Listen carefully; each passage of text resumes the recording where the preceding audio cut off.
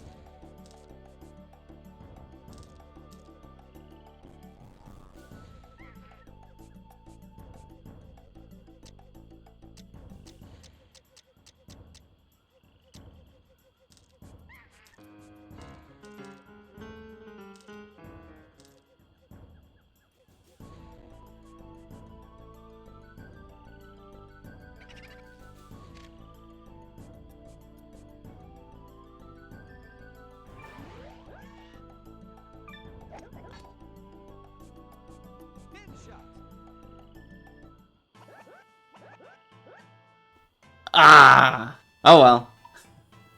It was a good run. This is probably the furthest I've gotten since I started playing again. Okay. Let's start the actual stream. Hello. Hello, everyone. Let me turn this off.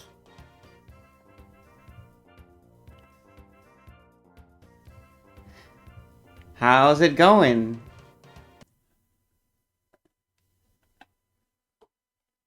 Hope you had a good day. I didn't have a good day. As you saw, I didn't have a good day. I fucked up in hole 5, and that ended my career. My streak only lasted as far as 4 birdies.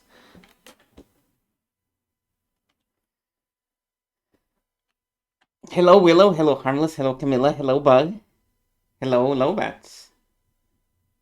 I had a bad day, and hello Mr. Taco.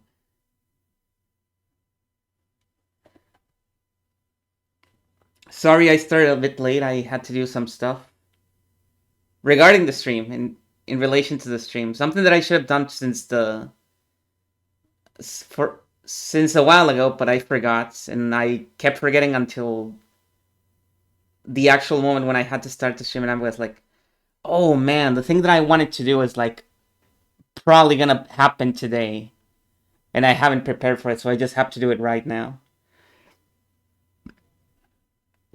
It's ready. It's a bit rushed, but it's ready. And now let's move on to the actual game.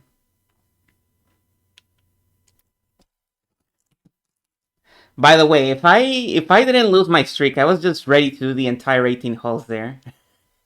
Make you go through like a half hour starting soon screen until I failed.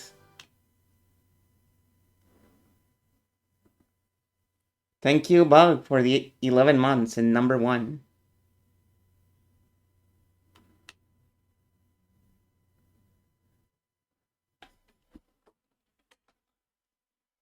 Number 2. Whoa. Probably not, but it might. It might. We don't know. We might reach 20 today even. I don't remember what happens after this. I only remember one thing, which is gonna account for at least 2 or 3 more numbers up the counter. An extra 3 ticks. This is muted. There we go. That is a lot of it. Yes, correct. Oh yeah, we started over here. Cause we looped around the whole thing.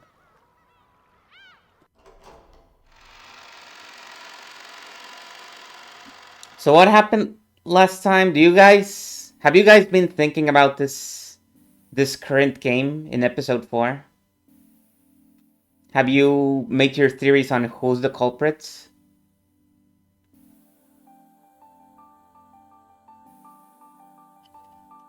I'm ding and I'm dong like a cock, I guess. The evil twins. Hello. Um like a Kong, nice. Yeah. Oh, that works too, yeah.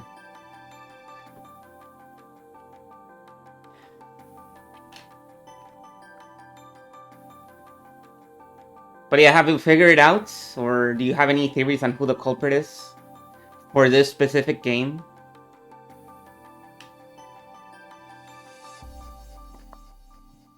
I see you caught the trick question. There has been no murders yet. Nobody's been killed. So there's nothing to be a culprit of.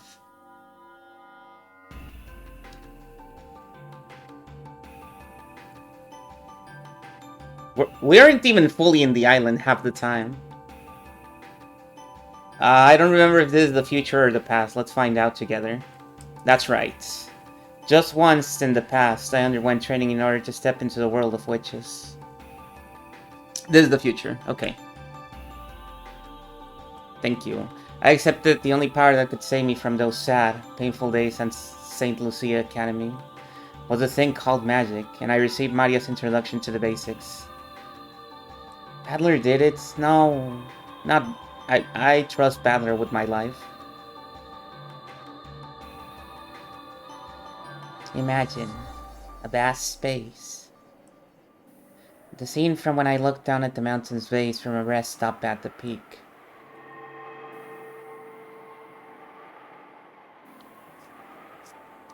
Like this? I projected that scene from a memory into my mental world. Normal girls get over their fascination with magical girls when they leave elementary school.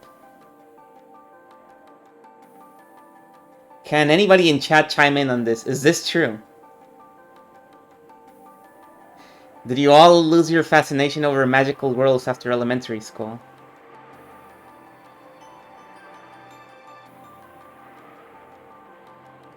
This is gonna be another screenshot, I think. Here we go. So, seriously training to use magic at this age was embarrassing even for me. It's true. But even that embarrassed feeling felt pleasant to me now. Right then, I was learning mental concentration from Maria Onechan in order to use magic. That's an Utena line. You know what? Yeah.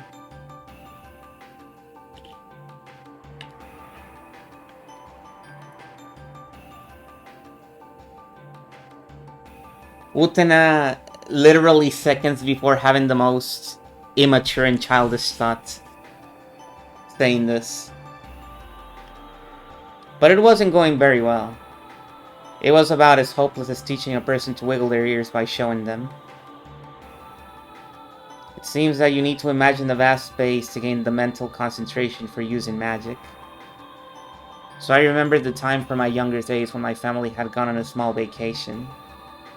When I had looked down towards the base from a viewing platform at a rest stop on a peak. And I tried painting this scene in my mental worlds.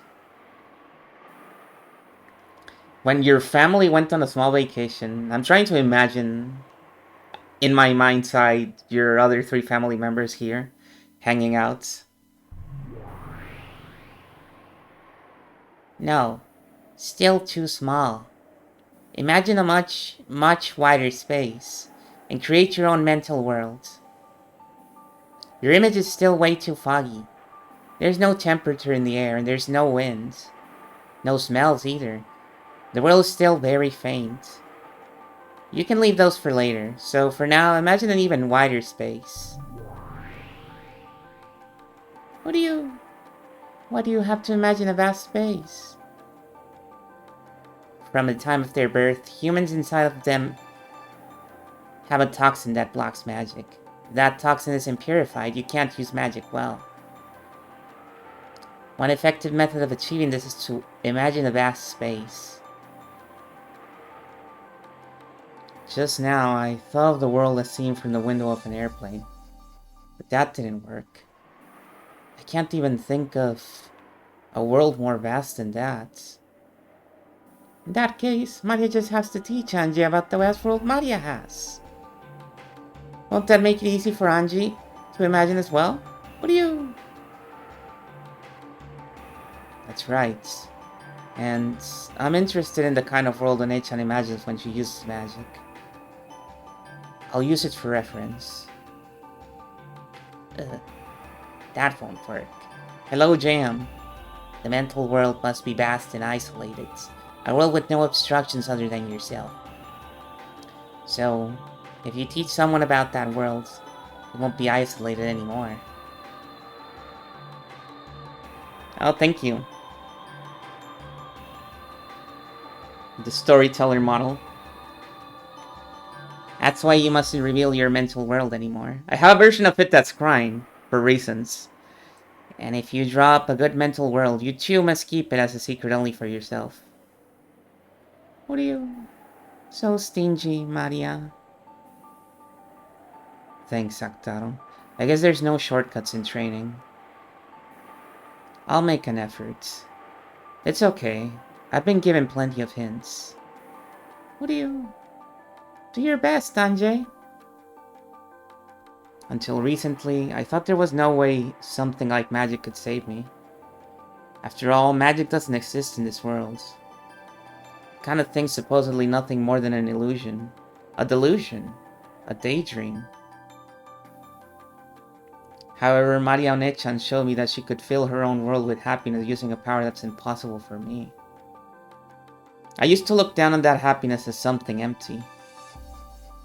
Because I didn't believe in magic, I also denied everything else, refusing to believe in the happiness that magic gave birth to. But slowly, bit by bit, Maria One-chan's world grew happier. In the past, I disparaged it, thinking it too pitiful to look at. But that might have been nothing more than jealousy. I was forced to admit that. And now, this was my first step in my search for happiness. A vast space. A dry wind that could blow without being blocked by anything. Let me feel that wind blowing through my own hair.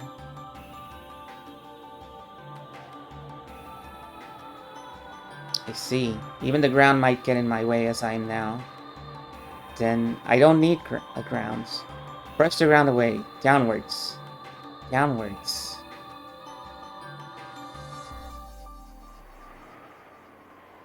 Oh, the parking lot.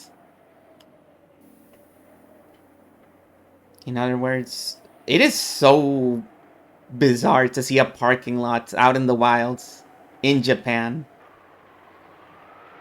In other words, it was as though I had floated up, leaving the ground far behind. After pushing the ground further and further downwards, the ground grew foggy and faint, and for the first time it began to feel like the sky.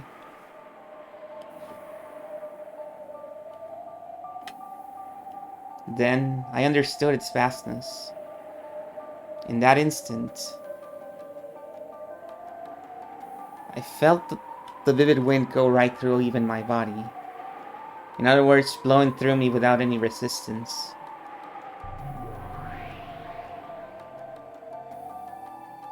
Yes, maintain that sensation. Yeah, I get it. I get that I've been released from all hindrances. Hindrances? Why does this sound like a correct spelling, even though I know it isn't? Is it an alternate spelling, maybe? Or am I just stupid? You did it, Anjay! You did it! You've taken your first step into the world of witches! This is...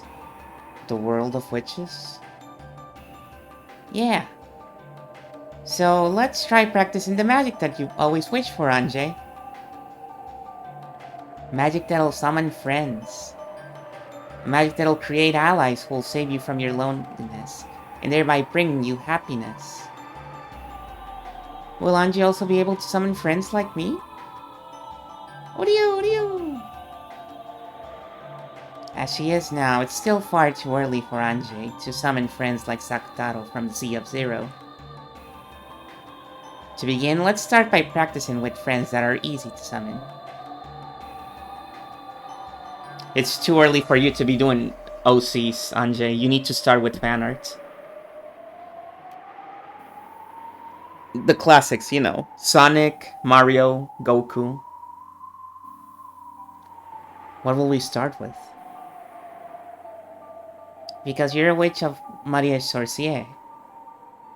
You are also permitted to use those employed by other witches in the Alliance. Howard the Duck. I guess so, yeah. If she's seen the guy, she could draw him. For example, Sakutaro is my friend, but since you're in the same alliance, he's your friend too, and you can summon him. You want to try summoning Sakutaro one of these days? You're so lonely it gets tough. I'm sure Sakutaro will cheer you up. You never drew them. No. She would love the hell out of Shadow. Sadly, Shadow still doesn't exist. If Shadow existed, maybe things would be different. I see. You could call Sakutaro being employed by One-chan. So as a witch in the same alliance as her, it's possible for me to summon Sakutaro too. I met Sakutaro's gaze. How pleasant it would be to have him just be there by my pillow. So he could talk to me a bit on lonely nights. If I call out, will you appear and talk to me? This is such a fucking rare portrait of Anjay. Look at her, she's happy. What do you? I can't wait to be summoned by you, Anjay. What do you? Looking happy, Sakutaro pressed his head against me like a cat. Suddenly getting a cute younger brother felt a bit confusing, a bit embarrassing, and a bit nice. Unable to understand why I couldn't honestly accept this feeling, I felt tears well up in my eyes. Notice she doesn't have the fangies that almost every other girl in this visual novel has. She doesn't have the gremlin genes that all the other girls have.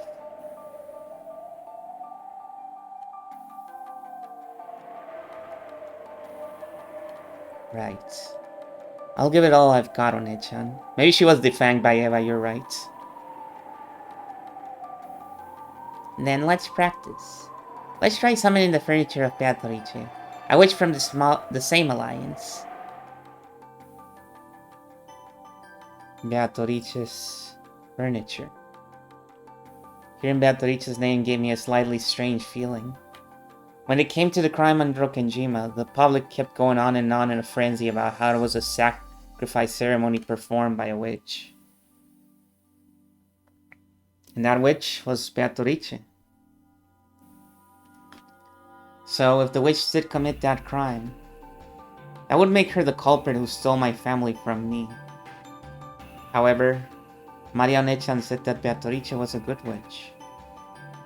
If I held negative emotions towards Beatrice, she'd get mad, lead into a nasty fight, and refuse to talk for a while. At this moment, One-chan was my only close friend. So to avoid worsening her mood, I decided to think of Beatrice as nothing more than One-chan's magic teacher. Also, I believed that the crime was a conspiracy cooked up by Aunt Eva. Also, it literally doesn't matter because she didn't do it. I would definitely expose the truth about that someday. Anjay. Obstructions are entering your body again. Sorry, I lost my concentration. One more time. I'd expect no less from you, One-chan. You instantly noticed that I was being overcome with idle thoughts. After shaking my head just once, I reimagined the wind blowing through a vast space. The Seven Sisters of Purgatory? That's a pretty creepy name. But they're very energetic and fun kids. They might become your new friends, Sanjay. First, I'll show you how to summon them. Watch. Maria-chan lifted both hands up to the level of her head and quietly unified her minds. The state I wasn't able to reach except by meditating for a long period of time. She reached in the span of few quick breaths. Then a pale light began to gather in her palms, and one by one, the girls began to show themselves.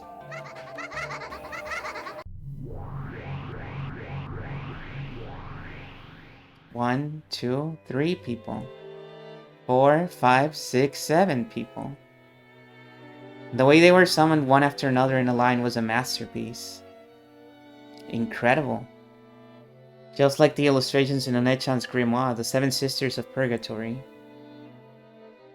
The younger sisters were behind the eldest, Lucifer, who saluted One-chan. The Seven Sisters of Purgatory, right here. Lady Maria, it has been quite some time. Yes. Long time no see. Is everyone well? We furniture are what we are because we are used. To us, being summoned after so long is truly an honor. Yeah! Saktaro! It's been so long! You look as cute as ever! Me first! Yeah, today he's so fluffy, squishy, and cute! Ah! Let me hugging too! Let me hugging too! What do you... Can't breathe. I won't run away, so let go of me, everyone. Hey, you all. Are you trying to break Lady Maria's furniture? Anyway, get away from him. Hugging is prohibited. Even though you're saying that, it looks like you want to hug him the most, Seidane. It's not like I have any interest in something so fluffy, squishy, and cuddly. Hey, be silent in the presence of Lady Maria and Anji-sama, you foolish sisters. They were so energetic. I was shocked by their sudden outbursts of activity right after they appeared. And on top of that, I was surprised that the innocent Saktaro was on such good terms with the Seven Sisters. That's unexpected. To think that Sakutaro would be so loved by such shady people. They're fellow members of the same alliance. There's nothing to be scared of, right? But on the off chance that their mood worsens, it looks like they could finish Sakutaro off in an instant. It's alright. The witches of the alliance and their furniture are all friends. So Sakutaro can play without worrying. Yeah, he has that badge, remember? He's a diplomat, he can't be hurt. Of course, that goes for you and me too, Anjay. I was one of the packs of Maria Sorcier. Mutual non-aggression and non-interference. Member witches must respect each other's magic and creations. Even the sisters, who were normally shady and belligerent. Treated fellow alliance members as friends. Yeah, he's got the jester's privilege, basically. So, to the Seven Sisters, Saktaro was a mutual friend. An Umfi. He was loved by all of them, and they were even trying to steal him away from each other. This scene as they squeezed him and loved him was a bit charming. I see. They're fellow members of Maria Sorcier, after all. At a glance, you'd think that Sakutaro's casual atmosphere and the Seven Sisters' shady one would be like water and oil. It looked like they definitely wouldn't be compatible. And yet, they were interacting in a friendly way like it was completely natural. It was if this wonderful alliance could join all the peoples of the world together. I wonder if everyone in the world would be able to become friends right away. Oh.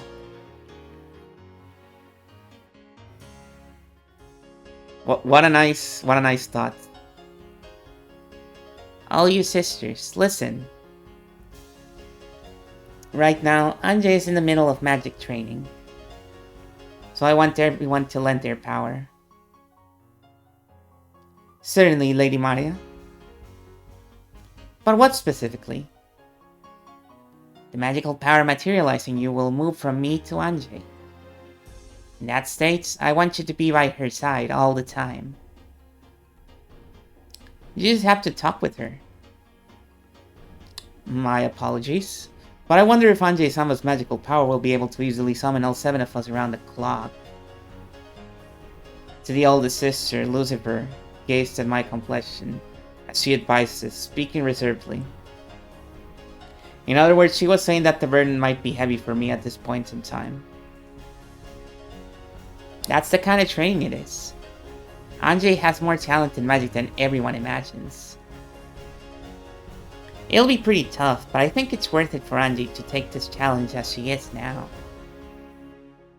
Anjay, starting now, I'll move the magic power materializing them over to you. In other words, it will become as though you had summoned them. So, what Marione-chan was trying to say was something like this. To keep the 7 sisters materialized, you're continuously burdened with a significant amount of magical power. Maybe you could say it was like training while wearing a weighted wristband. What do you... Doing all the 7 sisters will be pretty tough. Isn't that asking a lot of Anjay all of a sudden? Thank you, Saktaro. But this is training to become a witch. I want to see how far I can go. The 7 of them certainly do seem boisterous. But even as this is for training, having them with me will surely distract me from my loneliness, at least a little. I understood it would be an ordeal, but wanted to give it a shot. Don't overdo it if it gets tough, okay? And everyone, if it looks tough for Anjay, take it easy. Certainly. Get it, everyone? Yes, One-sama! Well then, Anjay-sama. For now, we, the 7 Sisters of Purgatory, will become your furniture. Lady Maria, if you would.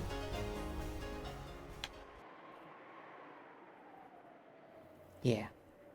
So, Anjay. Can we start? Sure. I'm a little nervous. What do you... This might be tough all of a sudden.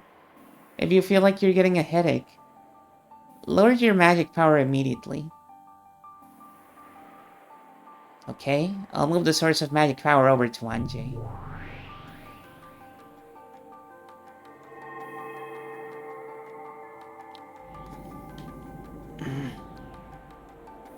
In an instant, the inside of my head felt very heavy.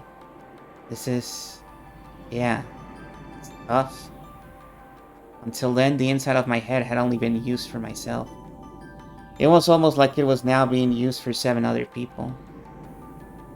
If they just stood there and blinked once or let out a single sigh, I would put a strong pressure on my head. Lady Maria, my apologies, but perhaps the burden from all 7 sisters at once might be too great after all. I'm okay. No. It won't work after all. You're using all of your energy to materialize them. There's no point if the burden is such that you can't balance it with your everyday life. And anyway, this is a bit unrefined for a witch. What do you... That's why I said doing so many suddenly wasn't possible. Everyone, erase yourself for a bit. Right. It seems it'd be better to lower the number of people. Asmo, erase yourself. Me again? I'm opposed to youngest sister bullying. It disappears starting from the top every once in a while. That would mean I have to disappear second, right? No, no, no! Don't make a ruckus, Asmo and Liliane. That kind of disturbance will become a burden to Anjay-sama. The noise you're making is also a burden, stupid Satan. Eek! Ugh. The seven sisters started arguing over who should erase themselves first. The energy from that fight all became a burden, forcing Anjay to bear an even greater headache.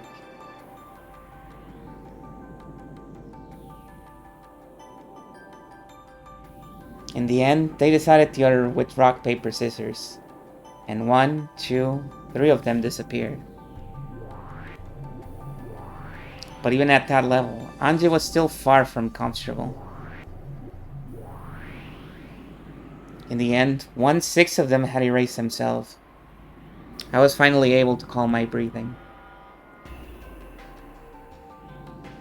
With my magical power, forget the seven sisters, just one person is my limit.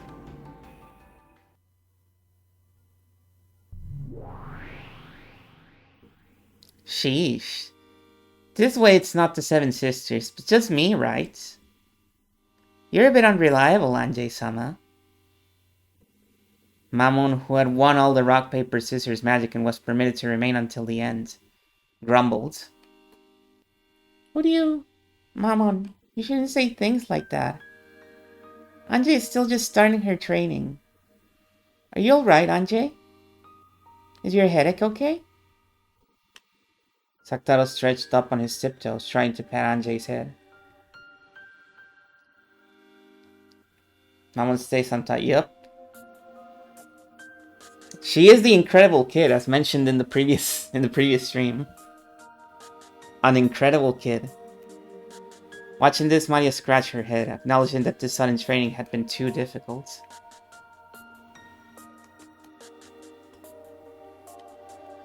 Ugh. Maybe that was a little too much. It'd be perfectly fine with this much, though. The more friends you have, the more fun it is. Now I'm even more aware of how incredible you are, One-chan. Apparently, when one reaches Maria One-chan's class, one can summon enough people to perform an orchestra.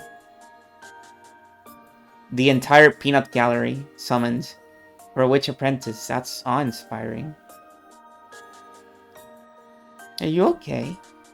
Anjay-sama? I'm sorry. It looks like summoning you is the most I can do. Well, I guess I'm okay with that. After all, of all the seven sisters, I get Anjay-sama all to myself. What do you think, Anjay-sama? If it's just me, will it be a burden for you? No, I think I'll be able to manage you alone somehow. Great! Then please train a lot and cultivate your magic power a bunch. And someday, for sure, please bring the seven sisters together and let us serve you. Promise?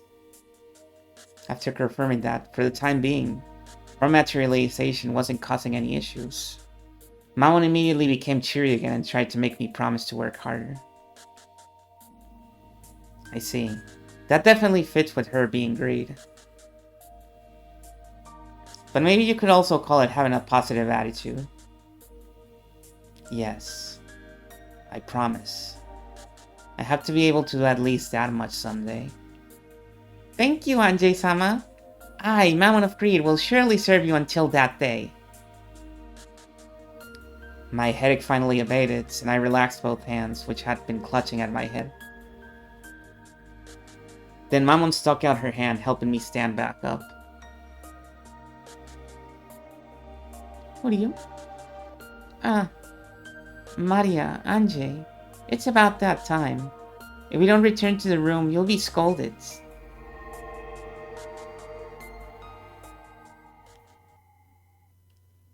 Huh? Oh.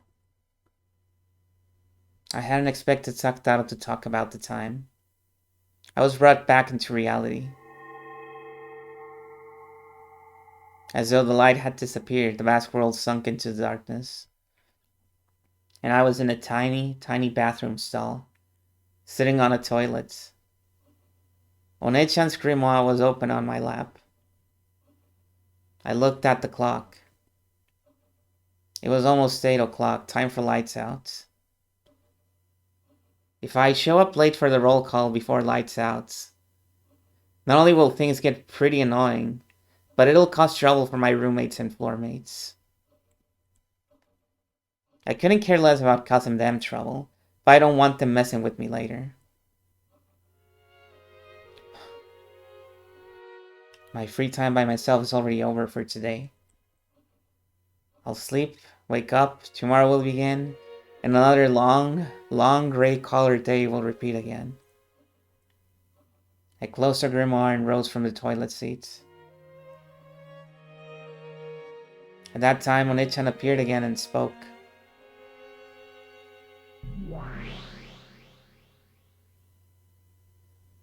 I'm thinking about certain Japanese toilets.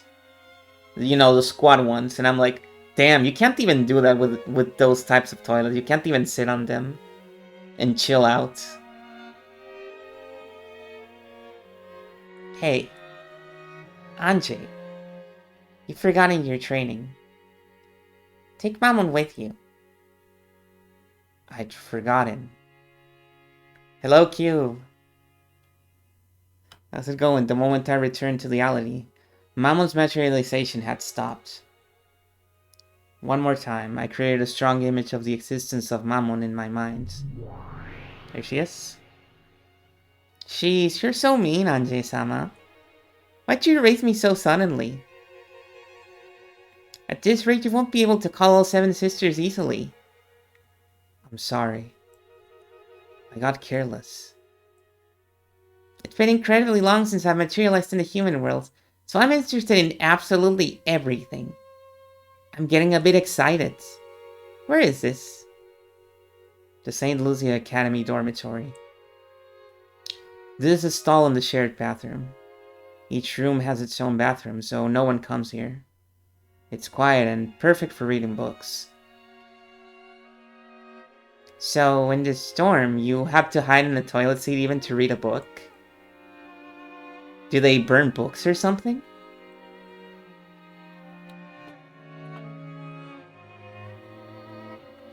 I have a 2-person room, so my roommate is always there. Our relationship is gloomy and it feels like I'm always getting ignored. The atmosphere is bad, so I can't really relax there. Don't tell Amazon about squat toilets. Yeah, like, I don't know what to tell you. You're leaving me speechless. I kind of have a miserable existence. You don't want to ask me more questions. It's just going to get more awkward if you keep trying. The atmosphere is bad, so I can't really relax there. And as long as I'm not there, she can do what she likes, call her friends over, and chat away. It's more convenient for them too if I don't return until just before lights out. There's also a library, but there's a group that uses it at the meeting place. And they're always talking behind my back. So, I don't like to go there. During lunch, it's the bushes behind the school building. During the night, it's the stall in the shared bathroom in the dorms. Those are the only hideaways where I can find peace. I opened the door to the stall and went out. So this is painting a kind of a sad picture. A slightly messed up picture of a boarding school. Of what they're like. And this is actually a way toned down version of what they do in Higurashi. Because in Higurashi, the freaking boarding schools are depicted as prisons, basically. I mean, this one as well, but this is like a friendly prison, you could say. I turned around, signaling with my eyes for Mammon to come with me. And I guess Rikishi would know. A fun prison, yeah. I don't really get it, but I realize it'd be hard to call this place pleasant for you, Anjay-sama. So let's go out quickly. I hate the air here. Kinda smells like shit and piss. Really? I think the air here is the most decent. When I left the bathroom and entered the corridor. Because it was near lights out time, several kids who had gone to play in other rooms were dashing back to their own. When it came time for lights out, we had to change into uniform pajamas that we hated and called... Oh, well... Damn. And called prison clothes. I forgot to just straight up say it. Line up in the hallway and go through the dorm's leader's roll call. On the off chance that someone was late. We would take collective responsibility. And all of the floor mates would have to undergo punishment in the form of volunteer work.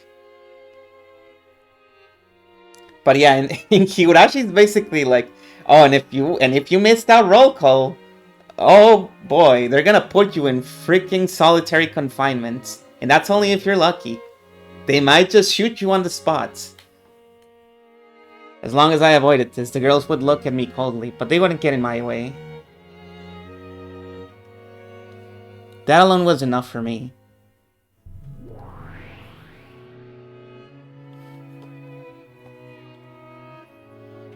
And my mom looked at the passing kids and the furnishings of the dorm with interest.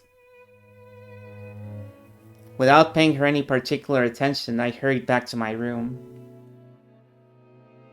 In front of my room was my roommate, who had already changed into her prison clothes, chatting with some kids from the room next door.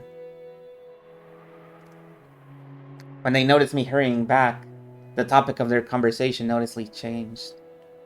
They lowered their voices, stealing glances at me. I acted like I didn't notice, went into my room and changed. Then I hastily went out into the corridor. Everyone was already lined up. Hey, this is weird. I thought this was a school for rich girls. It's like a prison. Stupid. You think so too? That's what I think. And unlike prison, you don't get out early for good behavior. After bad-mouthing the place, I noticed something. Having someone to listen to your complaints feels surprisingly good. Fortunately, Mamon's form can only be seen by her summoner, me. Where did her pants go? She never had them. That is one of their defining features, basically. And of course, there was no need to speak out loud for their conversation. Wait, what the fuck? This is worse than hell, and I live there. All I had to do was speak inside my mind so no one could listen in. Magic and the friends it creates might actually not be so bad. All these people are sheltered brats. Feels like they aren't even alive. Stop it. If you're seen by some chance, it'll be pretty bad, right? Humans without a fragment of hopes or dreams are like a lump of anti-magic. There's no way they'll be able to see me. Oh, nice. You lower life forms can't even see. Are you okay being around so many humans with that magic-resistant toxin? I'm fine as you continue to make me materialize, Anjay-sama.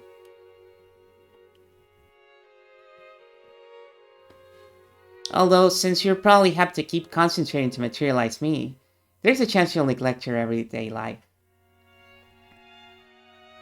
Look, that girl you're sharing a room with is calling you, right? Huh? Oh. Shinomiya-san, are you listening? About our weekly duties starting next week. She's probably trying to push a few more chores onto me. My roommate, who never even looked me in the eye normally, was smiling at me unpleasantly. But it'll be easier to have the weekly duty pushed onto me alone, rather than doing it together with her. That's a small price to pay to have her continue to ignore me non-stop.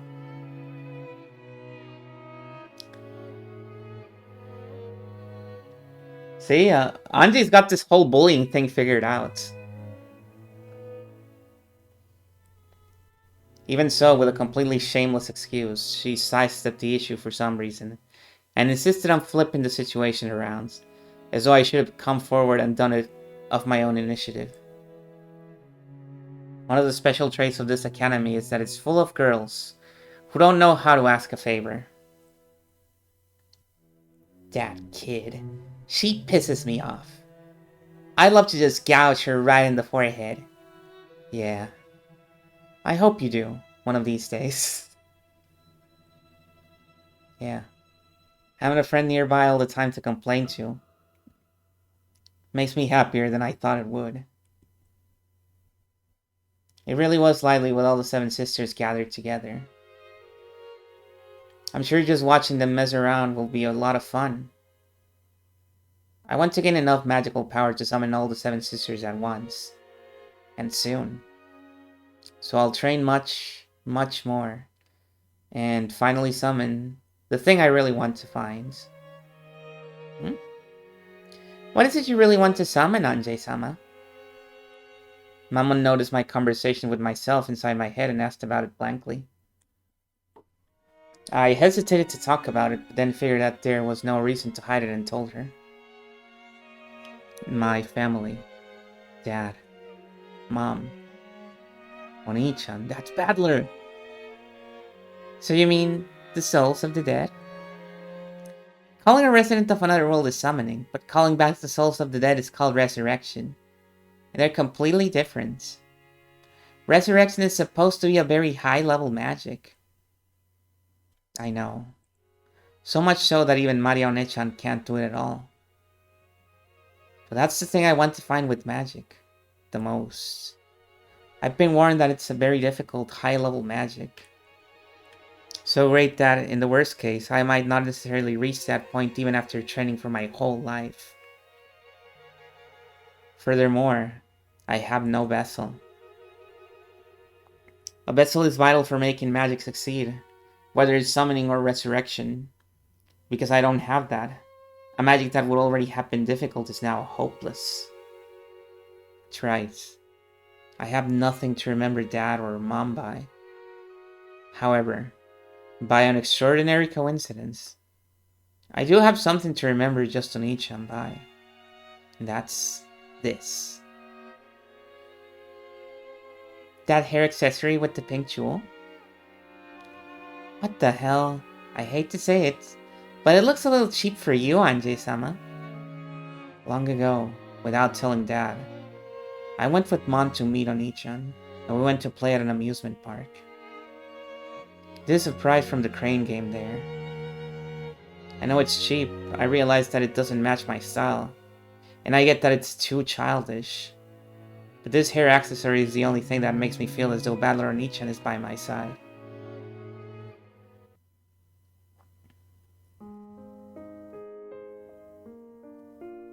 Ah, fuck. First appearance of Wingless on stream. How will it go for me? The glass case had been filled with plastic capsules packed with fun-looking things. It seemed that each capsule had some cute accessory in it. The game was to grab those with the crane, but I was young and it was too hard for me. I tried it several times, but I didn't even get close.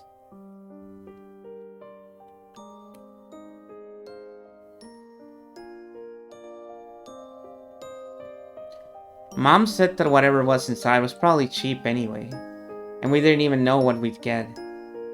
So there was no point in getting all upset about it. But whether it was something cheap or not wasn't the problem. The process of grabbing happiness with my own hands felt really important and sacred to me. The fucking symbolism? So I wanted the cheap thing inside more than anything. Then, Battler Oni-chan came over after finishing a game of shooting soldiers with a gun, and tried to do it for me. With his arms that were longer than mine, Oni-chan grasped the happiness that I couldn't reach. Oni-chan really was coordinated. Seems Yahan played with his friends at the arcades. Oh shit. Battler Gamer. After only 1 or 2 attempts, he grasped that thing on the other side of the glass with the crane that I hadn't even been able to touch. Perhaps we judged Battler a bit too soon, and threw it into the exit chute.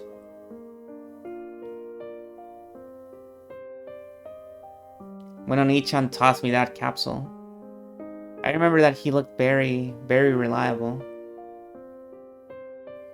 For several days, I felt like opening the capsule would be a waste. Then, one day, I finally opened it up. And what revealed itself inside was this pink jeweled hair accessory. Since that day, it's been a symbol for Oni-chan. Since I was young, I felt that having all 4 of us gathered, including Battler Oni-chan, was a precondition for a happy family. So I wanted Oni-chan and Dad to make up quickly. In my own way, I treat this hair accessory as a charm from bringing my whole family together. So I always used to wear it. I wanted to feel my reliable, fun, and wonderful Oni-chan by my side all the time, and let him live in our house. But my memories of Oni-chan are very distant.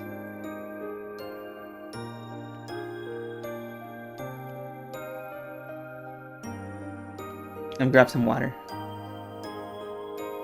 I can't do it as easily as Marionette-chan created Sakutaro from a lion's stuffed animal. One day, I'll surely possess the high-level magic to revive the souls of the dead. And the only key, the only vessel that can make that successful is this. I see. I did feel an incredible magical power from that hair accessory. So that's what it was. Magical power. Watching the counter closely. No! There's magical power in this thing Oni-chan gave me. Maybe I should say that it resides in you, Anjay-sama. Your strong desire to call your brother gives you magical power. Resurrection certainly is a high-level magic. But there can be no mistake that you're steadily and unconsciously climbing the stairs towards it. I'm glad. It's nice to hear someone other than myself acknowledge that. Your own effort isn't something that you can observe by yourself. In that sense, even though these words came from a shady demon girl who controls one of the 7 deadly sins, they made me very happy. Well, I can't guarantee that you'll obtain the resurrection magic before your life is over. However, your power as a witch is proportional to the height of the mountain you dare to climb. If you don't lose heart, I'm sure you'll rival even our former master, Beatrice, as a great witch someday. I wonder if I can. I wonder if I can become a great witch and revive Oni-chan. No, my family. The Witch of Resurrection, Lady Anjay. Tja, wonderful. A Witch of Resurrection is a very rare kind of witch. Having a master like that would make me pretty proud. Actually, I'd love for that to happen. Because furniture's worth is also proportional to the class of its master. Please pass Beatrice-sama up and become a peerless great witch. As a representative of the 7 Sisters of Purgatory, I'll support you from the bottom of my heart. I thought that if a magical friend were to appear for me too, a cute kid like Sakutaro would be best. But even this 5th sister of the shady 7 sisters who control the 7 deadly sins was enough to calm my heart so much all by herself.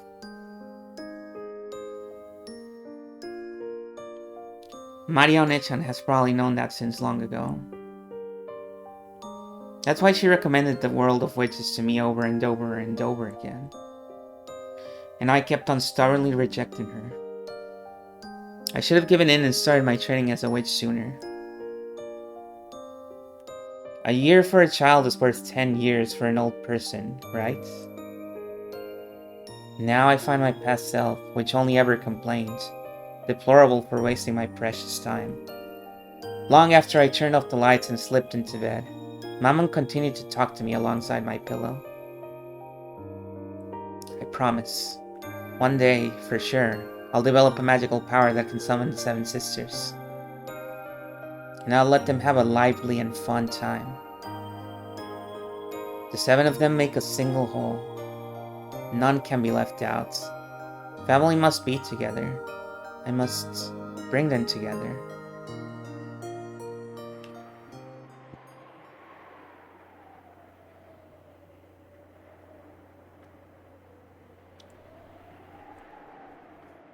My awareness began to return slowly. We're back in the game.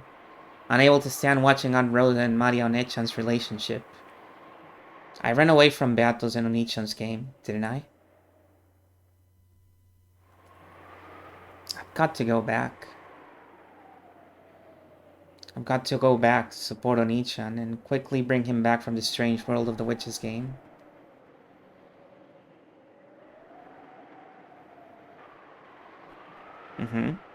After all, as long as I'm here, I'm not allowed to call myself Anjay. Oh yeah, you're Gretel.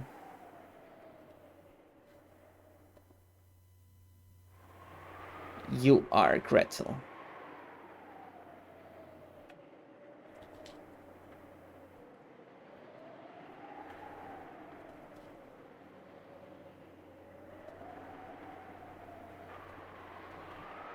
At the time, I felt someone's presence. When I turned around, I could see Mammon there. Gretel-sama, Beatrice-sama said that if you do not return soon, it will become a hindrance to the progression of the game. I beg that you return swiftly. Thank you. I'll go back now. Isn't it great? What is? That you were able to meet Battler Oni-chan. Is that sarcasm? Well, if that's how it sounds, feel free to call it that. I'm sorry. I shouldn't have taken it literally. Yeah, you're right. Even in this screwed up world, being able to meet Oni-chan makes me happy from the bottom of my heart. And you'll win against Beatrice? For your Oni-chan's sake? Yes. Can't have him playing around in a world like this forever. It's about time for him to return home. That's why I came to call him. Please do the best you can. Although I can't support you since my current master is Beatrice-sama. I know. Until October 5th, 1986, you are Beatrice's furniture. And eventually, you'll become my friends. But eventually, you'll throw that friend away. After all... Mammon moaned as if she'd bit her tongue, staggering as she clutched her chest.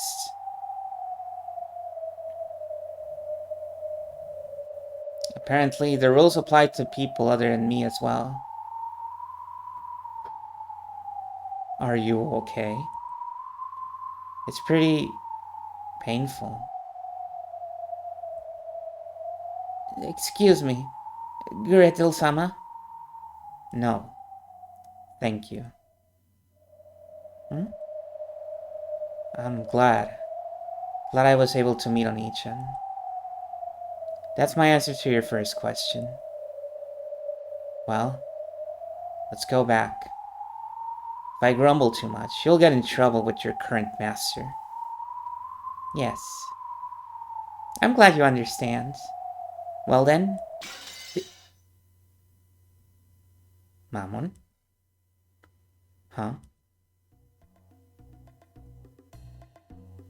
I'm sure Mammon was about to say, well then, this way. But then, she stopped, as though the film had been torn off at that point. It looked like she'd suddenly frozen. Then I noticed. She wasn't the only thing that had frozen. Even the air and floating bits of dust had frozen in place in empty space. A world where it seemed even time had frozen. Yes. This looks like portent that Burnt Castell will appear. But the atmosphere was different somehow. Then I understood. It wasn't Burnt Castell. It was the other witch. How are you feeling, Anjay? Lambda Delta. The rules don't apply to you, do they? Of course not. Rules exist to bind others. What kind of idiot would bind himself with them? Renkesel is a witch who supports me, but this girl is different. This witch supports Beatrice. In other words, she's a being on the opposing side. But there's some kind of difference between her and Beatrice.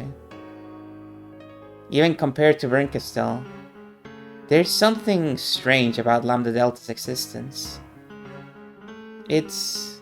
how should I put it? Maybe like she's a being from a higher dimension. In any event, I was still unsure about how to deal with her. The only thing that was certain was that she was my enemy. No, just knowing that might be enough, but... So, do you have some business with me? Not really. When I listened on your conversation, I started to get a bit interesting. I thought I'd let you hear something good. You're supposed to be my enemy. I can't think of a reason for you to tell me something that'd help me. So the moment I start listening to you, I lose. Bye. See you next time. Don't misunderstand.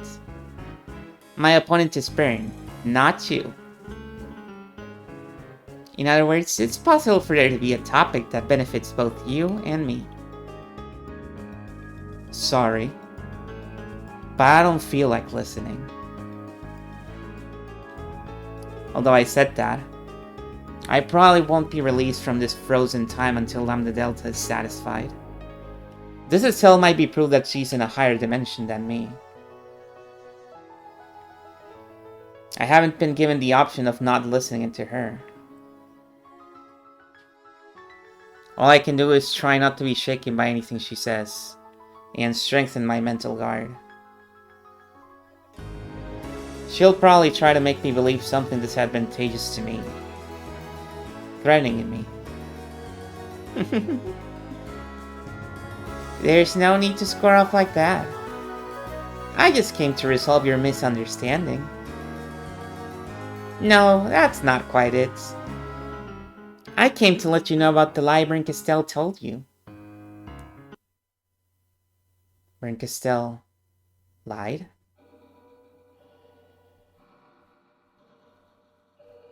Didn't Bern make it sound like your big brother would come back if you defeated Bato? Who knows? I don't feel like talking with you.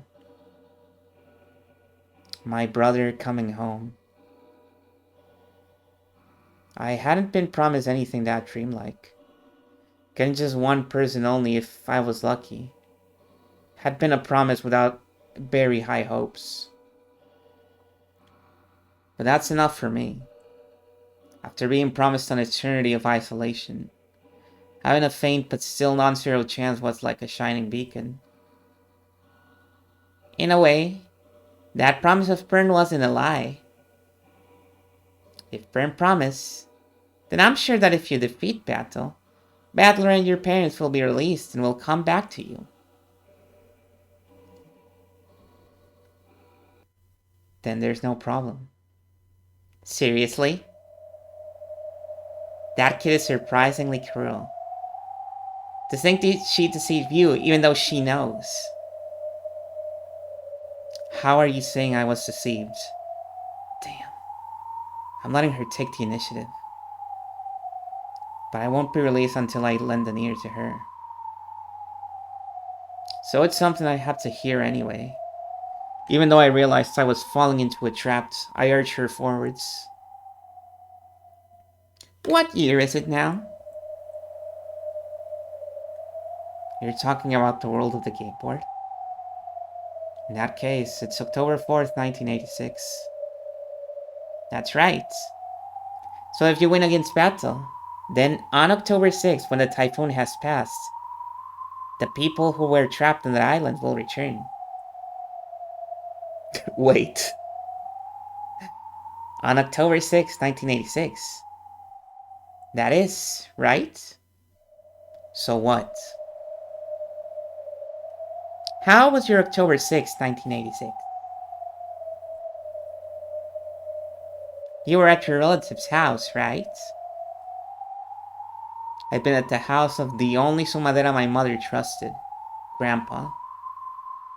We got a call. When I was playing with building blocks in the tatami room, we got that call. After watching to make sure that I'd remembered, Lambda Delta laughed unpleasantly and spoke. Hey, on your October 6, 1986, did Battler and Ichan come home? Even though I didn't understand what she was saying, I noticed an unpleasant sweat seeping out all over my face. I don't get it. I don't get it. What is this witch saying?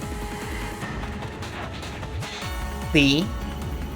If you defeat Battle, Battler will certainly be released. And he'll probably return home. To his home in 1986. After all, that's how it is, right? Battler was locked up from the 4th to the 5th of October in 1986. Yeah, she has an awesome outfit. Those ribbons you might notice are not actually ribbons, they're all candy. They have like an orb in the middle. It's all candy.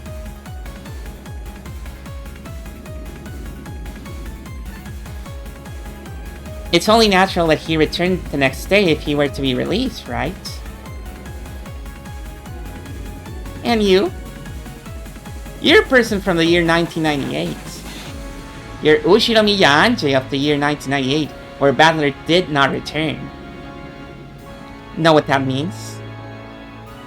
What are you talking about? If my family came back home on October 6th, wouldn't that be wonderful? I'd come home from Grandpa's house right away. And then we'd meet. Everyone would be happy. Yes, Ushirami Yanje probably would be reunited with her family. The 6-year-old Ushirami Yanje from 1986 would, right? Who am I? Ushirami Yanje. An 18-year-old one. No, that's not it. You aren't Ushirami Yanje. You're a witch's piece with that name. Strictly speaking, the name Anje Beatrice belongs to a completely different person. You know what that means? I don't really get it anymore. Huh? Huh? Who am I? Huh? And that's why I think Burn's cruel. No, I think she's a me. Especially since it's not like she hasn't gone through the same thing herself. Am I being tricked somehow? Yeah, but please don't blame Burn, okay? After all, depending on how you look at it, that kid isn't lying. If Battle defeated, your family will be returned. Return to Ushiramiya Anje. But she probably didn't say that this Ushiramiya Anje would be you, right? Was it like that? Was it like that? What did Bernkastel say to me again? Your assistance is required. Your family needs it. Bernkastel started by saying that. Then I spoke. If I save them, does that mean my family will come home? And how did Bernkastel answer that again?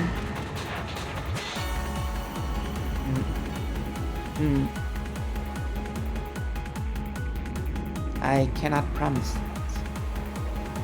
that. She did make me a promise in exchange for accepting this fight. Yes, this is what she said. In exchange, I will search for a fragment with the ideal world that you wish for. A world where your family comes home. Yeah, that's right. She didn't say any more than that. She'd look for it. She didn't say she'd find it. But I was prepared for that from the beginning.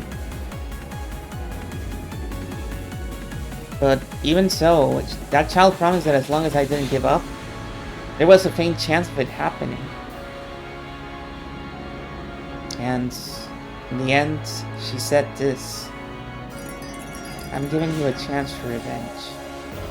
In exchange, I promise to search for and bring you the happiest resolution among all the possibilities you're capable of accepting.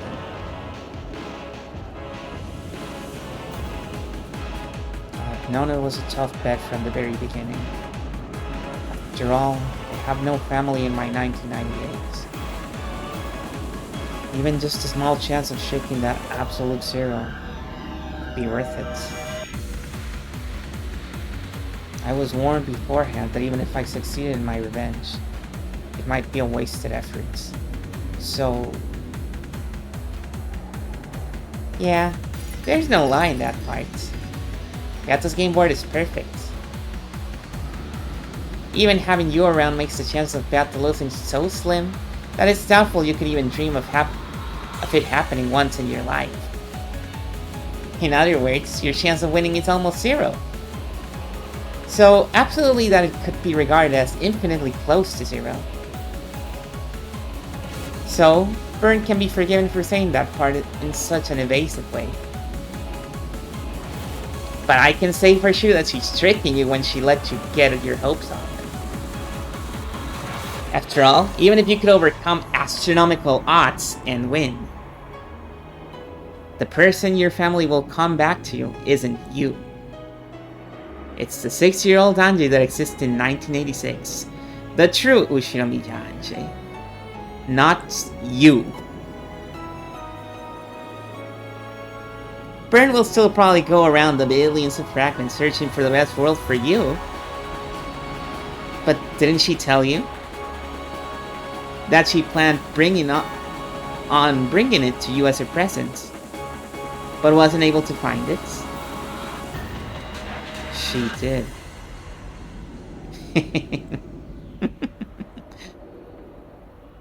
You're finally starting to notice, aren't you? No reward has been prepared for you in this battle. No. To the contrary, when smashed, Beato's game board will disappear. Then you, as a piece, will disappear. The sort of goal you'd be capable of accepting is completely... no. I'll proclaim it upon my name.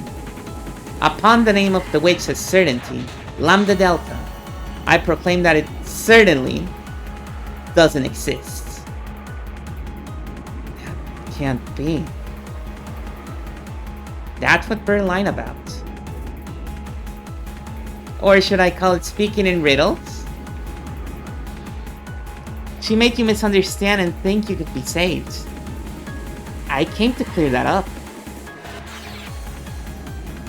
In other words, no matter how hard I fight, no matter how hard I pursue victory, my family won't come back to me.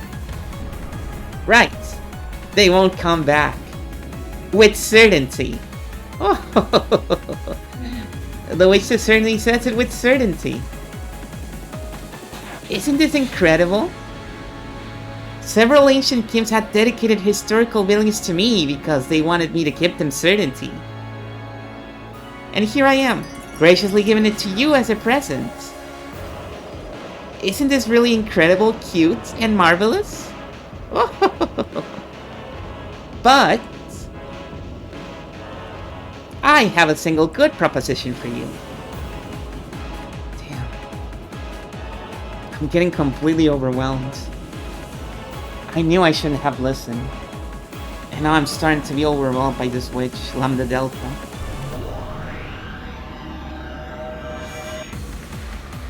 My opponent is Bern, not you.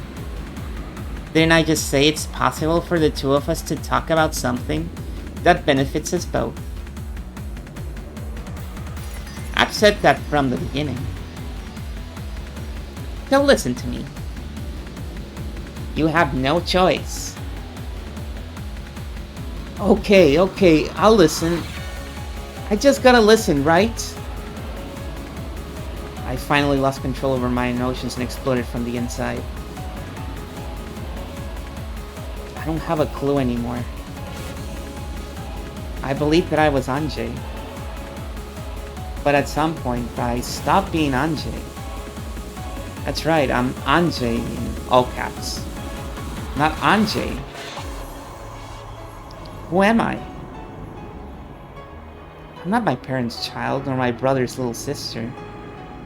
I'm just a piece in a witch's game. There's no need to be so pessimistic. I mean, think about it, okay? Right now, you're together with Battler Oni-chan. While it's true that you can't tell him your name, at least, you're positioned as his ally in a game where he battles a witch. You're able to be with him for all eternity. Know what it means? I can't stand it. But I understand. In other words, as long as Oni-chan keeps getting a tie in this game, it will continue forever. Continuing to tie means continuing the game for eternity. And it means that I can remain with Oni-chan as a piece. But if Oni-chan wins, or loses, and the curtain closes on the game, you as a piece will disappear.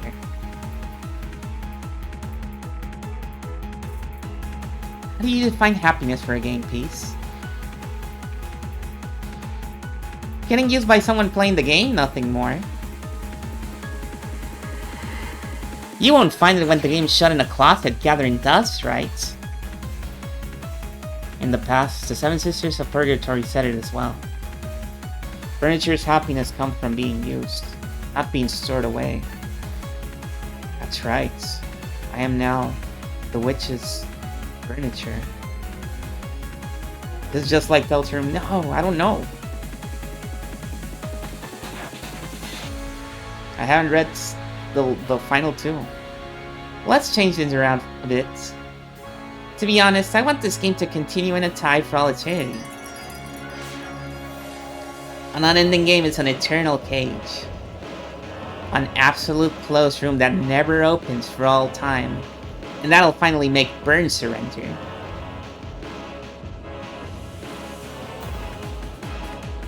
You know, Yato does want to win a bit. Victory by making Battler surrender. But that's actually a problem for me. Oh, like chapter 1, okay. After all, if the game ends, the closed room will fall apart. So, I'll go easy on Battler a bit to stop him from surrendering. Don't worry, okay? When Battler's about to surrender, I'll become his ally. But, you know, I get the feeling that Battler's faintly starting to realize. I think she's starting to realize that her victory won't come for all eternity in this game. But she is, of course, the Endless Witch. That's stupid, so she optimistically thinks that even so, she'll surely win eventually. Like, she just has to repeat this game on and on endlessly. Of course, pretty much all blondes are morons. Nobody give her the mirror. Nobody show her the mirror. In this game of witches, there will never be a victory or a loss. I won't let her win. And I won't let her lose. With certainty.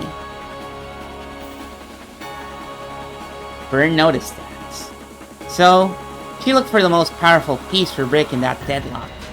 Deadlock? Found you and threw you in. To make this game end, you see. To make this game end. What's a piece's role when the game ends? I'll state it clearly. Your existence is a contradiction. Your reason for existence is to bury yourself in the darkness and despair. My goal is to defeat Beato and release my captive family. And yet, even if I succeed, I won't be rewarded. You cannot lose. And you won't be rewarded if you win. So, I brought you a third choice. And that choice will make our interests coincide. Continuing the tie for all eternity. Yes. As long as the tie continues forever, this world will not crumble. What is this world? It's the world of the game with the witch. A world where Beato and Battler fight for all eternity. And at the same time, it's a world where you get to be with Battler for all eternity.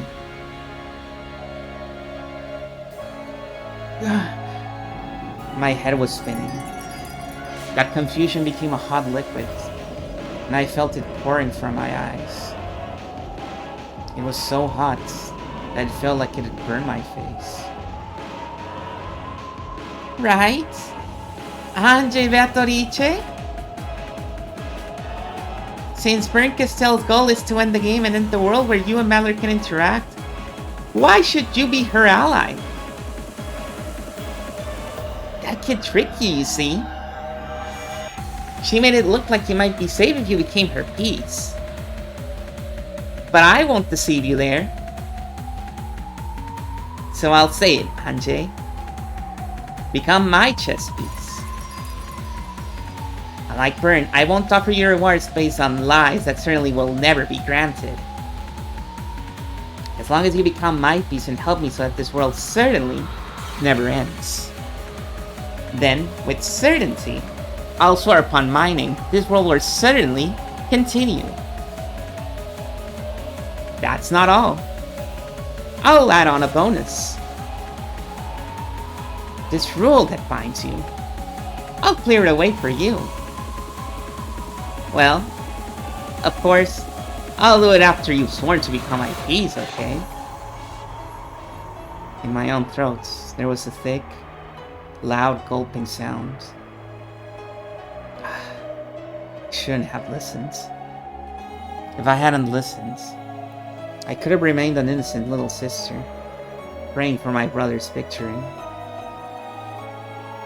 But I might be different now. I might have been degraded into a witch's furniture. One that cares about nothing but being by Oni-chan's side. I'm not telling you to betray your brother, okay? If it looks like Battler's gonna lose, you can save him with all you've got. On the other hand, when Battler closes in on Beato too much, I want you to hold back a little. That's all I'm asking, alright? Don't worry, there's no need to actually betray Battler. Battler can't win against Beato alone. That's why Byrne threw you in, you see? As long as you don't lend a hand, Battler will be unable to win against Battle for all eternity. Come on, guys, don't be like that. You have to believe in Battler. See? It's really simple, isn't it?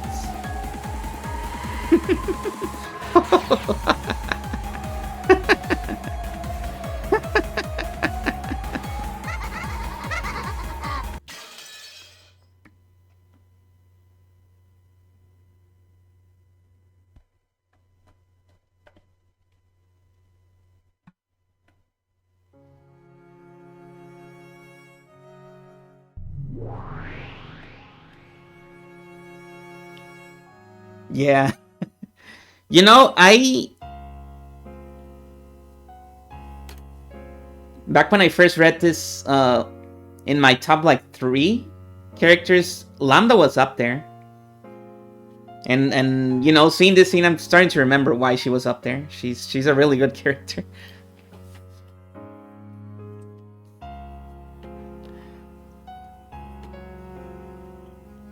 Hey! That's mine! Give it back! Oh, they're still playing Esa. You're right. It got crazy after we found that spacing through. After we found that roll ability. Things got really crazy. The game is basically a visual novel now. There's no difficulty.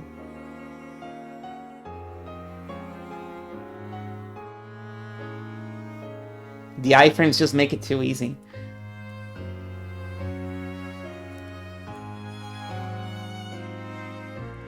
There we go. No, I'll eat it. Asmo, pass. Over here, Levione-sama. I wonder where they swiped it from. They were fighting over a donut or something, playing around really loudly. Hey! Anje-sama is reading, so can't you be a little more quiet?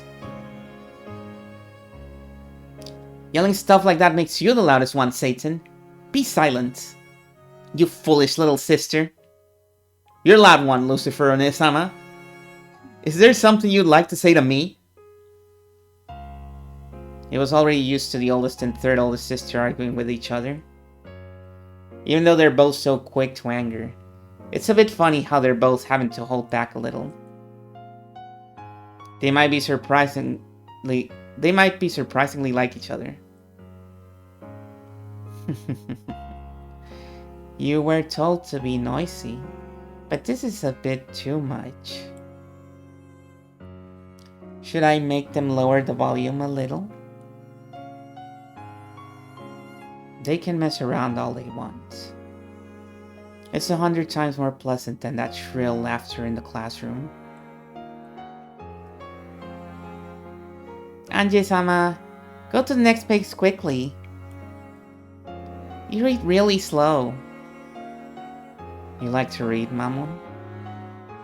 You look like you'd be the worst at doing boring things. Mamoon controls greed. That also includes the thirst for knowledge. Still, she wants to keep that knowledge all for herself, so be warned that she refuses to let people read any books you give her, and sometimes burns them after reading them. I like knowing things that no one else knows. I like being able to do things that no one else can do.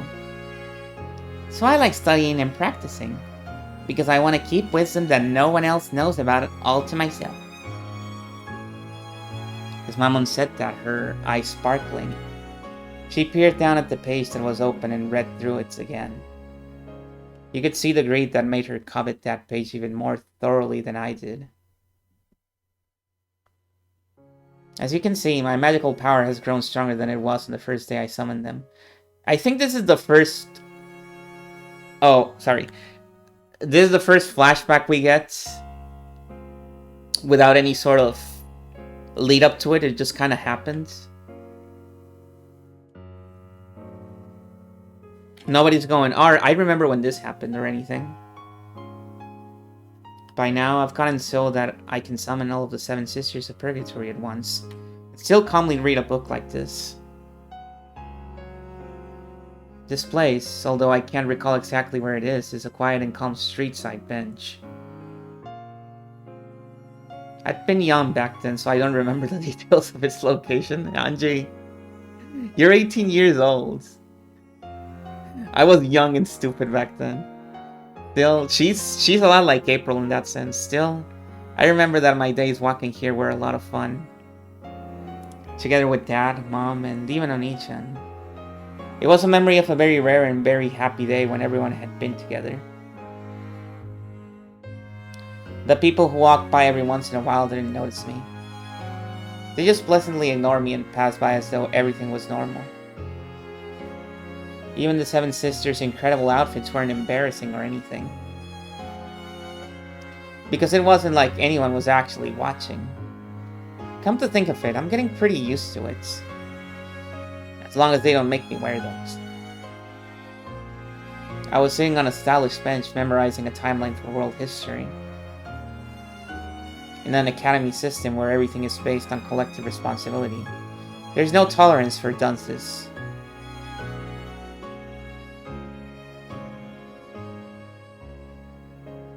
A timeline for world history, every single thing that has happened. It seemed that I was considerably below the average grade for the class. According to those extremely intellectual girls, if I alone improved my grade, the average would rise drastically. They had been kind enough to show me with a graph drawn by colorful pens on a B4 sheet of drawing paper. Just thinking of the effort it had taken to draw that was repulsive. But I've already spat out all those complaints. I already boast my constant and furious anger and sadness to these girls here. The sisters were sometimes indignant, sympathetic, and sometimes mourned along with me. Who uses a B4? Apparently rich people do. I was truly happy to be able to share emotions like that with friends. It's said that they were originally furniture that existed to carry out Beatrice's cruel sacrifice ceremony. According to the occult message bottle I hated, it seems that several of them even attacked my family. But I don't believe that, and it's pointless to question them about it. We still don't know what the story in the bottle is. Is it... I suppose it's chapter 1. If it's chapter 1, at least in that one I believe they never appear in like human form. So, and they are never named since they're always just stakes. So at least Sanji doesn't have to think of who killed who. Because it's not told in the story. Oh.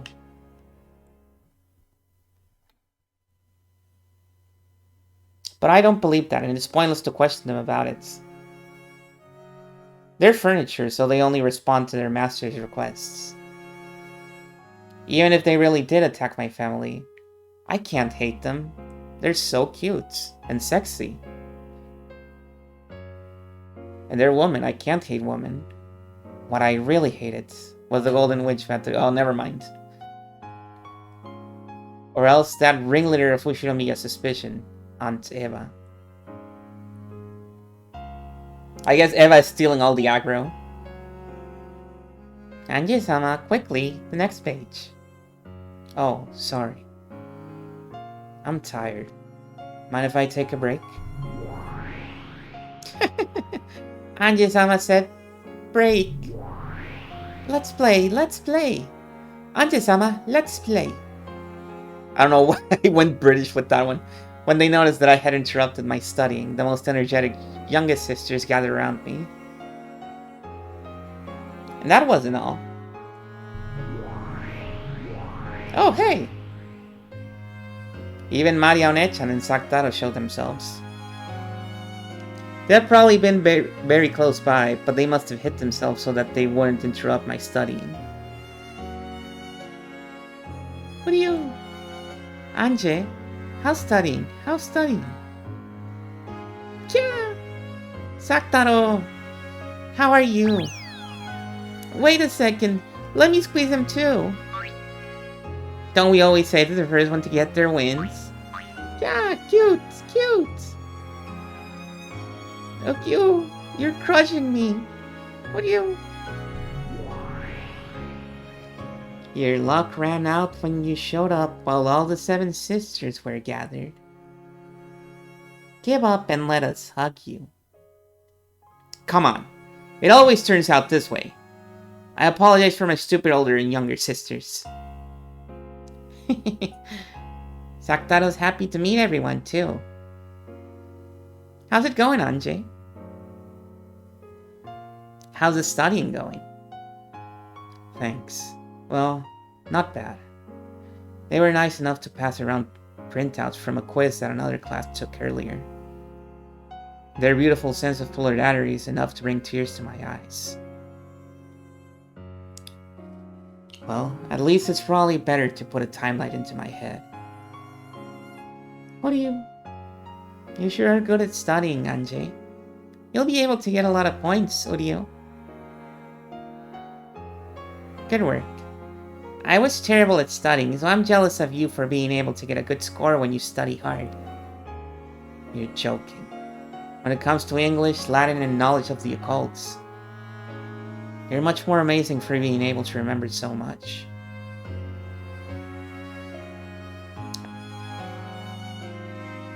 I can remember anything when studying magic, but I can't remember anything boring. So that didn't help at all for the tests. Well, it's true that occult knowledge would be like that, but your grades must have been pretty good in English, right? In the first year of elementary school, on a Japanese language test, there was a problem when I was given a picture of a gun and was told to write its name in 4 squares. Huh?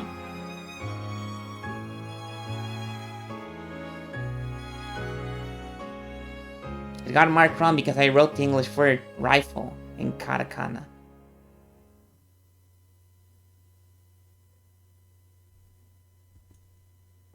Why? Doesn't that fit? Well, it was 4 square. Was she supposed to write pistol? It was supposed to be the Japanese word for gun in hiragana. Teppo. I've never heard it. Well, I guess I have when I read this the first time.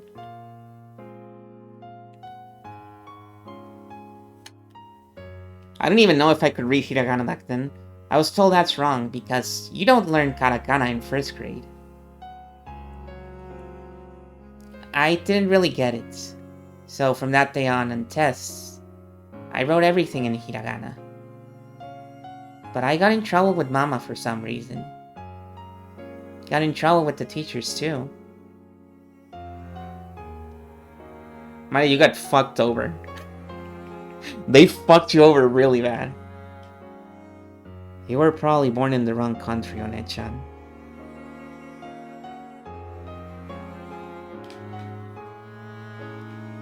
Then I'd rather have been born in a country of witches, so I could enter a witch school. Oh.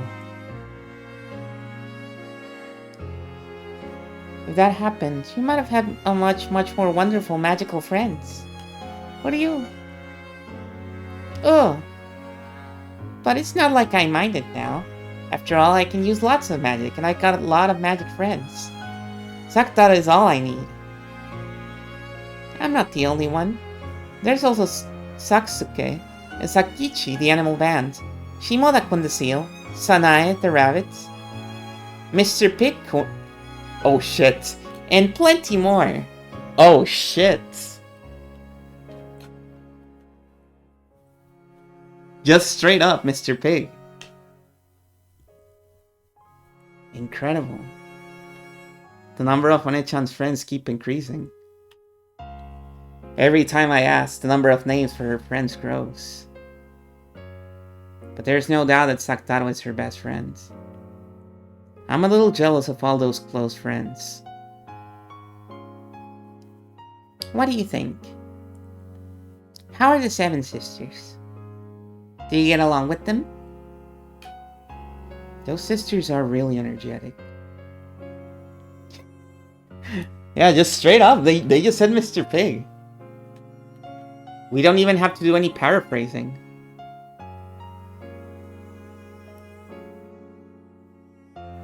They sometimes say shady stuff, but they aren't bad. He really gets around, I guess. Friend to Maria. That's a really good point in your resume, honestly. I'd wanted to get a cute kid like Saktaro, but I think being with them now is more than enough. If you learn more of my magic of origins, I'm sure you'll be able to give birth to friends you like, Anjay. Creation is still a bit too hard, you know? Oh, for you now. There's a difference between creation and summoning. And resurrection is also different. I mean, they did say creation was really fucking difficult, right? Because not even Beatrice can do that. So it seems like it just varies from person to person. So, your greatest wish really is to revive your family? Yes. I have a vessel for it. This. That's right. I'm sure that hair accessory will eventually become the key to summoning Battler. The rest is up to your training, Anjay. Although not knowing how long it'll take is enough to make me cry. What do you... Stay strong, even if it's tough. If you don't give up, Anjay, it will definitely come true someday. If someone gave me some proof that it'd definitely be granted, at least that would calm my heart. What do you... Then I guarantee it. Without a doubt, Anjay will surely have her wish granted someday. Thanks. I'm glad to hear it, even if you're just saying it to console me. It's not like that, Uryu. Stop it, Anjay. That kind of emotion will turn into the magic-resistant toxin. The feeling that your dreams will definitely come true is the best seed that buds into magic power. That's right. Sorry, teacher. You need to be a bit prettier, Anjay-sama. Go however far it takes to get the thing you desire. You're lacking the willpower to never give up until you get it. What do you... That isn't true. Anjay's doing her best. Thanks, Saktaro. Mamon. Crying about it won't help anything. There's nothing I can do except hang in there. I'll try hard. I'll grit my teeth. I'll definitely make my dreams come true. With certainty. What do you... You're awesome, Anjay. Do your best. Mamon and I will support you. Yes, I will support you. The greater our master is, the more our wealth will increase. More importantly, Anjay-sama, we finally got 10 people gathered here. We're planning to have everyone play Shiritori or something. If you lose, there's a punishment game. Let me nibble your ears. Come on, is hunger the only thing inside that head of yours? Please forgive my foolish sister's stupid proposals. Are you sure it isn't about time you return to your studying? No! I waited so long for you to finish studying, so I can't stand it if you don't play with us. She's British now, I'm sorry.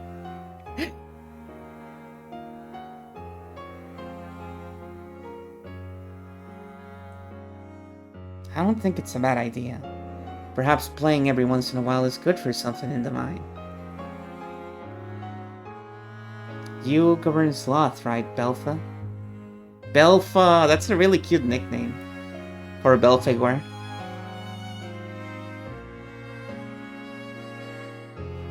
What you're saying sounds reasonable, but you're actually being sneaky, aren't you? My apologies. You are diligent, Anjay-sama. If it's okay with Anjay, I'd also like to play with everyone. Let's make some noise. It'll definitely be fun. What do you... Anjay, let's play. Let's solve you Shiritori.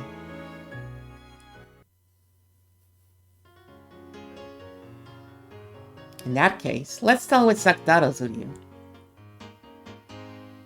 In that case, which sound should we start the next word from? Ryu? Or you? From Ryu? I wonder. Maybe it really should be Ryu. It's rare for a word that ends like that to come up. Then I'm first. I'll do a word starting with Ryu. Ryuzu. Watch crown. I wanted to go first. Ryuto. Lute. Would have been wonderful. So, feels like we keep getting tough ones. Wait a sec. What are we going in? Who's next? What are you? I don't think it matters who. Whoever thinks of a magic word first. What's that? Sounds interesting. How about the person who can sing the most wins? It's fast talking Shiritori. Then I'll go. Zucchini. Ninikui tame. Garlic stir fry. Mekabo with pasta. All of them delicious. I said 3 of them.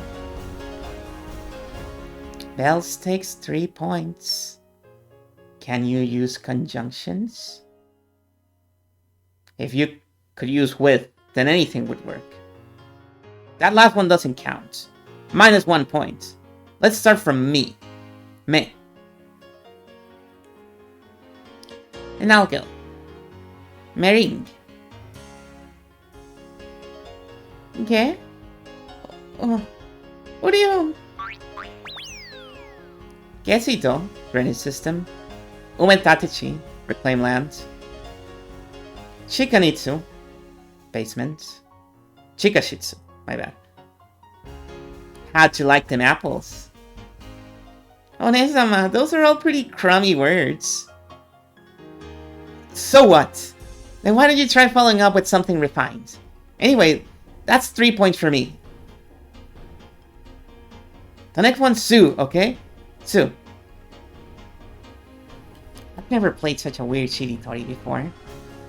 Oh, it's fun. What do you... I don't get it all, but it's fun. What do you...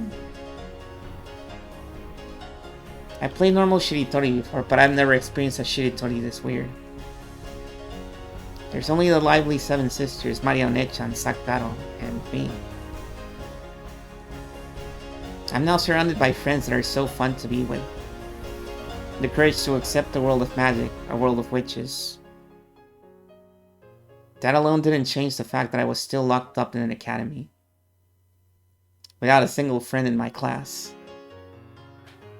But despite that, I'm able to have such a fun and lively time. I'll also become a witch like Marionette-chan. And someday, I'll add my family to this fun circle. Dad, Mom, and Oni-chan. And, if possible, George Oni-chan and Jessica Oni-chan. And the other relatives. I'll call everyone. Everyone here without a single person missing. And we'll all gather together. This is my dream. That's right. Until I make that come true, I definitely won't lose heart. I'm sure you'll become a great witch, Anjay-sama. As long as you believe in that. We 7 Stakes of Purgatory will always serve by your side until the day comes. You'll be there for me. No matter how long, you'll lend me your strength. Of course. After all, I'm your friend, right, Anjay-sama? Yes, that's right. Let's all stick together and play together. Today, in the future, always. Always. Until the day your dream comes true, Anjay-sama. the lively 10-person game of Shiritori, alongside a street cup off from time, under the constantly bright rays of the sun, could have continued forever.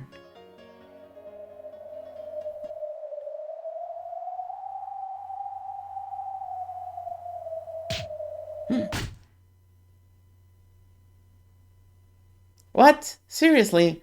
What's going on with Shinomiya-san? In the end, I wasn't able to get a very good grade on my tests. I tried memorizing things in my own way. But if you could manage to anything by cramming the night before a test, no one would ever worry about tests. Normally, when you know the problems beforehand, you should be able to pass easily, right? Easily! It's true that we didn't go so far as to write the answers into the blanks for you. We thought you'd study at least that much. What the hell? Come on, are you serious? I can't believe it. They're almost all wrong, aren't they? Do you really study properly? More or less. This isn't what you call more or less, Oshinomiya-san. It's so horrible that it makes me dizzy, okay? Oh god. Please forgive her for getting a miserable grade on such an easy test. And for making the average score for the entire class plummet.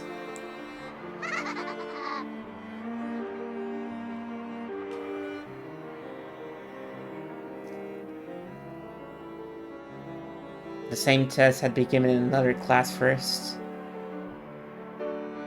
That test paper had been obtained, so the average score for our class had been unusually high, enough to obscure my slight improvements. However, there were some things I had no excuse for. If I'd spent that entire day studying like mad, I might have been able to get a slightly higher score. But I hadn't gone that far. After that, on that day, I spent the whole time having fun playing Shiritori with the Seven Sisters, Sakutaro and One-chan. I was playing Deadlock with my homies. As expected, the winner had been Maria One-chan. She was a strong player thanks to her wide knowledge of trivia. Sakutaro had caught in the punishment game. He spent the whole time cheering for everyone else's answers, completely forgetting to think of any himself. He stopped thinking, no. Because of that, he'd been squished by the Seven Sisters and had his ears thoroughly nibbled, hadn't he? Hey, are you listening, Shinomiya-san? They were surrounding me, twittering like small birds. They were annoying, smelly. On the outside of that circle was Mammon, an exasperated expression on her face. This is a messed up school, just like usual. Shouldn't you be more than happy as long as your own grades are good? No, not Xing. It's probably because of that collective responsibility thing. Instead of worrying about their own grades, they're more concerned about how embarrassing it is for the class average to be low.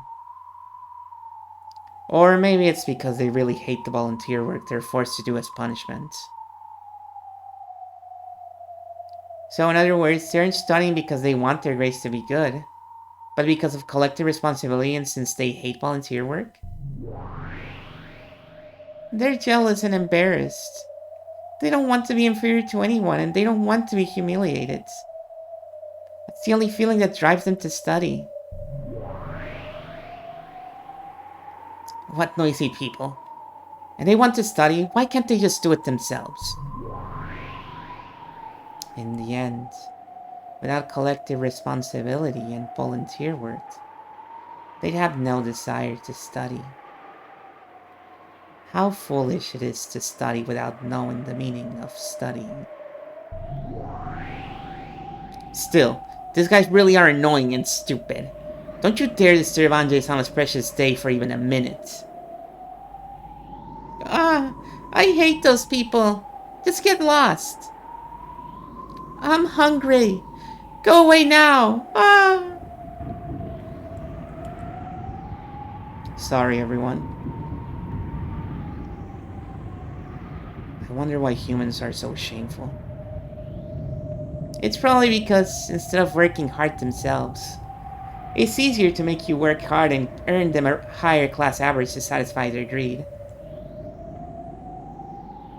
Humans are all greedy, and they burden others with their own greed to make things easier for themselves.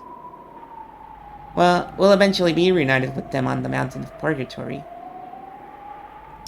When they get to the 5th terrace, they'd better watch their step. Mammon controls the 5th terrace of the mountain that reaches to heaven, Mount Purgatory. Oh, that's just straight up from Dante, right? Since she's saying this, you can probably be sure that after those girls die, their journey to heaven won't be an easy one. I mean, she's being nice in all things considered. She's not sending them to hell. She's just, oh, you know, they're just gonna have to work a little harder to get to heaven.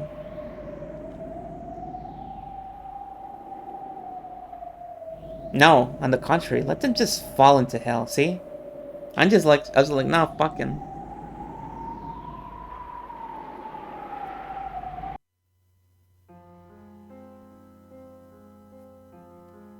The class committee went to the student council and applied to use a classroom during lunch and after school. The purpose of use was for a class study group. A wonderful little gathering so that they could all surround me and make me study. I'm so grateful I could cry. Which meant that every day, all of my lunch and 3 hours of my afternoon would be stolen. The academy and its student council, with its theme of student self-government, instantly approved of this pleasant activity that the studies were taken up of their own initiative. In other words, I was no longer able to escape after school by leaving the classroom. I'm gonna be real, that sounds like a fucking pain in the ass.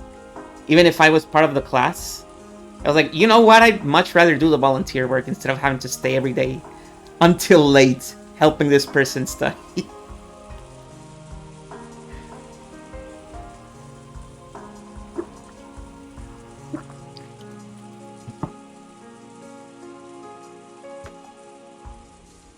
After school, the first class study group meeting started right away. But they opened a textbook, then kindly and carefully explained so that even I could understand it. But I mean, I guess that just proves that they're all suit material, aren't they? They love meetings. They love to stay all day at work doing nothing. Rather than working just a little bit and then going home. Of course, it didn't turn out like such a naive illusion. After school in the classroom, dozens of my classmates crowded around my desk. First, before we started studying, why were my grades so bad? What was the reason? It was decided that we couldn't start until I could clearly answer those questions, become aware of the problem, and show regret for my actions. Fuck off. Of course there's no way for me to respond when asked a question like that. They've loathed me all this time. And they've rejected me and kept me at a distance, preventing me from joining in on their community. So, I've avoided their community myself. There shouldn't have been any conflict for either of us that way. So even in this group that was enthusiastic about raising the class average, they obviously kept me at a distance. Even if I tried to join in, they would probably ignore me like they always did in the past.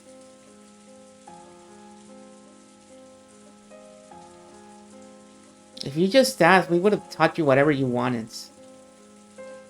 Community, scare quote, social worker moment, yep. Right? Right? They were getting themselves all worked up. I already had enough of the hypocrisy of their tacked-on excuses. Hoshinomiya-san, your problem is that you're lacking a cooperative personality. You must be satisfied as long as everything's good for you alone. Those who gather in St. Lucia's place of learning shall have a cooperative heart. It's written right there in the student handbook, right? Okay, you know what? Never mind. This doesn't sound like a prison anymore. Now it sounds like you're in the job. This sounds like when you're having a meeting and someone's chewing you out for a stupid reason. I think having a cooperative heart is what gives birth to the desire to study together and contribute to the entire class. Like, for example, not staying for overtime. I believe that itself is the thing you lack before you even start studying, Ushinomiya-san. But what do you say? Hey, have you been listening to us? We went to all the trouble of staying after school to say this for your sake, right?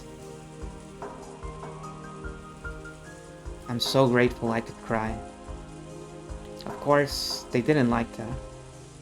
This way, it almost makes it look like we're bullying you. They reprimanded me. Yeah, almost. Fortunately, I'm normally all cried out anyway. If I'm told not to cry, I can hold it back. First, I was made to write a letter of remorse and read it out loud. Of course, this was to be done by today.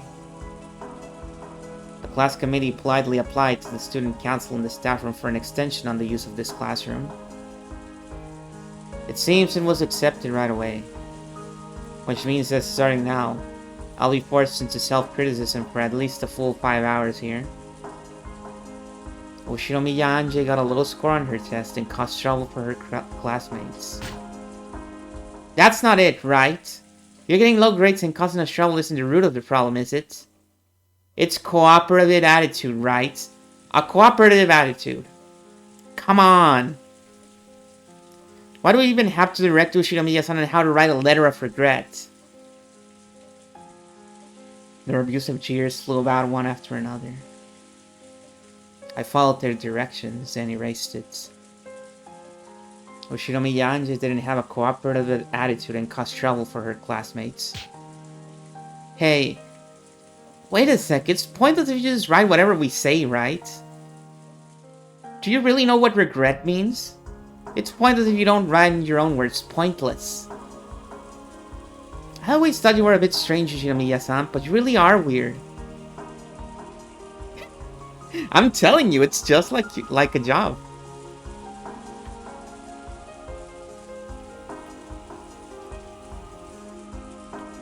Even following their directions didn't change the jeers much, and now it felt like they were mocking me even more. So for several more hours without rest, without even being allowed to go to the bathroom, much less dinner, I was continuously abused. I was coerced into writing a paragraph that humiliated myself. Man, that is so... Even as the abuser, I'm like, fuck that shit. I don't want to stay all day abusing someone. I want to go home and play my Xbox. I have better things to do than just bully this girl all day. At about 9 o'clock that night, I was told to stand up and read it aloud. The contents were smeared black with tears and eraser marks. Oh no! It certainly was my handwriting, but it was like a list of soulless letters whose contents I couldn't even remember. Right? That's a much better use of your time. You can't even say slurs in school. Everything had been copied down according to their orders. So while I had been the one to write the letters, they weren't my words. I'd been coerced into writing them down, and even coerced into reading them aloud. Not with that attitude. Even after all this time, I was surprised to learn that, beyond just ignoring people and hiding their things, there are other ways to bully people. Hey, read aloud quickly. Look how many people are staying this late just for you, Ushinomiya-san. Why not thank us a little? Isn't the fact that she doesn't feel gratitude a sign that she doesn't have a scrap of cooperative attitude?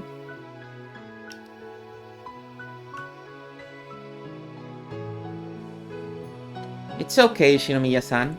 We'll always be with you from now on. Why not study with us and remake yourself, okay?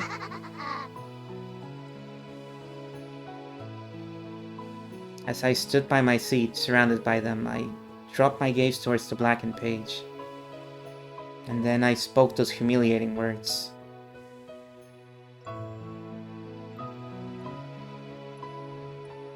But right away, jeers flew at me, saying that they couldn't hear and to speak up. Can't read it. I had no idea that being forced to read a paragraph humiliating me would be so painful. My throat shook. My fingertips shook. The paragraph of humiliation written in my own handwriting made my eyes burn with a hot liquid.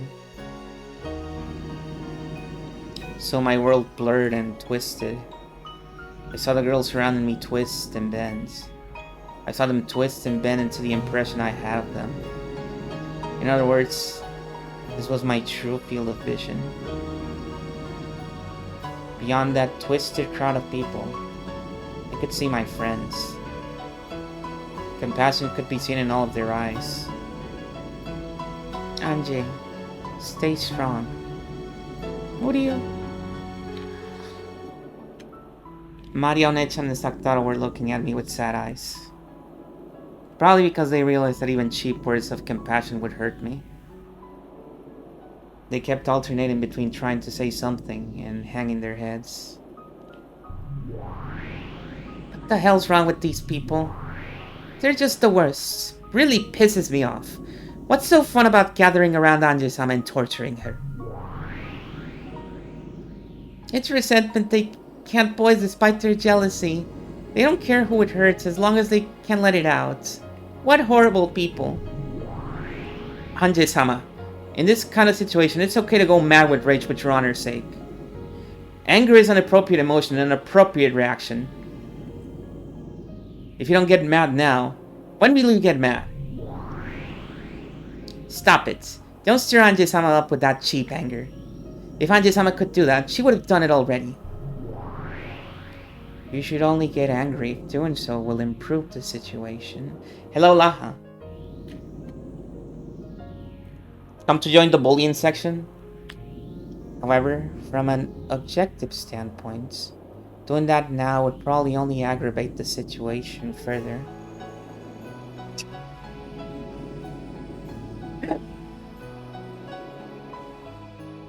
May be humiliating, but the wisest thing to do now is to withstand it.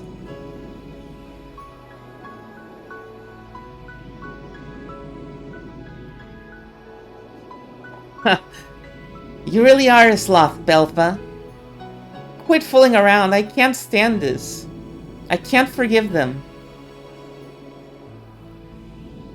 Everyone, calm down. It'll become a burden for Anjay. A burden? What are you talking about? Is this the time or place to be calm? We furniture are not so cruel as to coolly watch when our master is humiliated. Anjay-sama, you have no obligation to read such a humiliating letter. If you can't let out a cry of rage, then at least throw it onto the floor. You don't need to trash talk them. You don't need to yell so loud that they bend over backwards. Just throw the notebook on the floor with all your might. By doing just that, you'll be able to show your strong will. Don't just start running on by yourself, Mammon. I told you, right? If Anjay-sama could do it, she would have done so long ago.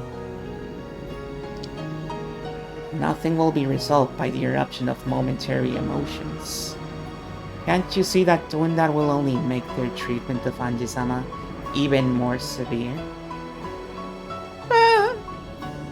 Why is this happening to Anjay-sama when she didn't do anything wrong? Long after school, I hate it! And it's not just tonight, but tomorrow and the day after too. That's enough. You can't simply sit there bearing this humiliation. Hey, are you really listening to us? Someone tugged at my hair. Whoa. I was torn back into my tragic reality. I was no longer even permitted to listen to the Seven Sisters speaking on my behalf in my heart.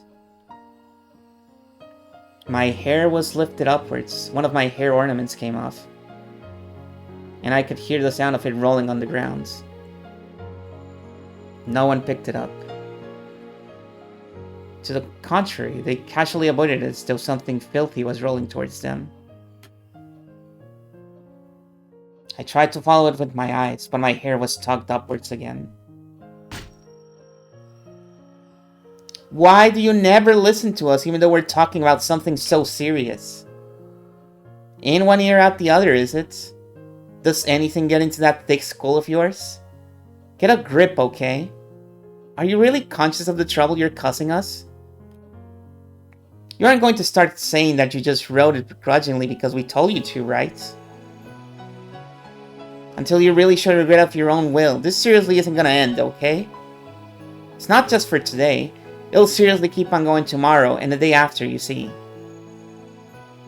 Don't you play us for fools, okay? I mean, why are you still even alive? Is it normal to go on living like this? If it were me, I'd just die. You can't live like this, can you? Because you being alive just means getting in other people's way all the time, right? If it were me, I definitely couldn't live on. Yeah, I'd die too. If doing that's better for the world, then I'd die right away, right? Then die. Anje-sama. Kill all of them now. Lucifer, can you hear me?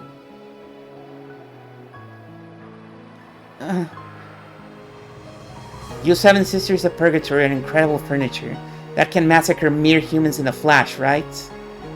You're always boasting about it to me. Then do it. Massacre them right now. Right here, right now. Well... For some reason, Lucifer hesitated.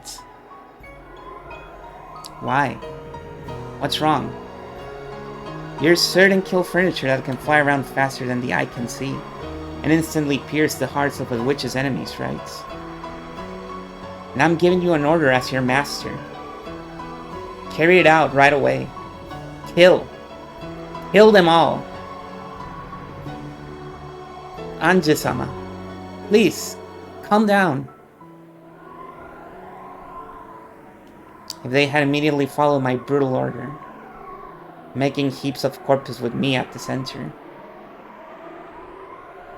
I was ready to reflect on my own reckless actions of stealing human lives so readily. Ready to regret and repent, just as they had wanted me to. I was prepared to do that. And yet, Lucifer just let an unsure expression rise to her face, and didn't move to carry out my order.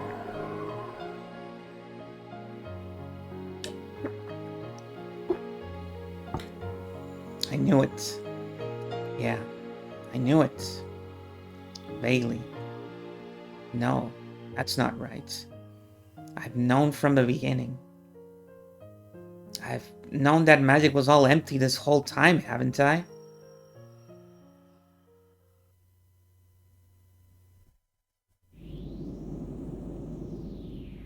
The Seven Sisters of Purgatory. Yeah, right.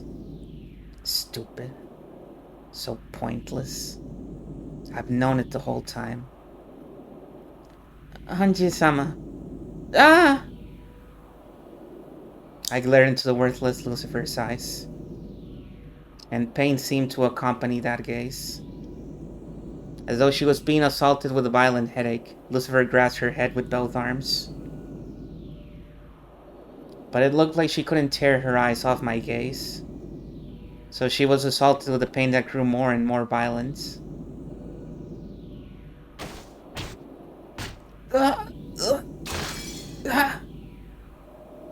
Useless.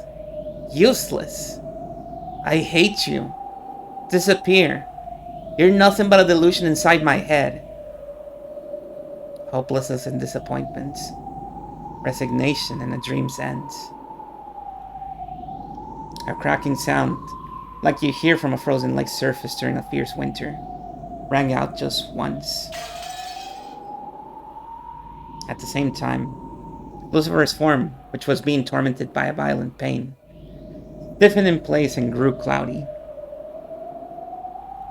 It was almost as though a beautifully polished glass window had been heartlessly smashed and turned white from countless fissures.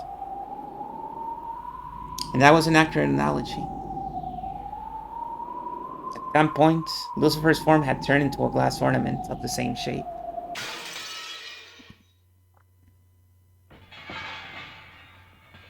Countless fissures ran through it from the inside.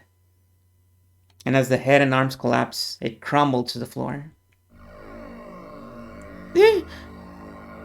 Lucine! Who is the second sister? Leviathan? Carry out my order. Massacre them right now. No, Hanji-sama. Please calm your heart and listen.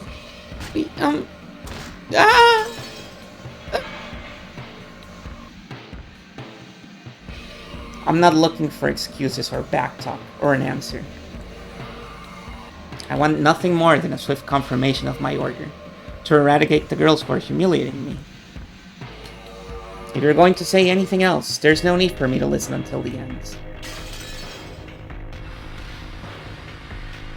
After Leviathan also turned white due to countless cracks throughout her whole body, she fell over backwards, splitting into separate parts along her neck, hips, and arms. If she'd been smashed to bits and lost her original form, it probably wouldn't have seemed so brutal. So seeing the two of them halfway left over made the remaining younger sisters shake even harder. Why won't you listen to my orders? Why? Why? My apologies. Here, under my current conditions, the anti-magic power is extremely strong and... What's that? You can't do it because humans are here. That's your logic? Isn't killing humans what you do? If you can't do that, then what use are you as furniture? Die. Please spare me. Hanji-sama. As she clutched her head with both arms. Satan also turned white and fell down face first. Apparently, the neck is the most slender part after all. Her head slid off and rolled over to Belphegor's feet. You can't do it because there are too many humans. Then later on, I'll call them into the shadows, one by one. And you can make a bloodbath of all of them, right? With your current magical power, it may be easy for you to converse with us. However, you still lack the training to materialize us in front of all the humans here. I deeply understand your anger, but even if you could use us to attack, and murdered everyone here, that would only make your situation worse. I know it's humiliating, but please control your anger for the time being.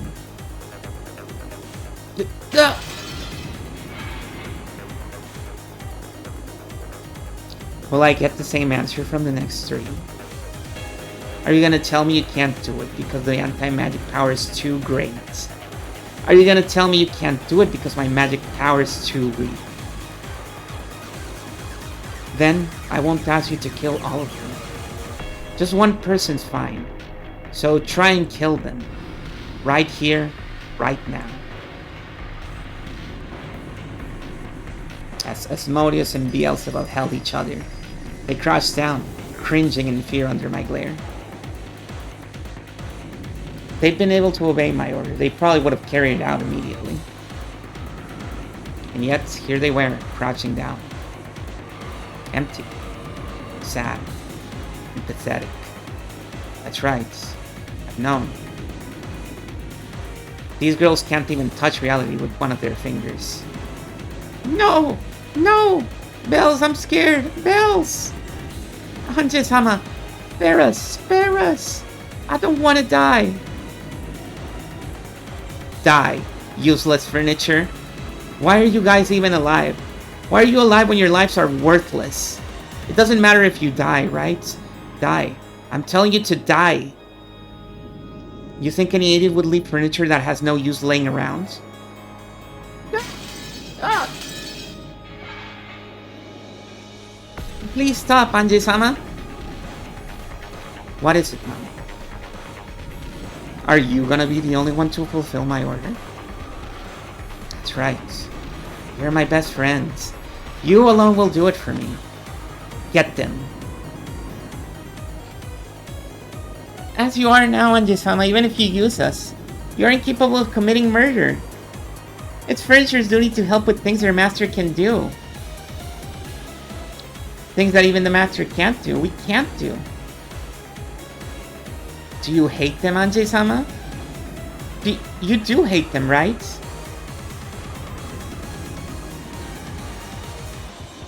I totally understand you want to kill them.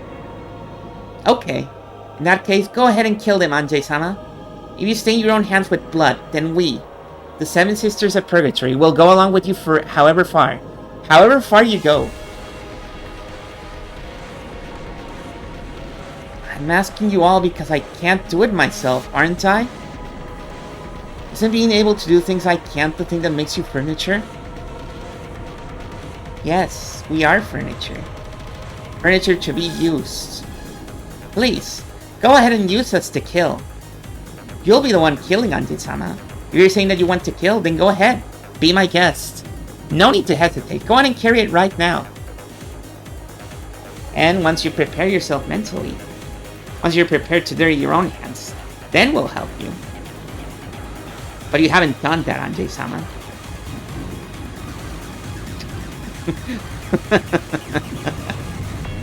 Don't speak, furniture.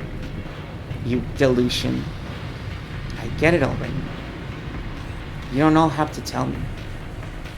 You people can't do anything. You're nothing more than my delusions. Illusions. Daydreams. I haven't had a single friend from the beginning. You're just a phantom. A pretend friend I created in my heart, in my isolation, right? I've known from the very beginning. Yeah, that's right. We're an illusion inside your head, Anje-sama. But so what? Yes, that's true.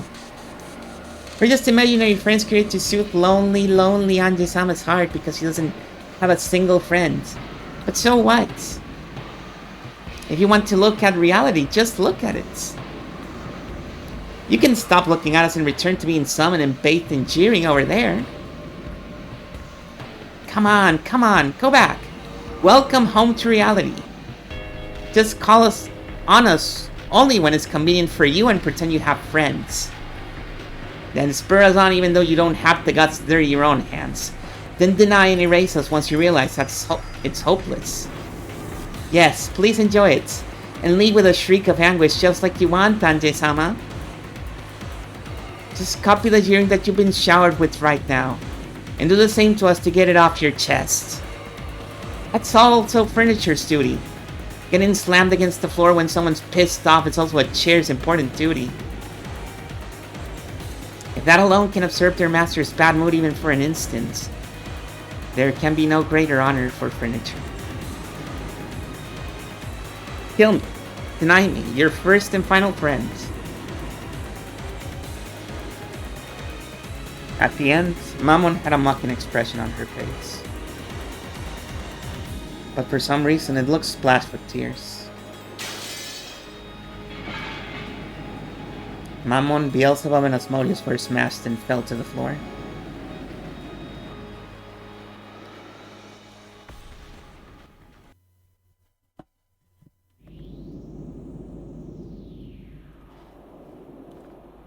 What are you?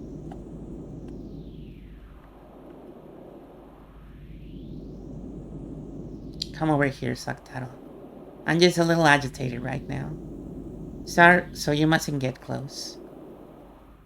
What about everyone else? Are all the 7 sisters alive? Did they die? It's okay.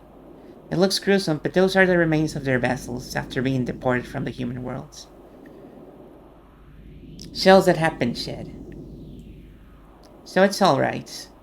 They're probably deeply hurt, but they're okay. Everyone is alive. I'm sure we'll be able to meet them again someday. What do you... Thank goodness. Thank goodness. Anjay has violated the contract of Maria Sorcier. To do such a horrible thing, even though witches of the Alliance must respect and accept one another. Even though they were all important friends to you, Anjay. No Witches Alliance has anything to do with this. Magic friends? Give me a break. I killed them, erased them. I smashed the 7 sisters. What do you... That's so cruel. So cruel. Just give it a rest with your displaying witches thing. I'm begging you. Marionette-chan and Saktaro, I want you to disappear by yourselves. Even in my imagination. I don't want to kill and erase you.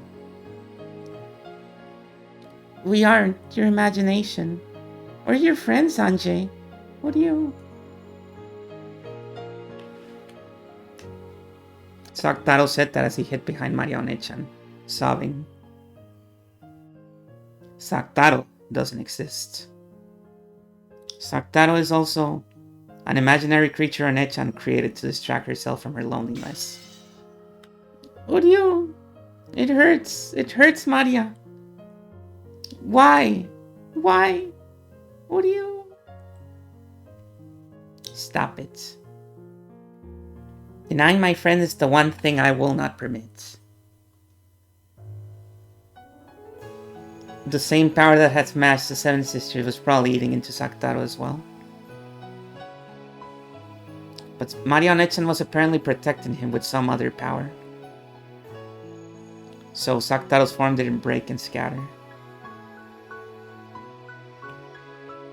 One-chan glared at me sharply. It was a serious expression that I'd never seen before. Saktaro is my furniture. You cannot erase him, Anjay. However, trying to deny someone is the greatest form of scorn for a witch. Saktaro doesn't exist from the very beginning. He's just a lion stuffed animal, a phantom you personified with the delusions inside your own minds. Ugh! That's not true! Saktaro is my friend. He was a stuffed animal once, but now he isn't. No, he's a stuffed animal. A stuffed animal made of cloth and cotton. He can't move or talk by himself. You're just talking for him like a ventriloquist, right? You call that magic? You call that a witch? You call that a friend? I can't accept that. What do you... Am I not me? Am I just a stuffed animal that can't really talk? Not Maria's friend? What do you... As though stuck with a high fever, Saktaro weakened bit by bit. As he clung to One-chan's body, he did all he could to continue standing. But his body began to gradually slip down. As he did, One-chan held him, yelling at me as tears streamed down her face. Oh! Stop it! Don't burn Saktaro with the magic-resistant toxin! Don't bully him! Don't insult him! Don't deny him!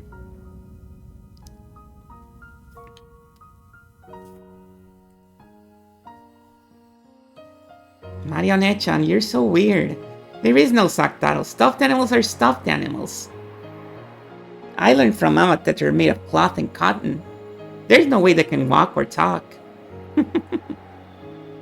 What do you... Saktaro! Saktaro! You aren't a stuffed animal. You aren't a stuffed animal, you're a friend. Oh.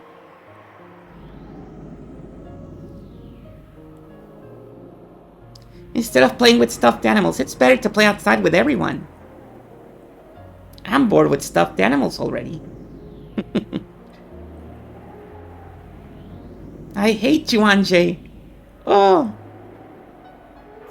Why hate something like that? Hate, hate, hate. I hate you. You're not my friend. I won't let you be one of us witches anymore. Upon my name, the apprentice witch of origins, Maria.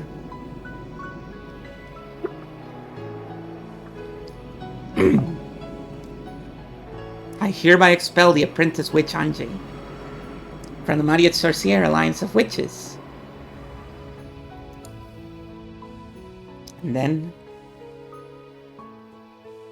what had been peaceful days to me became a daydream and ended.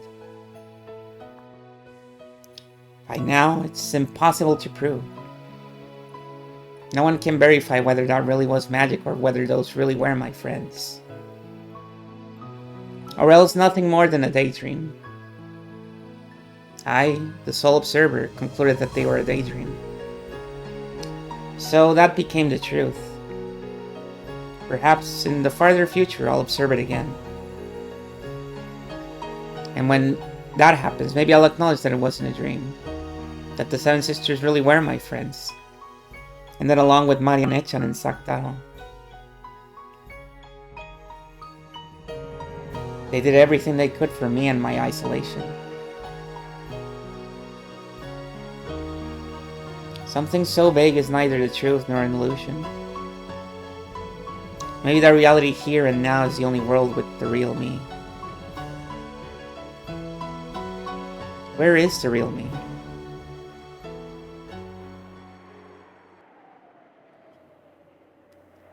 The person standing amidst the girl's exposed wreckage that resembles broken glass sculptures. Hang on. Or no, I guess we can wait. That girl who's breathing harshly, her shoulders heaving, isn't me. I'm over there. The me that's surrounded by a crowd and being showered by jeers, and who's handing her head, her eyes red.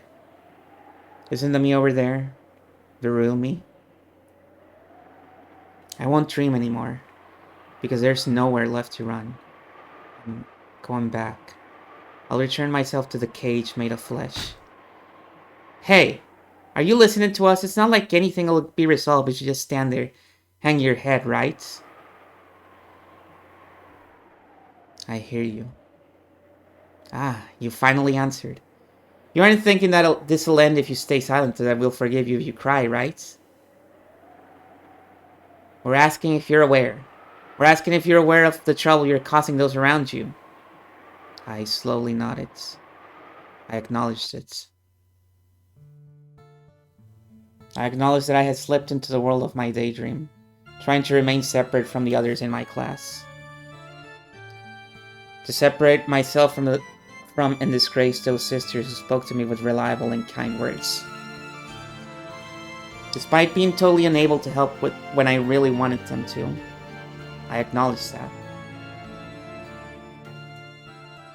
I, Ushiromiya Anje, do not have a cooperative attitude and cause trouble for my classmates.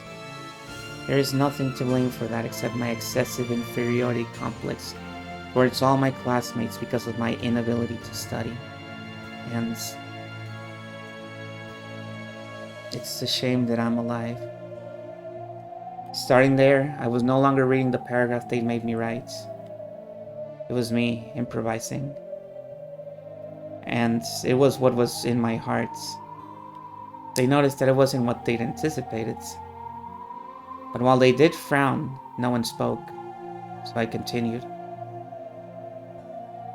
That's right. It's a shame that I lived. I should have had them take me with them on that day in 1986. And yet, I was the only one who wasn't taken. Why am I here? This isn't the world I'm supposed to be in. No one will save me.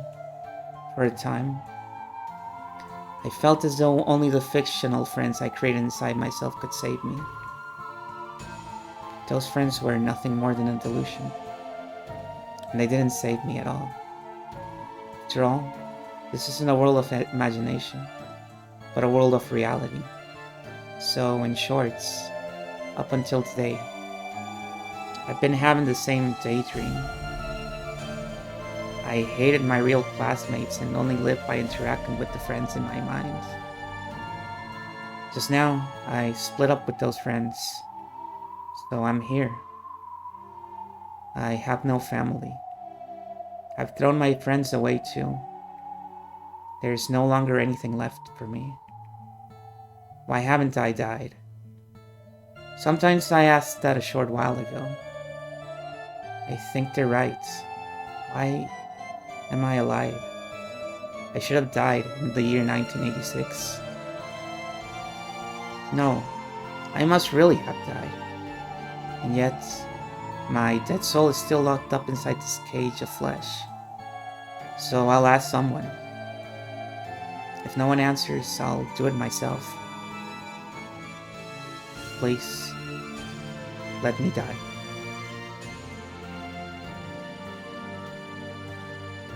I spoke that sentence and looked around. Dumbfounded girls, shocked girls.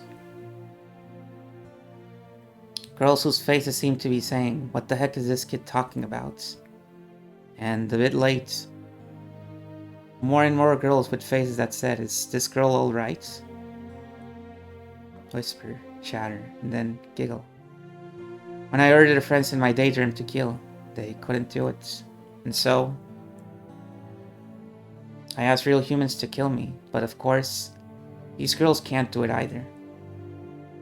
In other words, both daydreams and reality are the same.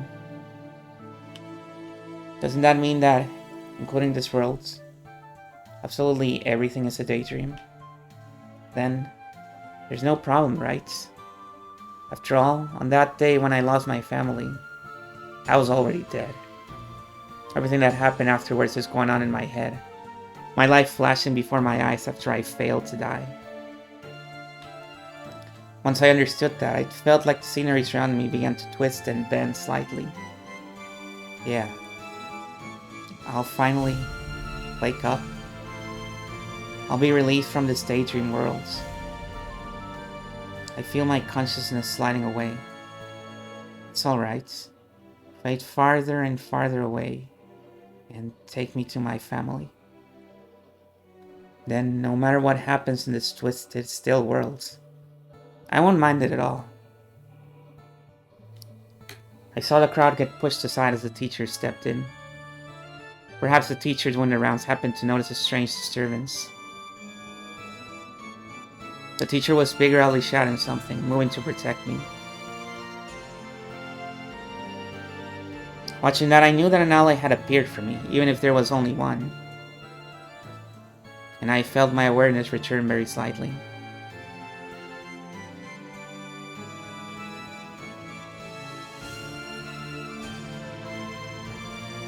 The only ones who can save me in the world of reality are real humans.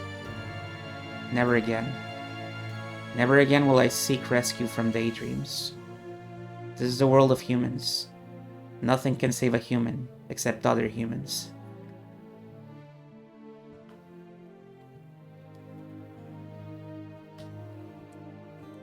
I see.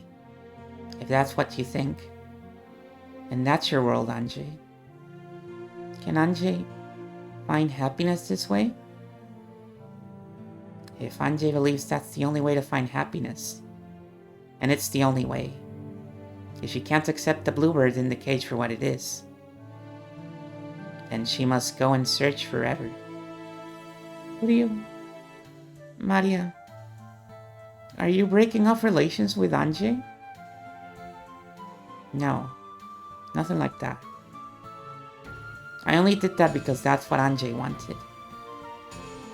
We witches are sometimes persecuted. However, we always remain by everyone's sides. And their aid can always be asked for. Will the day come when Angie will play with us once again? Maybe. Or she might forget and it'll never come. In the human worlds, we call that growing up and saying goodbye to your childhood self. Still, if Angie just remembers, we'll always be by her side. And until then, we'll be waiting. Whee!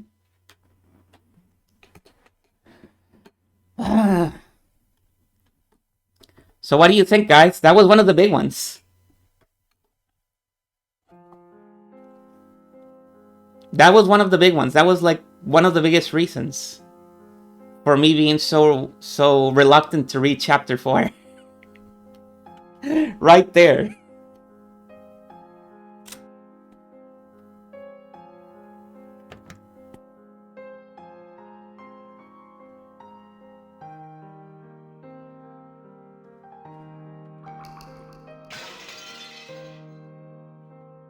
Okay, let me take a quick break and I'll be right back.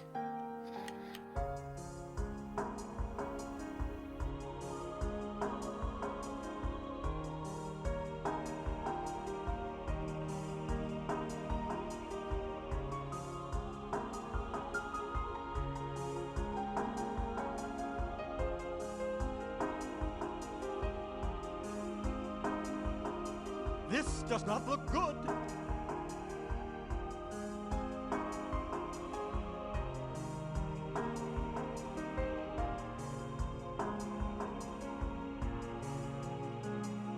This looked good.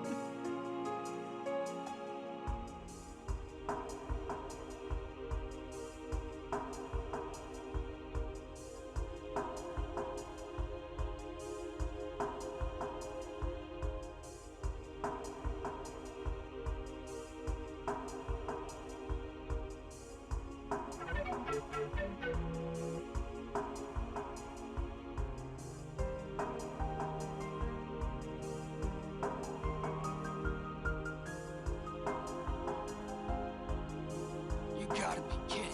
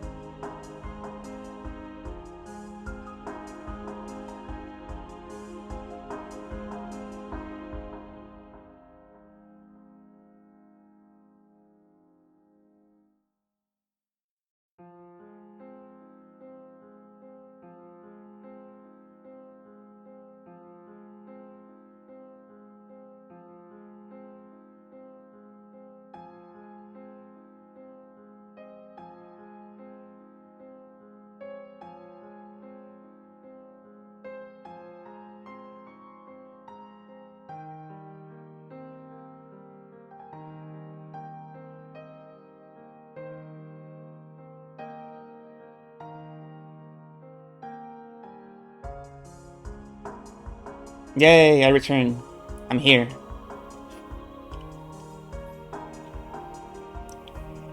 I got more drink and went to the bathroom.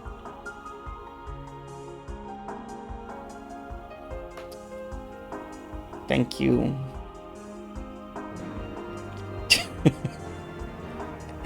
Quest accepted. What do you... Maria, answer me. Welcome back. Good luck. Thank you. Thank you. I feel like you're telling me good luck, like when the narration at the beginning of Zero Ranger says good luck. The most good luck, you're gonna need it.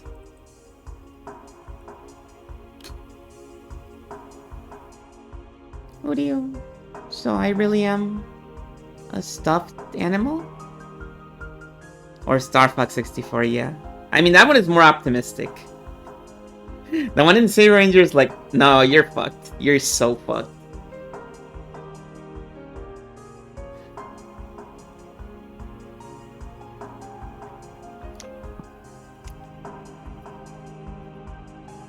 I'm made of cloth and cotton, so there's no way I can talk? So, I can't talk to Maria? Taktaro looked up at Maria sadly. Maria's face was covered with tears, and it looked as though it had been lost all traces of sadness. I think I know where this is. Okay, so I'm still unsure of how this part plays out in the past. We're in the past right now, right? This is a flashback. So in that one scene in the previous scene where we see Maria in black and white. So as I understand it, because I didn't get it fully, I think the first time, the implication is that Maria met up with Anjay back when Anjay was a little kid. And Anjay was like, "Oh, you're still playing with dolls? That's stupid." And she got upset and left. Maybe it wasn't specifically Anjay, but... You know, maybe somebody that was playing as a stand-in for Anjay at the moment. But I think it was Anjay. Oh. And so we're carrying on from that flashback to this other flashback. I hear you, Saktaro. You aren't a stuffed animal made of cloth and cotton. You are my friends. I hate Anjay. Okay, yes, confirmed. Oh! What are you? Sorry, Maria. Sorry, Maria. What are you? Saktaro regretted doing that. By freezing her heart, Maria had finally been able to escape from her sadness. By speaking up and calling her back, he'd caused her to be overwhelmed with sadness again. Saktaro tried hugging Maria, letting go of her, and gazing at her uneasily, lost as to how he could bring Maria's spirits up. He might have looked a little humorous doing that. In the end, that was enough to distract Maria from her sadness. Sorry. Crying won't help anything anymore. You got in a fight with Anjay, but you still have lots of friends, Maria. I'm not the only one. Everyone's here. Satsuki, and Sakichi, the animal bands, and many, many more, and Mr. Pig. Maria looked at the many stuffed animals around her pillow, which were gathered together as though they were having an idle chat. Everyone is worried about you, Maria. They're all talking over and over about how to cheer you up, okay?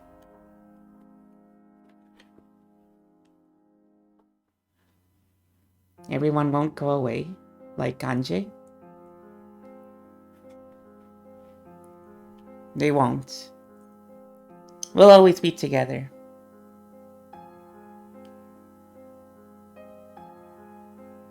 Like, sorry, Anjay, but that one exchange with Maria is going on the cringe compilation. You are awesome and everything, but that one is on the cringe compilation.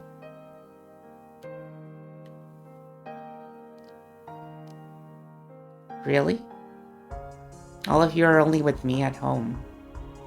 We can't go out together when Mama's around. And we can't go to school.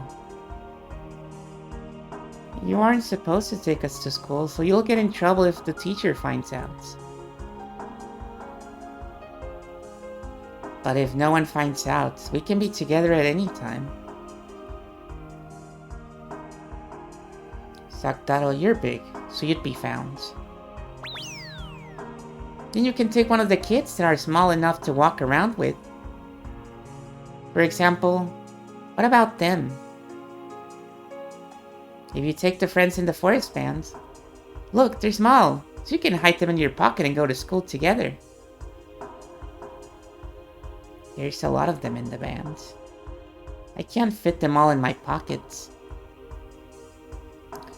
She collected all of the forest band pieces that were scattered across her bed. There were about as many of them as pieces in a chess set, so it'd probably be impossible to fit them all in her pockets. In that case, you can just take friends that you're especially close with. You can take the 4 rabbits, your best friends in the forest bands. I could fit 4 in my pockets. Yeah. This way, they won't be found. Now you won't be alone even at school, Maria. Those kids will be with you even when I can't go. Yeah. Maybe I won't be lonely that way. Maybe I can hold out until coming home from school. As long as we aren't found by the teacher and Mama, we can be with you at any time. So let's be together, play together forever. We definitely won't leave you all alone, Maria. What do you... Maria's expression finally regained a little of its brightness. That's right. In the beginning, Maria's world didn't have Anjay in it. Even without Anjay, it was fun with everyone. And yet, strangely enough, it suddenly became sad without Anjay, who had come in at the end. All that's happened is that I've returned to the world right before Anjay entered it. So there's nothing to be sad about. Yeah. I'm not lonely. Saktaro and the others are with me. What do you... I love you, Maria. I won't let any more humans come into my world. Maria serves here as an alliance between me and Beatrice only. From the start, even Beatrice didn't want to let Anjay join.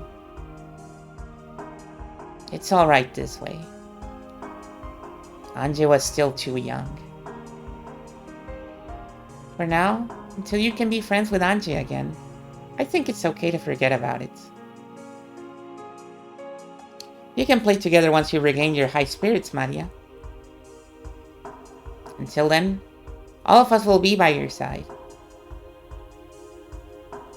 Thank you, Saktaro, everyone. Yay! Then Maria once again regained her former worlds.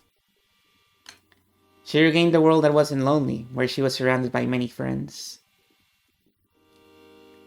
Just like usual, she didn't have any human friends at school.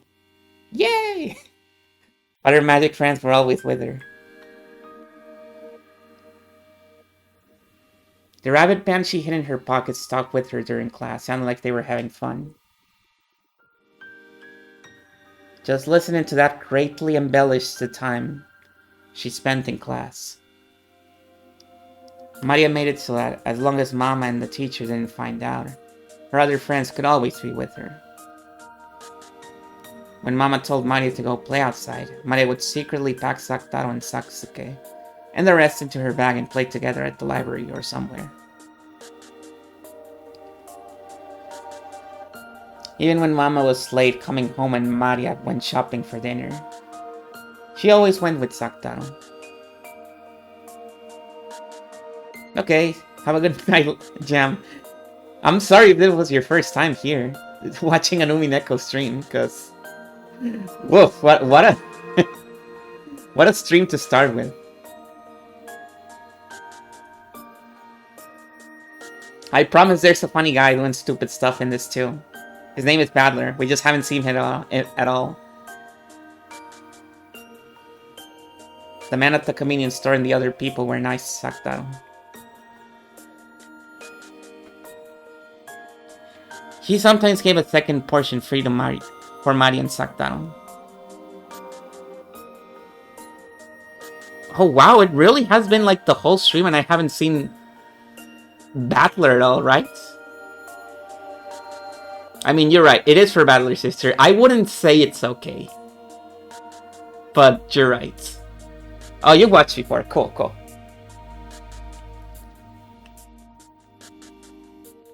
Oh, man. No, there's been no Battler this entire stream. We saw him mentioned by Anjay at one point, but he didn't have any dialogue. Who do you think the culprit is this time? Mane would get in trouble for bringing Sakdaro and the rest outside. When the teacher found out, Mane would get in trouble for bringing toys to school.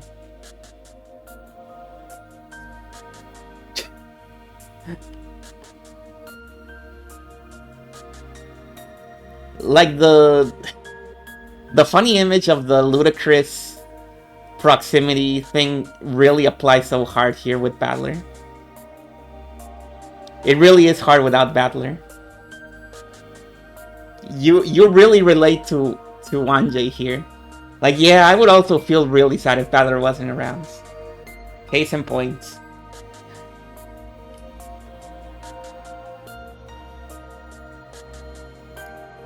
The toxin must be strong in Mama and the teacher. There's also a reason why... And you know, he's really funny. That's also why Beatriz doesn't want to let go of him. Like, no, he's her favorite toy.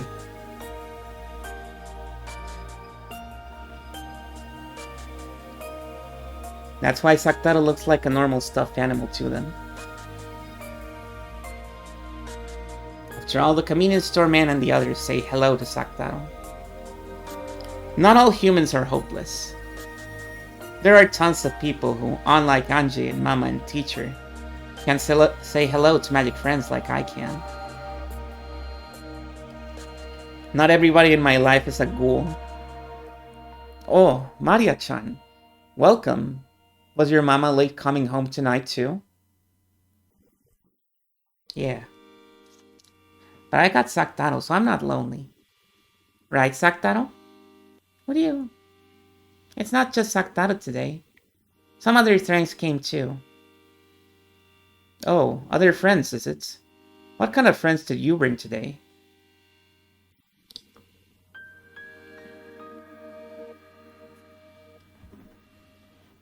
Today, the rabbits from the forest band are also with me. Look, in my pockets. Maria began to line up 4 ceramic rabbit dolls in the register. As the owner of the shop looked at it, smiling, he sent a signal to a part-timer with his chin. Then the sign on the other register that said closed was taken down. And the boys called it out for everyone to move over there. All the people in line behind Maria lined up behind that one. I see, I see. You don't have a lot of friends, Maria-chan. But I hope your mama comes home soon. Ugh. Mama's busy with work again, so she's spending the night at the company. It's been very busy lately. She hasn't even been able to get much time to talk to me on the telephone. But I'm not lonely. I got Sakdaro and the rest. Oh, hang on, I need to update this. I forgot. I'm gonna be generous and say only one more. Right? What do you... I've got all the rabbits from the bands. Look. Q, Q. Is Q, Q the sound the rabbit makes? Finger at the ready to update again. I don't know why you say that. I've never heard that. This is just a simple Maria theme. Which has not ever been completely lethal to me every single time.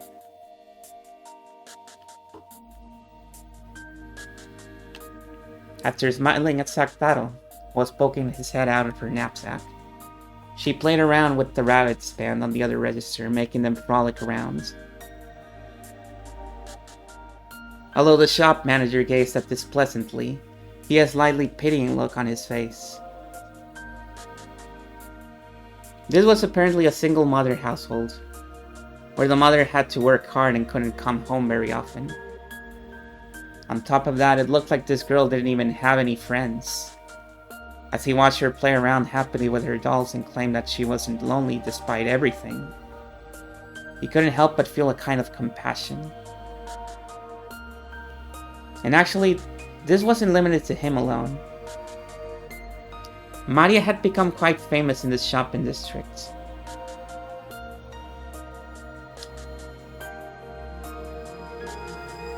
Maria-chan, you should eat some oden every once in a while. If you don't eat your eggs and fish space, you won't get big. Oh? Can't get a cream roll? What do you... If you don't eat certain things, you won't get big.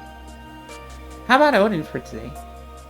Oh, and I'll have some oden. Yep, that's the ticket. Why don't they stick a whole bunch in there? I've never had oden. One mustard? What do you... I can't handle spicy things. I see. And you make sure you don't let it spill on the way home. It'll sure be delicious while it's hot. Oh, thank you. She had planned on getting some sweet pastries for dinner, but since oden had been recommended to her, she would be having that tonight instead. Letting someone else determine the menu makes for an unexpected and interesting meal. Very often, Maria had to decide what her dinner would be on her own, so it was easy for the menus to get a little one-sided.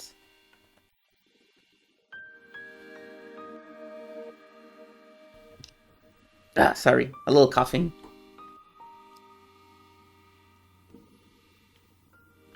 Stewed in like a fish broth. You know, I don't like fish, but I do like fish broth. It feels like a contradiction, but that is the way it is with me. So it felt fun to have a meal she hadn't anticipated. What do you? Thanks for giving us extra, mister. Send my regards to your other friends at home. More fish to me. No stuffing yourself on your way back. Go straight home and eat it there. Oh, thanks, mister. Maria raised the bag with the oden container high.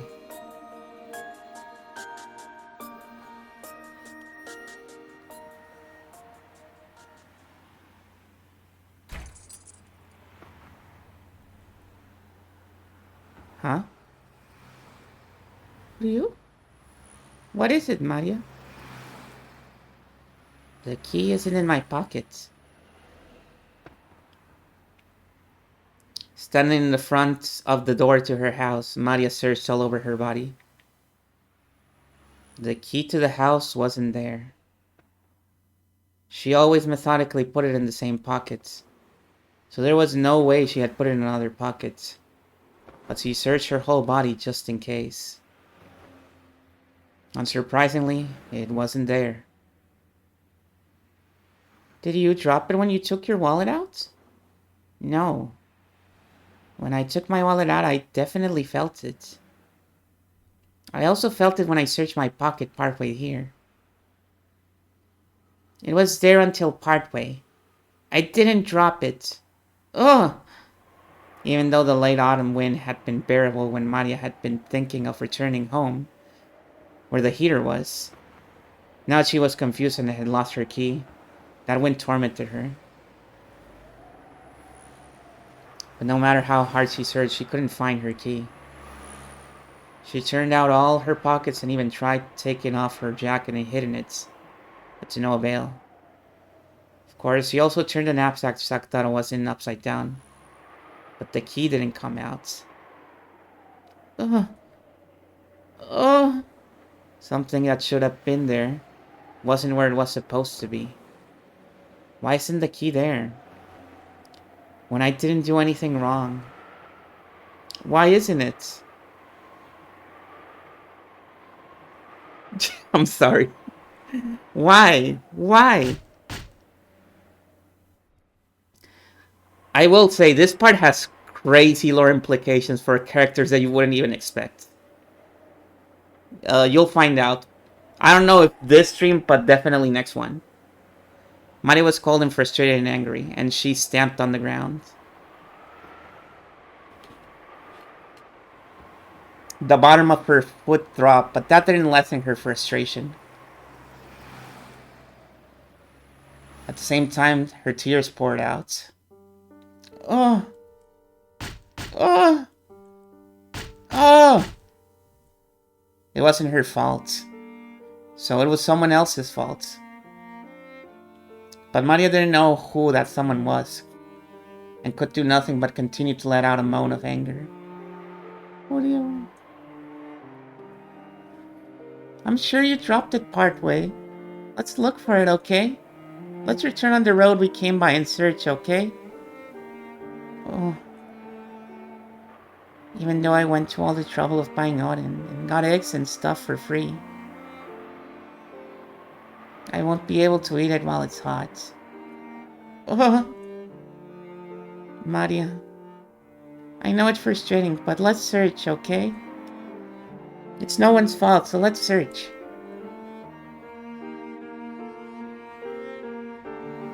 Maria finally lent an ear to Saktaro's words and began to trot back down the road she had come on. The wind was colder than before, and it felt like it was blowing in through the corners of her jacket in a mean way. What do you... Let's watch her feet closely and search, okay? Then let's get home quickly, let the heater warm us up, and eat Odin, alright? I'm sure it'll be delicious. Ugh. Gone. Oh. It's gone. As Saktaro encouraged her, Maria searched for the key. She made it all the way back to the convenience store where she'd bought the Odin. She hadn't found it.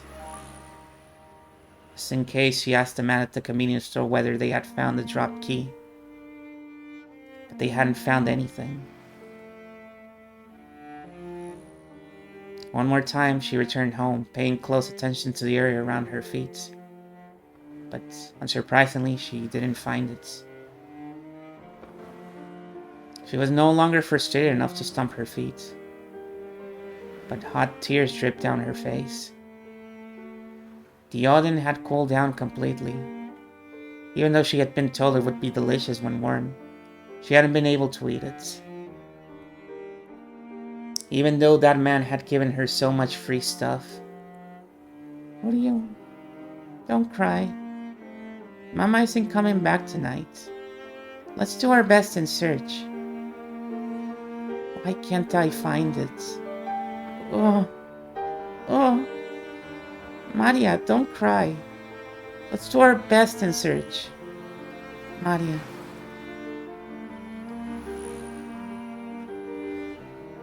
Yeah.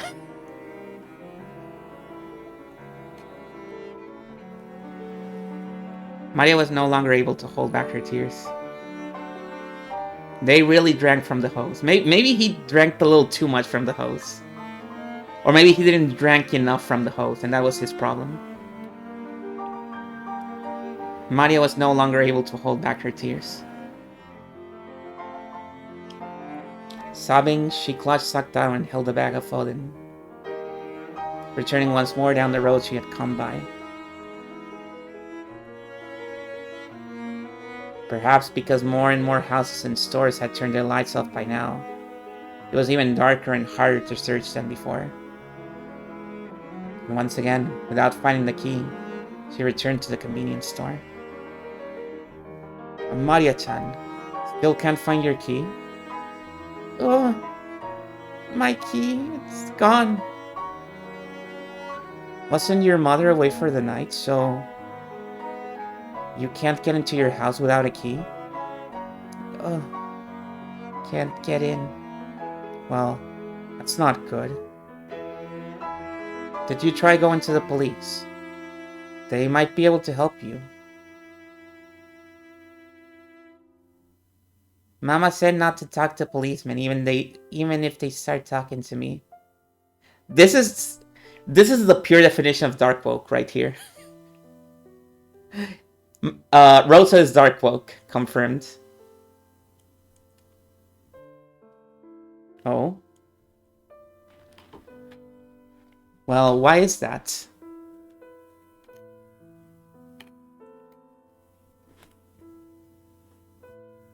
It was probably because Rosa would be liable for making such a young girl like Maria watch over the house by herself. And because she knew that this wasn't something that would be permitted by society. Quite unfair, honestly. That they don't just let you neglect your child. So Maria was indoctrinated into changing the store she bought things at. She is literally 8 years old, yeah.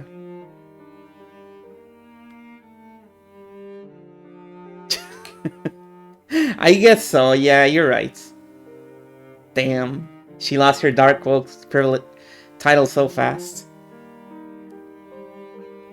Immediately debunked.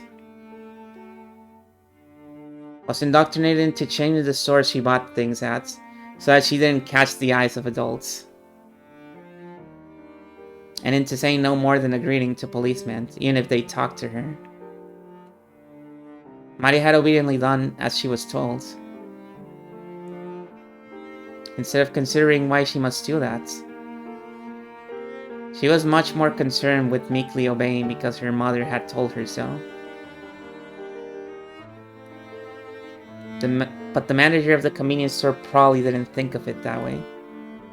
Yeah, strange. In the first place, seeing such a young girl being forced to watch over the house alone, and so frequently, would make anyone... Imagine, like, Maria had a rotation of stores. So that people wouldn't say she was coming there all the time. And even then, the store clerks noticed that she was coming too often.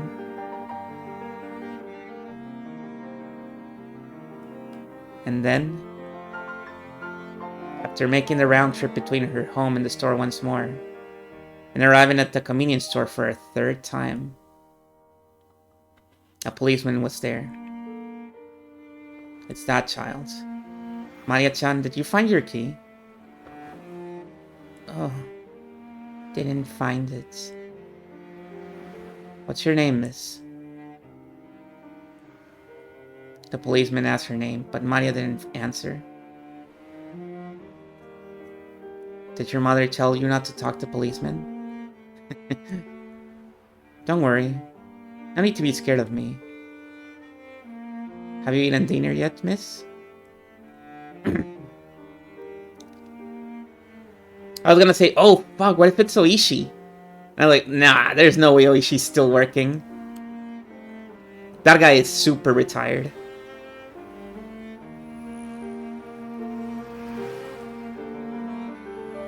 I bought some, but I couldn't get into my house, so I couldn't eat it.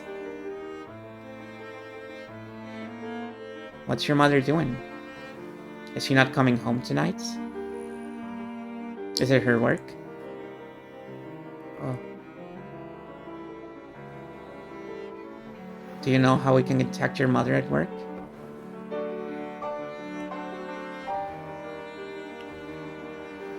Maria hung her head limply.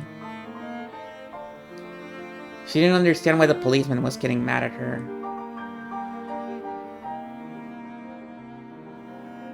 No, he probably wasn't getting mad at her. But if this reached her mother's ears, then she would definitely be in trouble.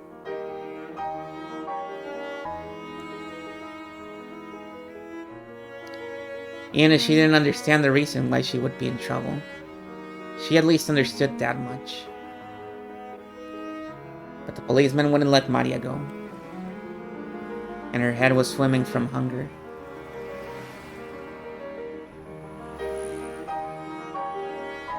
The policeman noticed that, and it was decided that he'd listen to her story as they ate in the police box. Maria was taken to the police box. He had her oven heated in the microwave oven, and even salty rice cakes and hot tea were brought out for her. She had been told not to talk to policemen, but after being asked about Sakutaro, she responded, starting to feel like this wasn't a bad person. And anyway, she wouldn't be able to return home now, so she didn't know what to do.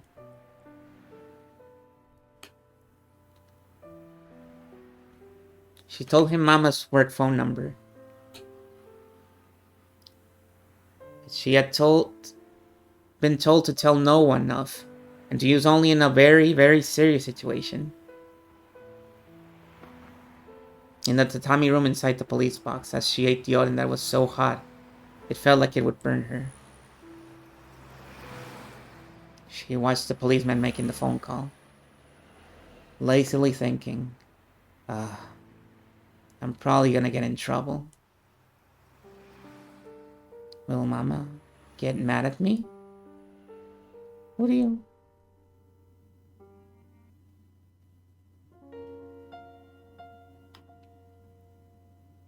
Okay, anybody who remembers this or knows, I'm like 99% sure this background is from Higurashi. Because I remember this backgrounds. He must have been listening to the phone ringing for a very long time. With the receiver up to his ear, the policeman looked up at the clock, grumbling. I mean, spoilers for Higurashi. I guess. There is a police station in Higurashi.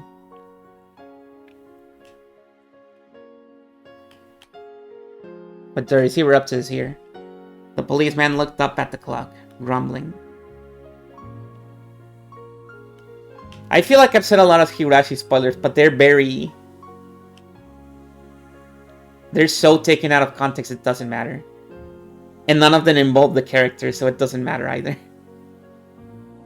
Like, oh, there's a police station. Oh, there's mention of what's it called? Boarding schools. Like, yeah, no shit. The social worker put police stations and boarding schools in his work? Wow. Maybe they aren't picking up because their business hours are over. Huh?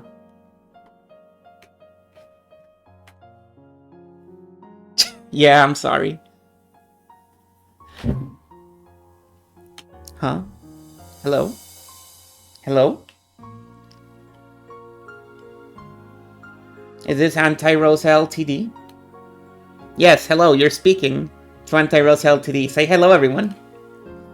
This is the Komatsugawa Police Department police box in front of Senbon Sakura Station. Oh no, they're being doxxed. I just doxed everybody on my stream. Is President, Daikan? No. Wait. President Ushiromiya available? Yes. What? She's on vacation? Yes. Starting yesterday, the president has been on a 3-day vacation. Is there some business you have with her? Oh, she is so cooked. No, never mind. So, do you know where she might be? You haven't heard where to contact her, have you? Sure. Could you hold on for a second? Hey, anyone heard where the president went for her vacation? Or how to contact her? I heard she was going for all-you-can-eat crabs in Sapporo with her boyfriend. I'm sure such a cold place will do wonders for shrinking the distance between them, don't you? I haven't heard about how to contact them. Oh wait, did he say I have heard? No, I haven't, okay. Yep. Understood. Hello? I hear she went to Sapporo, but I'm not sure about how to reach her. Should I take a message?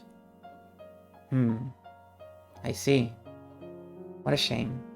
Well then, you managed to get in touch with her again. Could you tell her that we called? Sure. Yes.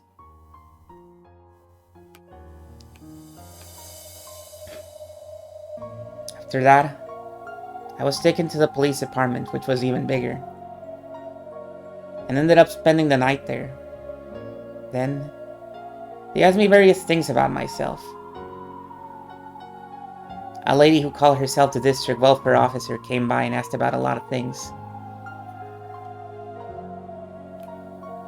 And I was told, you poor thing. When I heard that, I learned for the first time. Am I a poor thing? What do you... That's not true. You're happy, Maria. Oh.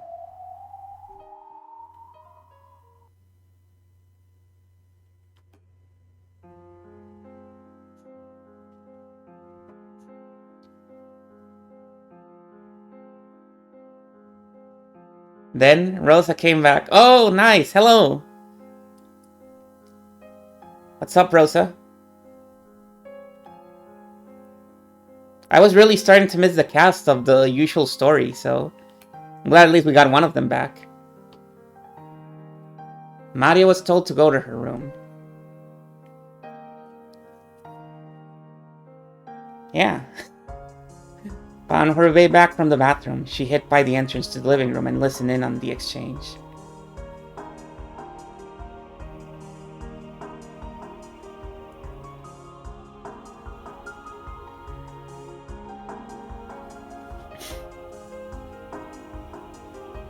No, put her back on the islands. Sorry, we can't. No can do. It was a female district welfare officer who had asked Maria various questions on that other day. You can't be so pushy. Maria's heart is too innocent and delicate.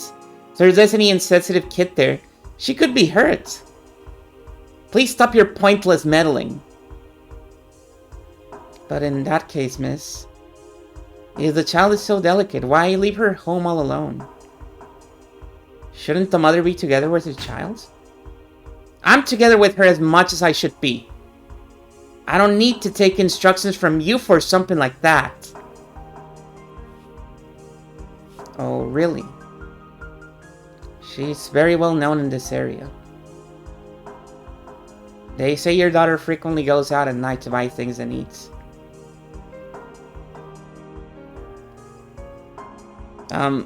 Let me make a quick pause here, because I wanna see, like, at this point I bet the gears are starting to turn in your head right now. Because you're seeing this whole thing play out. You've seen the circumstances of Maria. And then you start to trace a line to when we're in the islands. And you go, okay.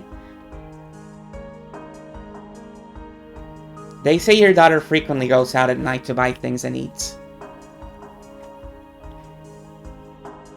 Everyone was worried and looking out for her. How do you know that was my child? There's got to be plenty of children around this town, right? Don't just suddenly decide that it's my Maria. Kids sometimes walk around outside at night, right? How can you prove that they were all my child?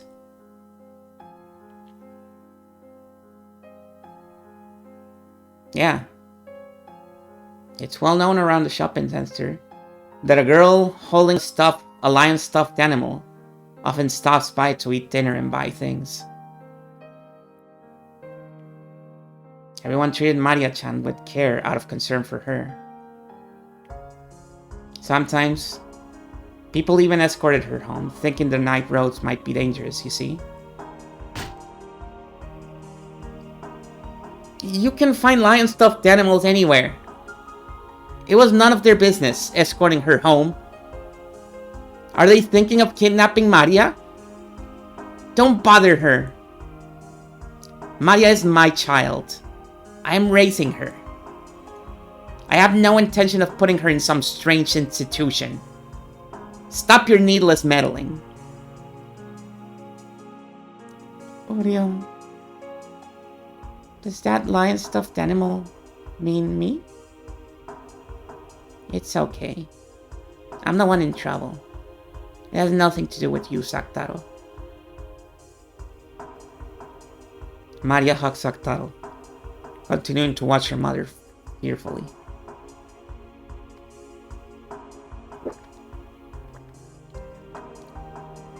I also wish I could be with Maria every day. But I'm a single mother, so I had to work. I may not look it, but I'm a president of a company, and I bear responsibility for my employees' well-being. I'm busy with my work all year round, so there's no time for me to rest. Really? But you've been on vacation these last 3 days, haven't you? I have not been on vacation. I've stayed at my company all night working. There's a mountain of matters to be taken care of that the other unreliable employees can't handle. Why are you lying like that? Someone from your company said that you were taking a 3-day vacation, you see. You went to Hokkaido with your boyfriend, right? Leaving your daughter by herself for 3 whole days. I don't know anything about this boyfriend. I don't know anything about Hokkaido. Where are you getting this nonsense? Why? Why? Do you have any proof? What the hell? Don't just start butting in on someone else's family matters. I love Maria. I have my own way of loving her. So just keep your mouth shut. I didn't go on vacation. I was just working the whole time. I was trying to finish this up that wolf with all my strength. All my strength because I wanted to see Maria as soon as I could. I stayed at the company the whole time. I don't know anything about Hokkaido. Don't just go ahead and say something like that. Just get out. Get out. What's wrong with you? Get out. Get out. Rosa raged, her hair flying wildly.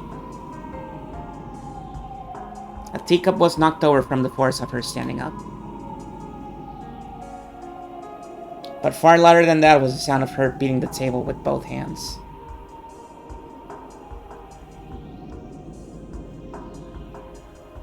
When faced with this rage that could accurately be described as wide-eyed derangement, the district welfare officer couldn't help but be taken aback.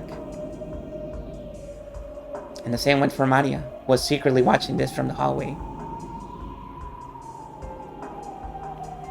She had already seen her mother in a rage several times before this.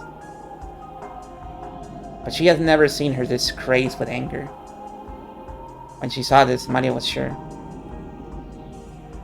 This was no longer her mother.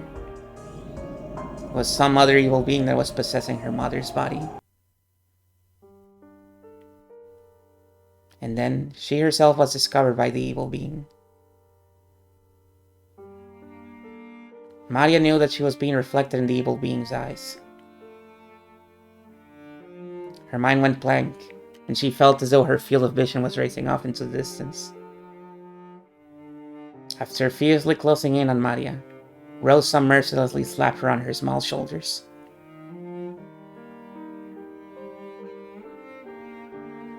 And dropped her gaze towards the stuffed animal Maria was holding, Saktaro.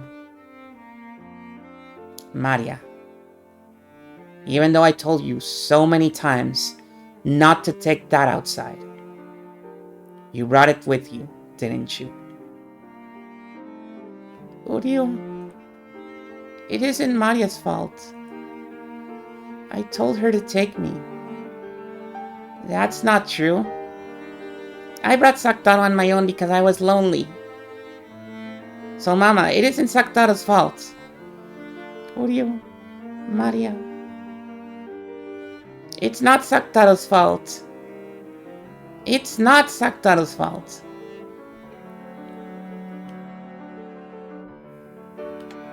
Instead of Maria, the brunt of Rosa's anger was aimed at the lion's stuffed animal Maria was holding. A girl went shopping in the middle of the night, always clutching a lion's stuffed animal. Because of that, she had become well known in the shopping center.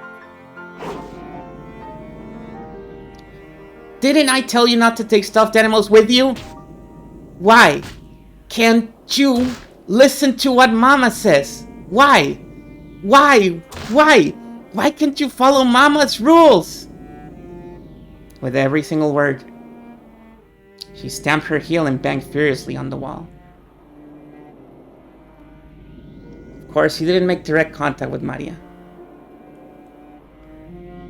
However, the violence of the hard sound certainly beat against her.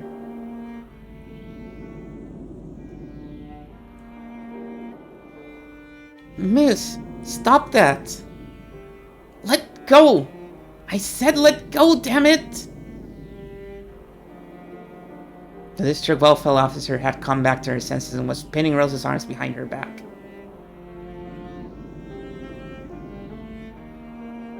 But the instant Rosa was touched, she went wild, furiously throwing the welfare officer off. She hit the table and fell to the ground. A teacup on the table smashed on the floor, making a violent sound. Maria didn't do anything wrong. It's my fault. So don't scold Maria. I'm the one who brought it, Sakataro. It's not Sakataro's fault. It's not Sakataro's fault. So don't look at Sakataro with those scary eyes. Don't look at him. Don't scold Maria. Don't scold Maria. Who do you? You.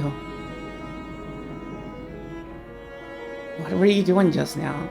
And a minute ago, too? Do you also play with dolls like that? Outside? Did you do it in front of the people in the store? So that's why they remember you. You brainless moron. Why are you such a dumbass? Answer me honestly. When you went out, you always walked around with that stuffed animal without telling Mama, right? What do you... Stop using that weird stuffed animal talk. Speak with your own words, not a stuffed animal's. Sakataro isn't a stuffed animal. He's my friend. Don't call him a stuffed animal. Don't! Yeah, I get it. It was called Sakataro, was it? You took him with you all the time when you went shopping, without telling Mama, right? Yeah.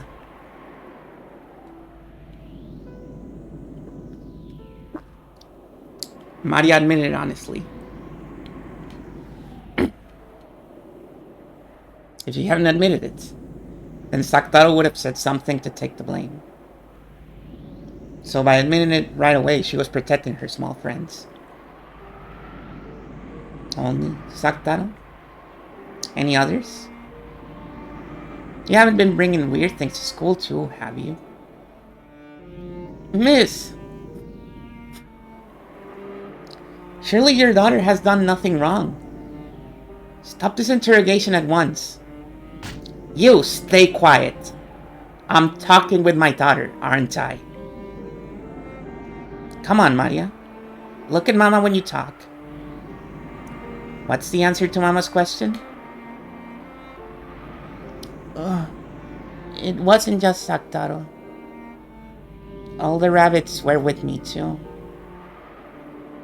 Do you have them with you now? Maria fished around in her pockets, pulling out 4 ceramic rabbits with her tiny hands. The rabbits were her close friends who could be together with her at school in Sakataro's place. But when Rosa saw that, she shook her head slightly, as though dizzy. On a school notice, it had been written that Maria was apparently bringing toys to school and playing with them, and her family was instructed to try and prevent this. But Rosa had rejected that, blaming the teacher and phoning in a protest of her own to the school, saying that there was no way her child would bring toys to school. For nearly an hour, she had shouted at the vice principal to stop making false accusations about her daughter. To a certain degree, those at school had grasped that Maria was a pitiful girl. They knew that the small toys she brought in her were her only friends, so they had done their best to overlook it. But when the other students caught sight of them, some of the boys had started complaining that only she could bring toys, and the school had racked their brains on how to cope with this. They had tried to gently send a warning by way of the mother. But after Rosa's overreaction, even Maria's teacher decided to overlook it. But now Rosa knew. He had been the one who was wrong. And her daughter really had been bringing toys to school. And those at the school had known that she was a disgrace who brought toys to school and played with them as though they were her only friends. To Rosa, who thought her daughter was just a little different from normal children. Having this peculiar side of her daughter exposed and found fault with was, more than anything else, something she couldn't bear. So she howled. She raged. The district welfare officer tried to cut between Rosa and Maria again, but she only met with Rosa's wrath once more. Rosa once again threw the woman off with a face like a demon. And when even that failed to curb her anger, she stomped on the ground over and over again so forcefully that it seemed she might break through the floor. Then, after seeming to come back to her senses for a second, she immediately froze her harsh breathing and asked Maria, "Maria, those rabbits in the band, are they your close friends?" "Oh, I see. Isn't it great that you have a full 4 friends?" As she said that, Rosa grabbed one of the rabbits from Maria's hands. Then she shoved it in front of Maria's eyes, so she could see it very well. The cute rabbit holding the trumpet was a small doll like a chess piece. She slowly lifted it into the air. Of course, Maria and Saktaro's eyes also followed it. And then, with a speed that the eye couldn't follow, she smashed it against the wall. Ah!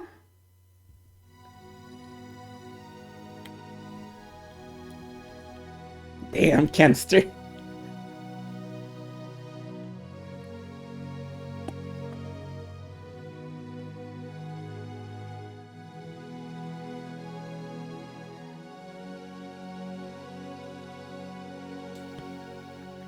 Sorry, I need to clear my throat. She had half to imagine that this worst possible thing might happen. And you know I'm not lying, because if I cry, I'll tell you. She had half to imagine that this worst possible thing might happen. So she instantly realized what had been done. So Maria let out a short, despairing scream. It was in pieces. It had been small and sturdy, but that hadn't been enough to withstand her mother's fierce rage. "Because you didn't listen to what Mama told you. I broke one of them. From now on, every time you disobey something Mama says, I'll break another one. Remember that." "Miss, you think you call yourself a mother after doing something like that? You think you can do something like that and not hurt your daughter?" "Hurt Maria? I'm also hurting, right? Who's gonna take responsibility for my wounds? Well, who is? Didn't I tell you to shut up? Stop, Mama. It's my fault. Don't get mad at this lady. It isn't Maria's fault, it's mine. Don't get mad at Maria. What do you? Didn't I tell you to stop playing with stuffed animals like that? In the first place, it's disgusting. You say a stuffed animal is your friend? Just how old are you? How old? Well, this is just a gross, crappy stuffed animal made of cloth and cotton, right? Is this the only kind of friend you have? You have enough spare time to pretend this monstrous stuffed animal is your friend. Go out and make some real human friends. Why can't you never make any friends? That's why your class always treats you like a weirdo and makes fun of you. Give it a rest and get a hold of yourself already. Grow up from this stuffed animal play. What do you?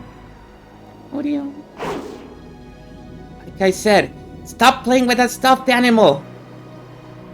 Ah! Mama! Give him back! Give Sakutaro back! What do you?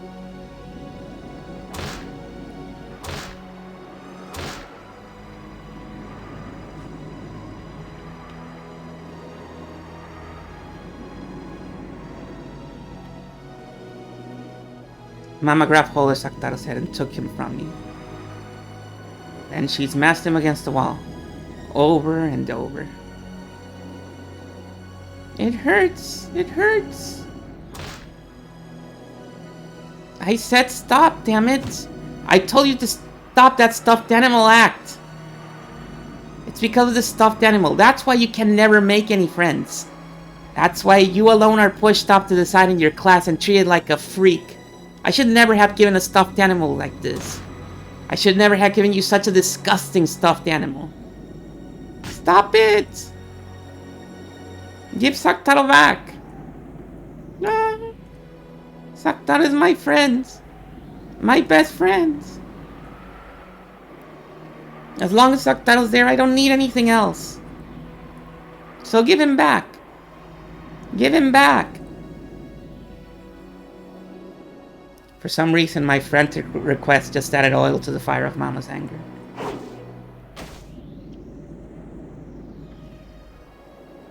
Mama pushed my arm aside as I tried to grab Sakutaro and snatch him back.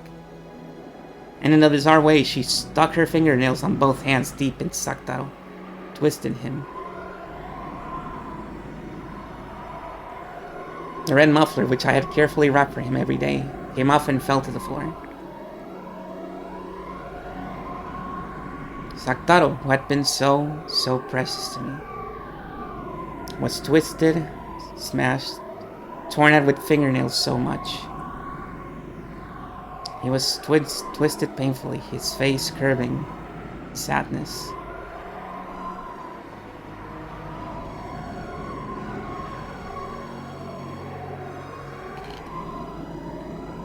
Then Mama's fingernails found a stitch on the neck and tore it. With the fingernails of both hands, she tore it apart.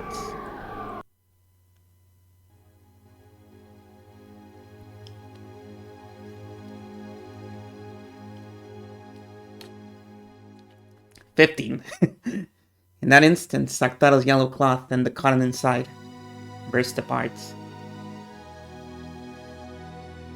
It looked almost like moist cotton candy. Oh, Dio. Kotaro. Maria. Sakutaro. Oh, Dio. Kotaro.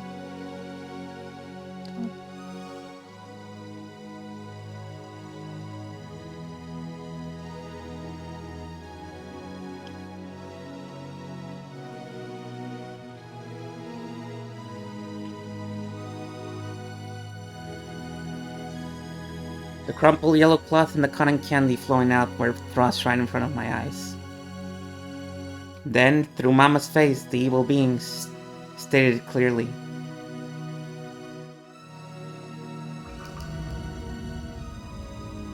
Saktaro is dead.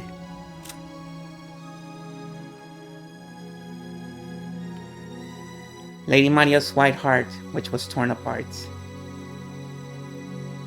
His broken vessel can only be regenerated by the Meister who created him, Rosa. However, Rosa disposed of the vessel's fragments, and even lost the pattern paper. On top of that, his existence was denied by the Meister herself, so his resurrection is now impossible.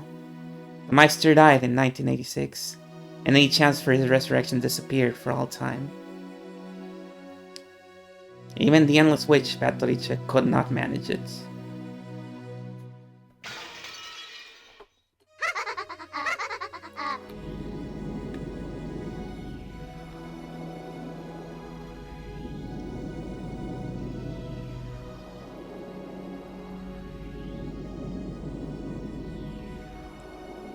She can't even make words anymore.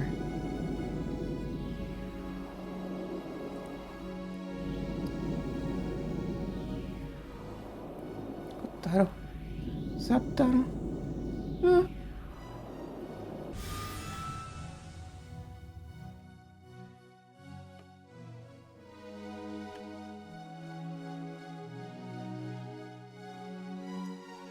Maria.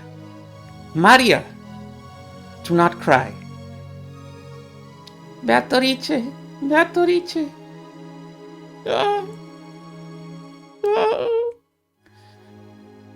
Saktaro was a good friend. As long as you do not forget that, he will always be with you. So do not cry. Bring him back to life. You can use a lot of magic, Beato. You can even bring Saktaro back to life, right? About that. Of course, if Saktaro had been my furniture, it would be easy. However, Saktaro is your furniture. That makes it difficult for me. If you say it's difficult, that means it isn't impossible, right? Bring him back to life. Bring him back to life with the endless magic.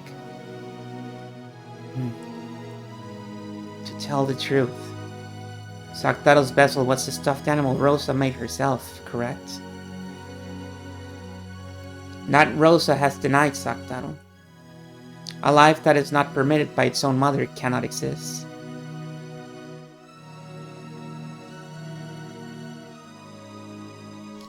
No! Beatrice's words were feeble, because she knew that, no matter what the excuse, it wouldn't be enough to calm Maria and make her accept it. But she had to communicate the painful truth to her disciple and close friends. She had to tell her the fact that even with all of her own power, even she could not revive Saktaro. As long as you continue to strongly believe in Saktaro's existence, that soul will not disappear. So, Maria, please, do not be sad. Even now, look. Believe that Saktaro is smiling right over there. No! No, no, no! You have to bring Saktaro back to life. No, no, no! No! Give it up. There is no magic to revive Saktaro. Despite that, you must strongly believe that Saktaro will continue to exist as your close friend. That power will become magic. That's not magic. That's not magic. You have to bring Saktaro back to life. You can't do it because Mama made him herself? Why did Mama make Saktaro? It was to give him to me as a present, right? It was to make him my friend, right? So why did Mama make it herself and break it herself? Why did Mama give birth to it herself by herself and try to break it herself? I don't understand. I hate Mama.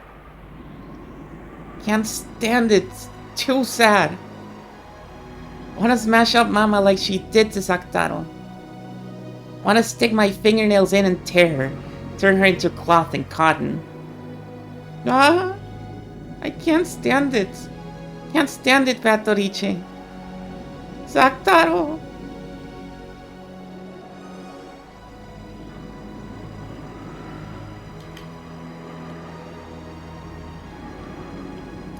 From the darkness behind Maria's back, two massive jet black arms crept out.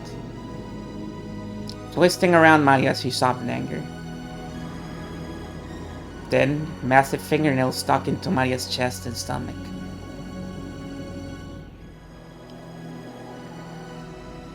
Maria could not see that, but Beato could. Anger and sadness without any place to go will tear you apart. Beato knew that. She could see that. Yes.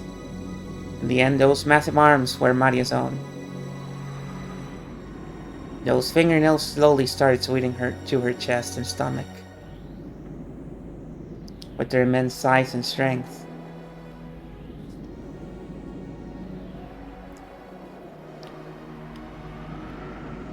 Those arms could probably tear Maria into bits easily. But Maria herself couldn't notice. Drowning in a sea of her own tears, she couldn't notice that her own arms were trying to tear apart her own chest. I can't stand it. Can't stand it. If Sakutaro can't be brought back to life no matter what, I want revenge. Want to make Mama meet the same end. Want her to meet the same end as Sakutaro. Beatrice, teach me magic for that. Teach me magic to beat Mama.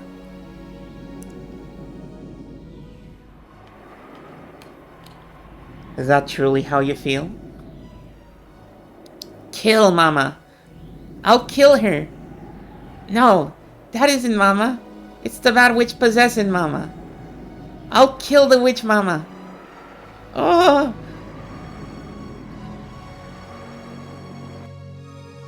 Very well. I shall give you that power. For tearing you and your beautiful heart apart. For giving you that pain. It is fitting that your heartless mother be torn apart considerably. I shall teach it to you.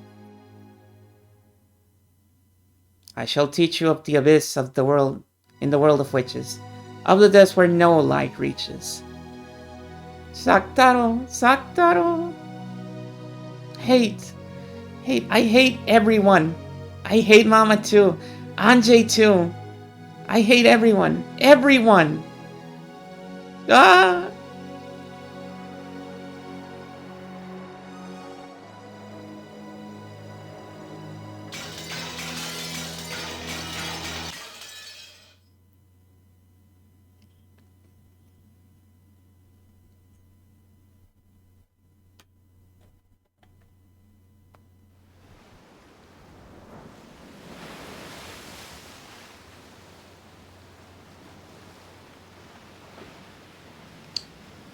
Whew!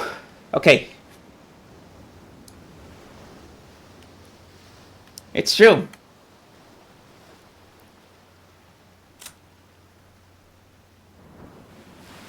So when I said that thing about the Anjay scene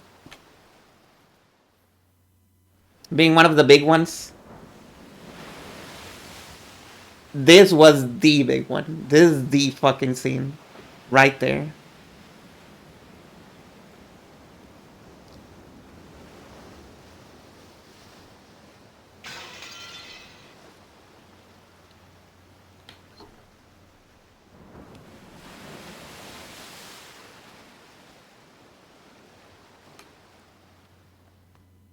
Well, we could end it there, but I guess we can go on a little bit more.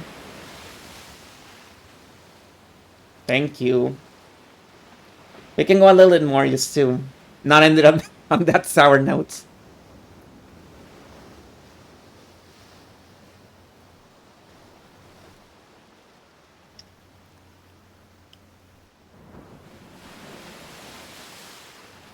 You know how in the previous stream I suddenly decided to update the counter like by a bunch of numbers instead of doing it one by one. It was specifically because some of the parts where I did it, where the count went up, if you knew exactly when it happened, it was a spoiler. One of those moments was when Sakataro was introduced as a human character. And I read the bio description.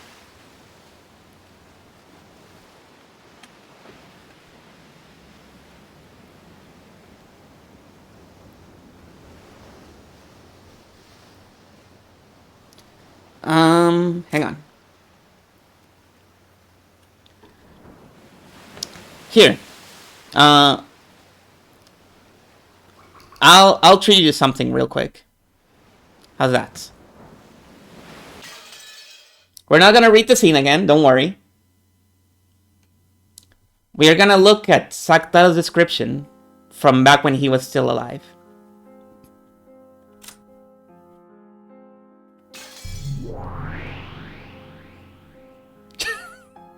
Yeah.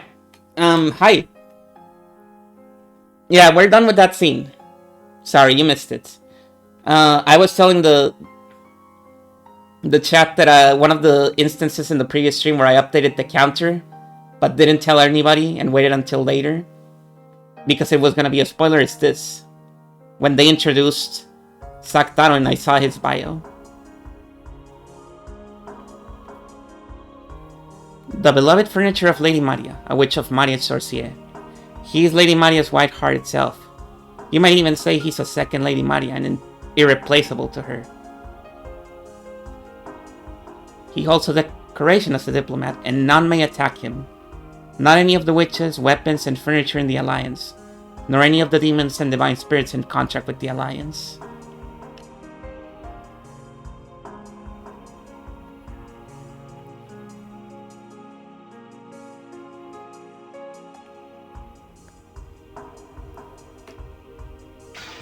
So yeah, I read that. And I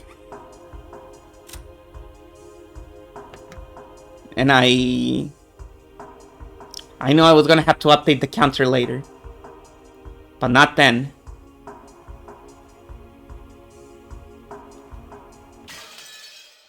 Okay, now back to this.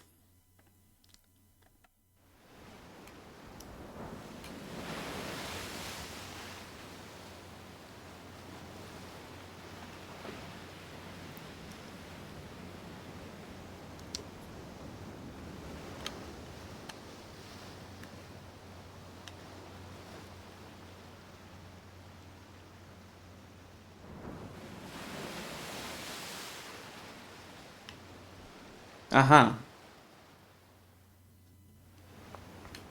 It would be easy to say that. That shit's done. I'm not watching that again. You can say that for anything. Like when a scene with Balor. Oh, that shit's funny. I don't want to see that again. I don't like being entertained or happy.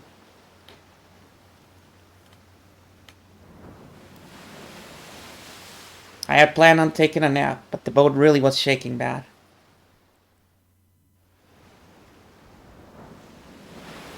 I gave up on sleeping and went up onto the deck. There, I was welcomed by the shining sun and a strong sea breeze. Because you didn't want to cry.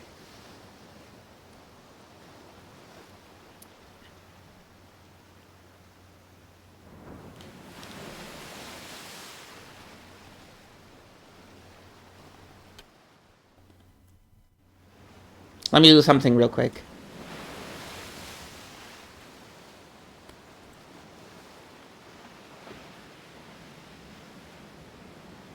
There.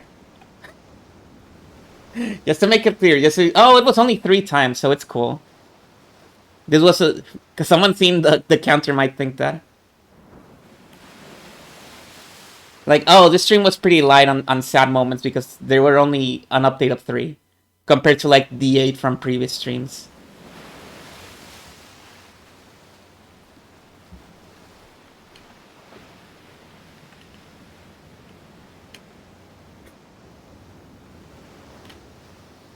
Amakusa had been doing some stretches on the deck.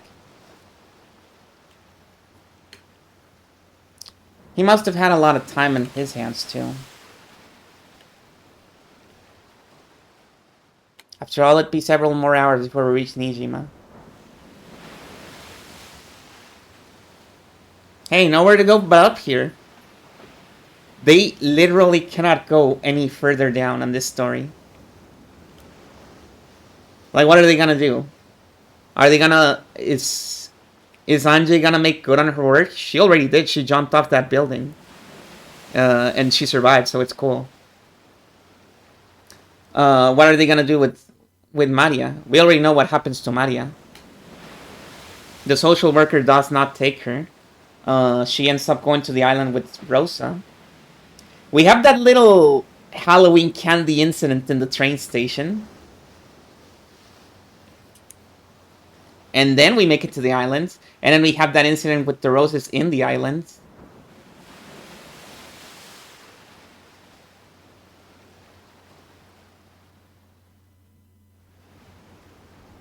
Rupture's terrifying applause. The bravest person in chat, finally. Yeah, it's Amakusa. Sorry. It is Amakusa.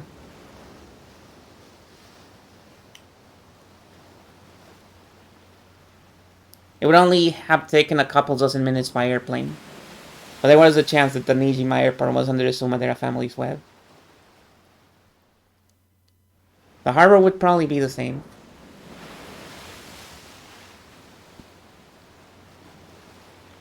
For that reason, I had obtained a boat that would let me land while avoiding the harbor. No questions asked.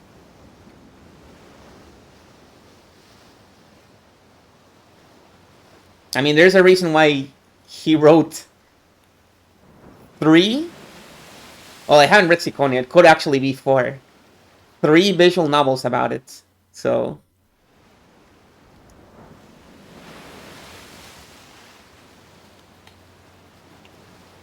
I bumped into a cheery boat captain. Piled him generously, and he had decided to help me out amused. And I haven't played Silent Hill F. That could be number 5. Still gonna be a while. I just asked the captain. It sounds like it'll take a full 2 hours more. Well, beggars can't be choosers. The weather sure is nice. Feels like I'll burn. Going to read on the deck. You'll damage your book. Amakusa apparently thought this because I was clutching Marionette-chan's diary under my arm.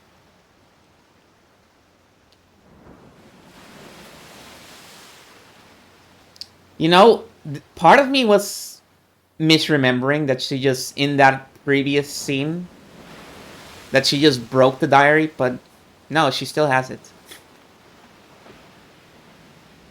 And since she has it here, in like the furthest away you can be in the future, there's not going to be a flashback where she breaks it. Unless this is a fake somehow. I've been reading it half asleep, which was why I come back up still clutching it. How's it going? Think you'll be able to find the truth of Rokenjima from Maria-san's diary? Who knows? No matter how much I investigate what happened on that island, it won't make for anything more than a theory. It's just a theory. There's no truth written in the message bottle or an etch on the diary. It's a fairy tale with a witch walking around. I'm stuck. Looks like you got nothing to look forward to except questioning those involving Nijima. I imagine the witch hunters have showered them with questions over and over, so I'm pretty sure I won't find any new facts.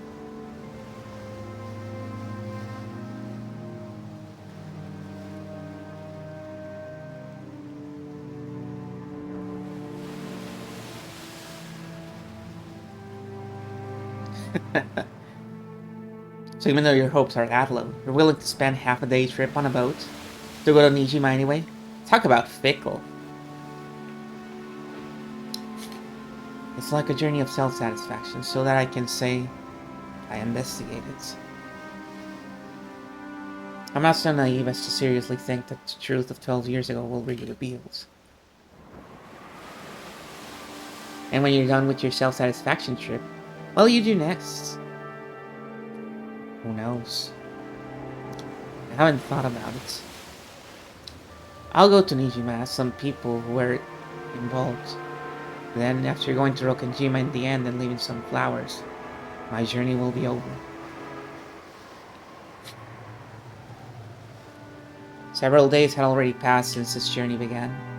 After being told by Bern still on the roof of the building to search for the truth of 12 years ago, I left on a journey like trying to grasp a cloud. At the time, I felt as though I'd experienced something mystical. I had the feeling that I might be able to grasp some kind of miracle at the end of this journey. But after several days passed, my excitement died down.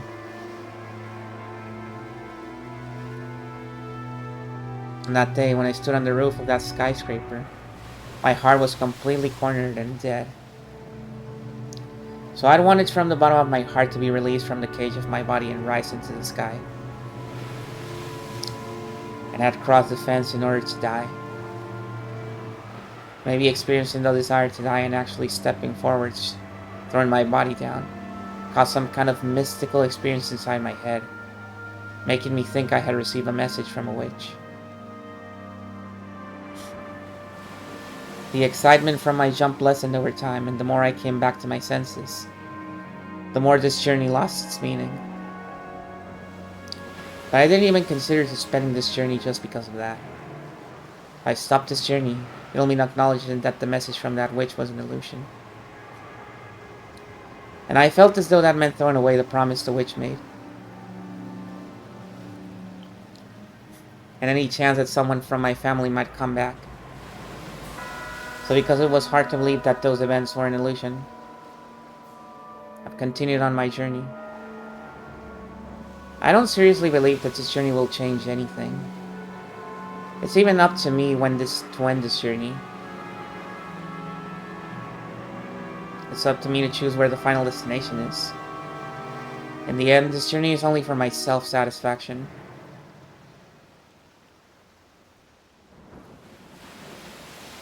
Self-satisfaction, huh? It sounds bad when you say it, but I think that's actually what life is all about. Oh. If that's the answer you reached after hovering over the line between life and death in the mercenary business, that's probably pretty deep. Don't take it too lightly. What I'm trying to say is that the only one who can acknowledge you in this world is you yourself. Amakusa continued stretching as he spoke, in an irritatingly fresh way. Hearing it told to me as though from a teacher made me instinctively want to resist. But what he was saying was extremely sensible. That may be true. People work hard when they want to be acknowledged by someone. In most cases, that someone is their parents. Children learn how to work hard because they want to be praised by their parents. Although, that's why I never learned. Sorry, that's not how I meant it. What I'm trying to say is that there's nothing wrong with self-satisfaction. No matter who praises you, it's meaningless unless you can accept it. Turning around, even if no one praises you, that doesn't matter as long as you can accept it.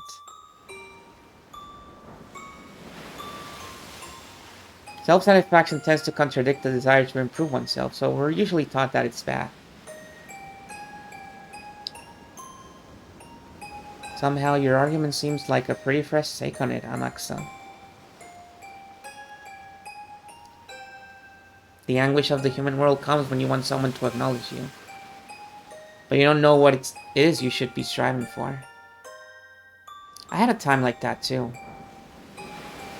I wanted to be acknowledged by someone, but I didn't know what I wanted to acknowledge about me. And since I didn't know what to strive for or how far I should go to be acknowledged, I did a lot of crazy things. And the answer you reached was self-satisfaction. Sounds bad.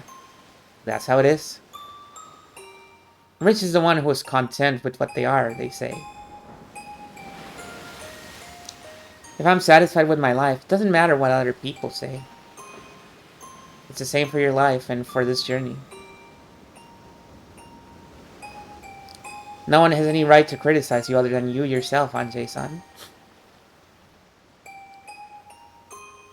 You're the only one who determines the meaning and results of your journey. If it's been a meaningful journey for you, then that's more than enough. You know, one might say that this little life lesson doesn't hit as hard because it's coming from Amakusa. But honestly, I feel like it works better because of that. Because he is written as a person that you don't want to acknowledge. And that is the point.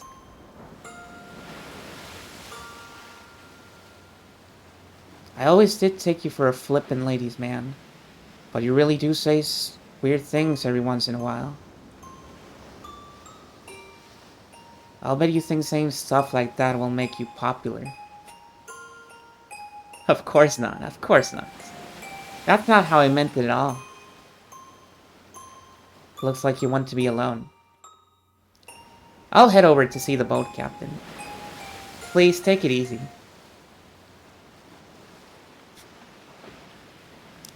Maxa apparently decided I was in a bad mood. Although I didn't feel that way myself. Or he might have finished a set of stretches and wanted to cool off in the shade. The sea winds were strong, but not enough to cool the rays of the sun. Amakusa disappeared. Only I remains. Self-satisfaction is life itself, huh? That's just boring. Life is nothing without greed. True! To live is to want.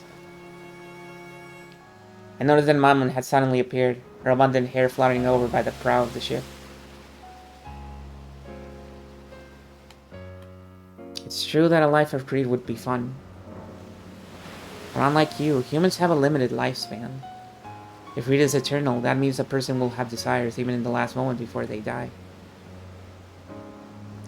Having desires means there's something that you want. Something you don't have. Some way you aren't complete. I'm sure it's tough to die when you can't think of your life as being a full one. So I'm sure self-satisfaction is necessary. I see.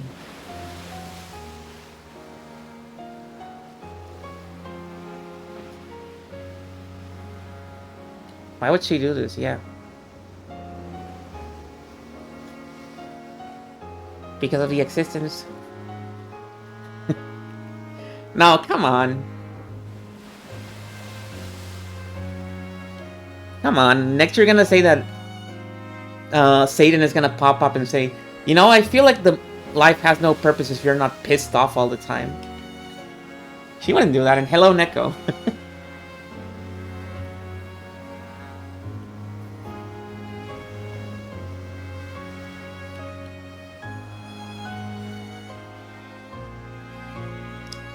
Because of the existence of a lifespan, you have to compromise like that. All of my masters had very long lifespans, so I've never thought of it. I wonder if humans live for the purpose of becoming satisfied. Nice. Glad you had a good nap. So, it's probably easiest to live without desires. I see. So that's why greed is one of the 7 deadly sins.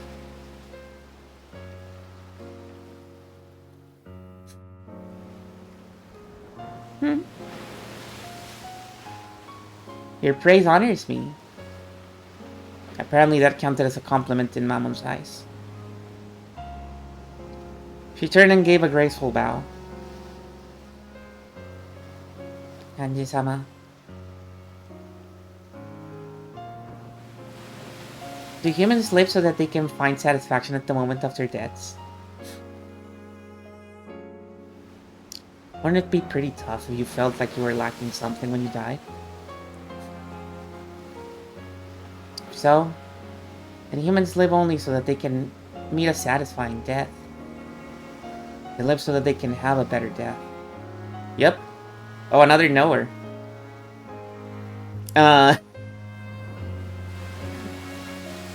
Well, Nekal, guess what you missed? You're probably really sorry about this. I bet you really wanted to see it. You missed the scene where this lovely character met his untimely demise.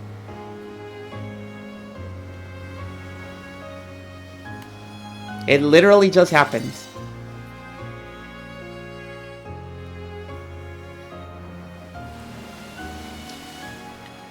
Alas, this kid's saying something pretty incredible. She keeps calling Mamon a kid.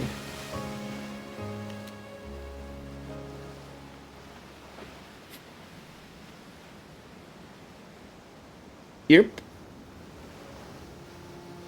See, as I'd expect from a demon steak.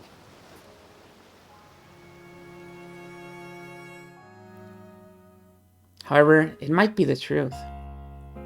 Humans suffer because they aren't satisfied, and live only to find satisfaction. In other words, that might be the same as a desire to die satisfied.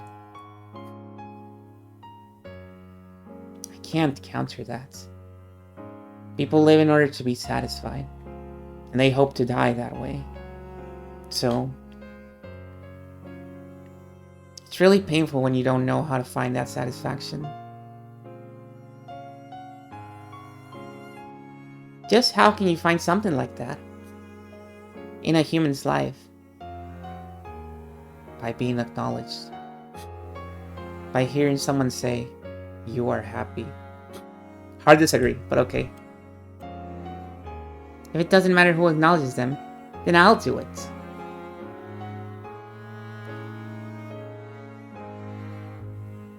Yeah, that's the problem. People don't know who needs to acknowledge them. So, searching for this person who can acknowledge them is the journey of their life? It sounds strange.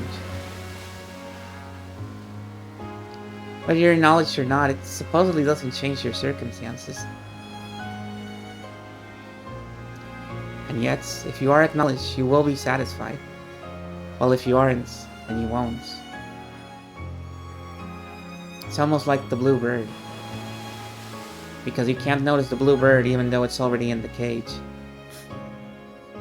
You have to go on a journey searching everywhere. What the heck? Oh, this scene is really good. I really like this shot. It looks like Mamon is resting her arm on the guardrail here.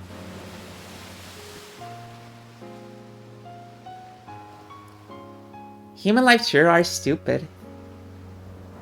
That's right. That's something really good. Rich is the one who's content with what they are, was it?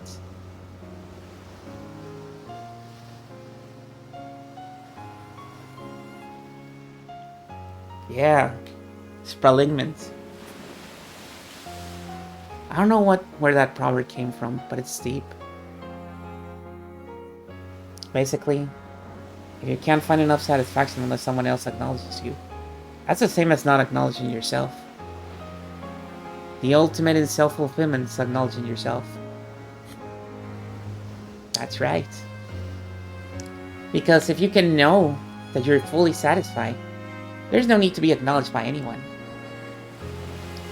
Just by taking notice of the small things, the human's foolish journey of life can be ended easily.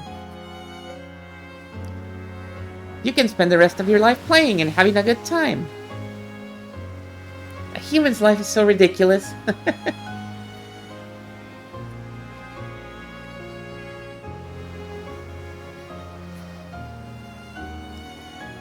Mamon's choice of words was bad, but it was surely the truth. Oh yeah, she's hitting you with some really massive truth bombs right now.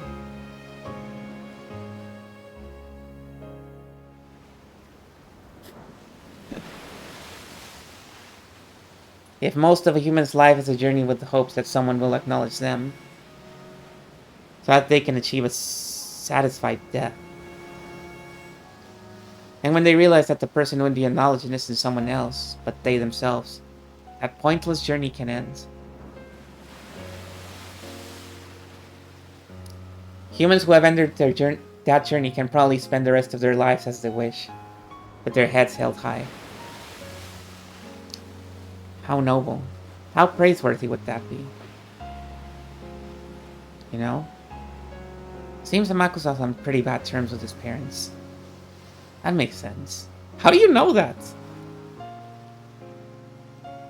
Oh, any decent parents would want him to get the hell out of the trade, isn't it?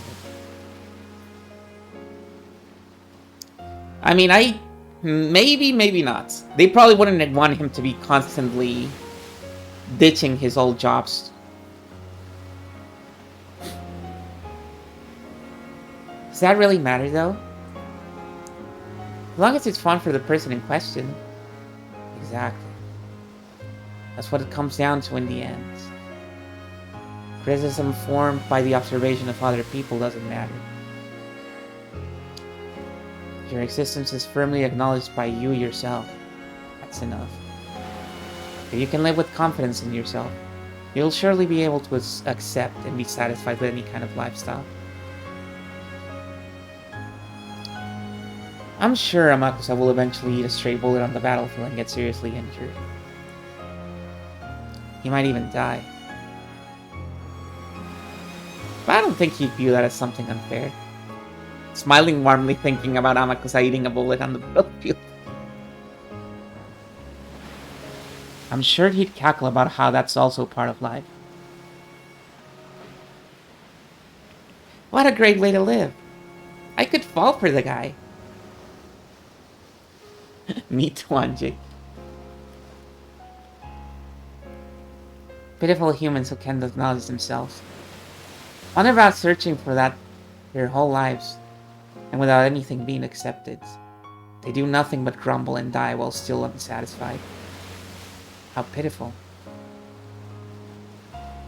Compared to people whose lives drag on without any purpose.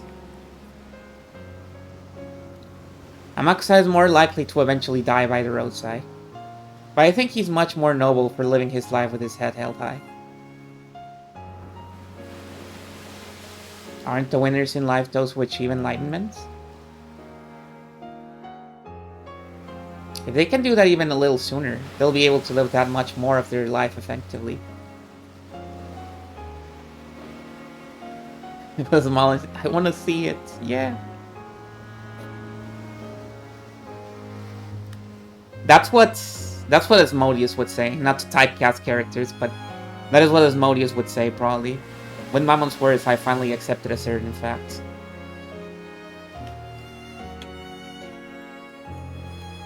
In the past, I've called that girl unusual. A little strange. However, that wasn't true. All she did was keep her head held high and finish that journey faster than anyone else.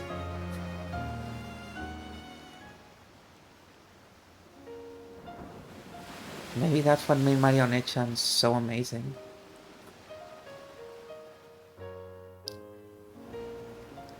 When she was at the age where she might or might not enter the first year of elementary school, she had already reached that point.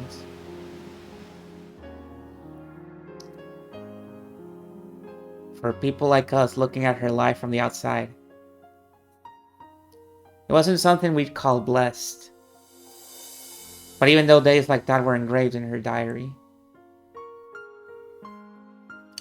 they always finished up by saying that it was a happy day. Even though the part of her mother that didn't love her daughter came and went, she believed that her mother loved her. The mother's love that didn't exist. She created herself, filling her world with love. Others might observe her as an unsatisfied, pitiful girl, but she herself acknowledged that she was satisfied. And so she was happy that way. It's easy to observe that as something pitiable and sad. To her, that was an outsider's opinion, so it didn't matter. Whether or not I was happy for her was the only important thing.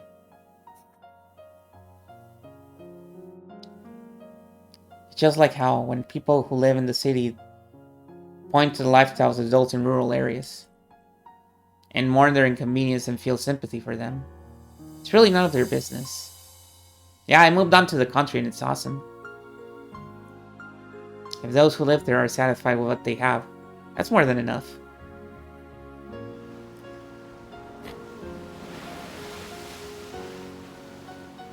I finally noticed something. I noticed it just now. I did something horrible to Marione-chan. Yeah. A little bit. And to you all in Sakutaro as well on that day.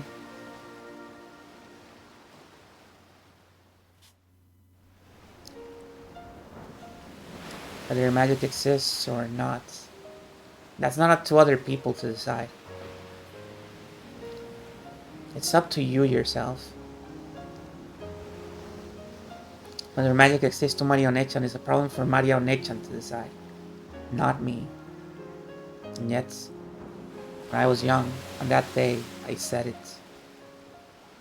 By saying there was no way magic exists, I hurt her.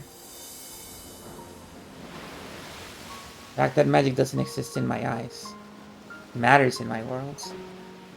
But denying it even in Marione-chan's world, for that reason, was totally misguided.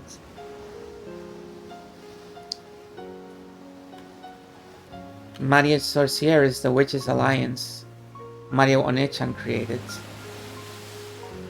I was invited into it, and told to become a witch with them.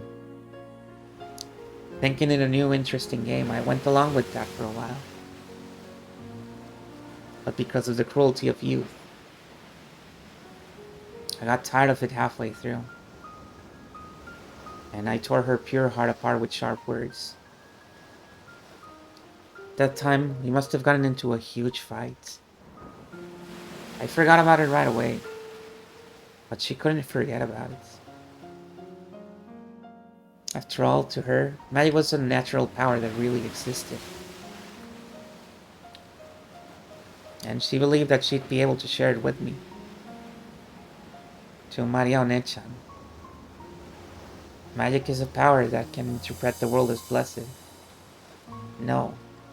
Which can truly make everything blessed. She just wanted to share that with me too. The young me that tore that feeling apart. So she closed herself up in a shell, assuming that she wouldn't be able to share her magic with anyone. If that's true, then Lady Maria's journey through life wasn't over after all. If she'd been able to accept herself, then there'd be no need to collapse just because you denied her, Anjay-sama. One-chan was young.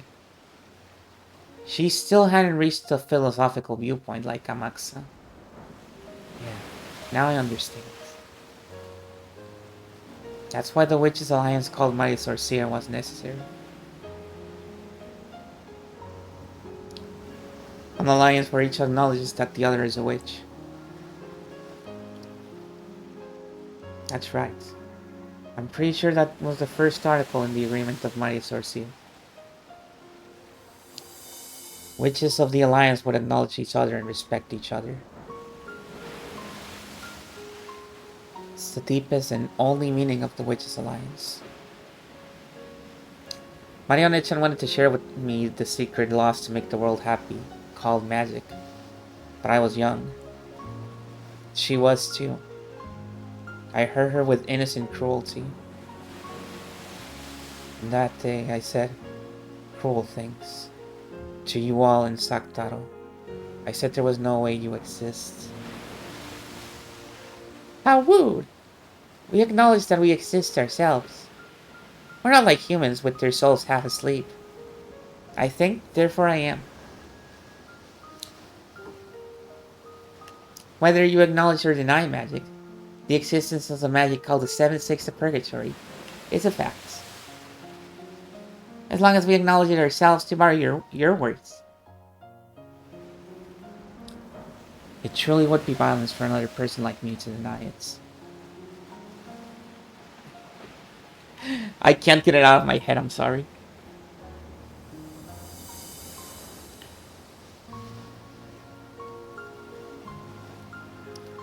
I'm sure that'd be like having your true mother yell, "I wish you had never been born."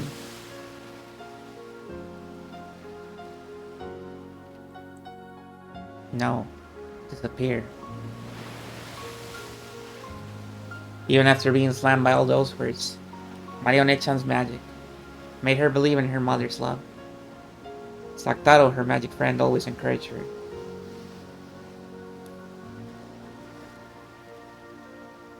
He kept saying that her mother loved her, that she was coming home late because of her work, and that she would definitely bring back a present. Even after Maya learned that her mother's work wasn't really the cause, magic allowed her to continue believing. And by believing that her mother loved her, by acknowledging herself,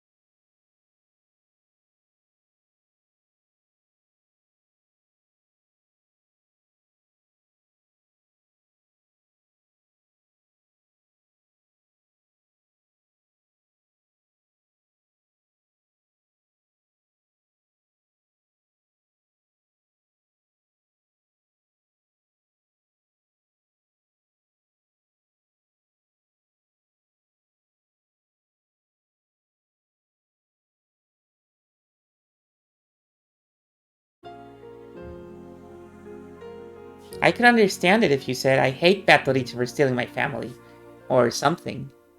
But you really are weird, feeling guilty for no reason and apologizing. Of course I hate Patorich. I couldn't continue this journey without that feeling. But it's okay to choose this yet another purpose for this journey. There's nothing wrong with adding on a goal of apologizing for past sins, in addition to getting revenge and a wage for what happened 12 years ago. I can at least go to Rokkenjima, apologize for my reckless remarks, and offer flowers.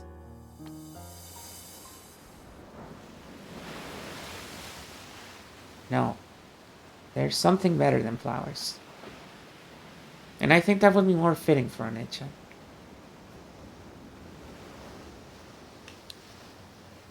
I stood up, not minding that the sea breeze scattered my hair, and concentrated my mind. I lifted my palm up to the height of my head, and imagined the vast space. Anji-sama. Be quiet. Come, arise. I am the witch apprentice, Anji Batorichi. I was excommunicated, but I was once a member of the same alliance, and you are the dearly missed furniture who played with me. Answer to my call. It was hard to tell in the middle of the day, but a faint blue light gathered around the palm of my hands. Then, Sakutaro's form was revived.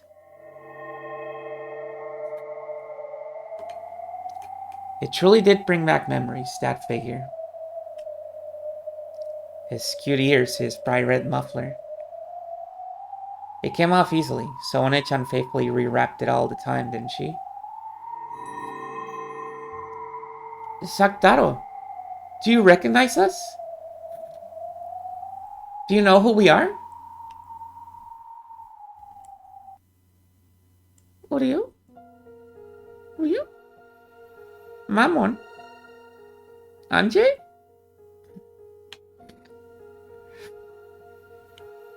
With a sleepy face, as though waking up from a long slumber, Sakutaro looked all around him as he spoke. It's been a long time, Sakutaro. I'm pretty sure this is the first time I've summoned you with my own power. And now, I'm the only one who can summon you. Who do you... Those words might have been a bit cruel. Sakutaro's face clouded over. In the past, I denied you. Now that I've summoned you, it means I've accepted your existence. Are you sure?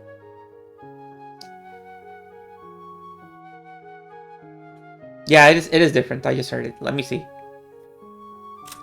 I heard the sound. Marionette-chan's precious friends. Very simple, warm, and kind. Tends to say Uryu. Didn't Marionette-chan also have a habit of saying this long ago?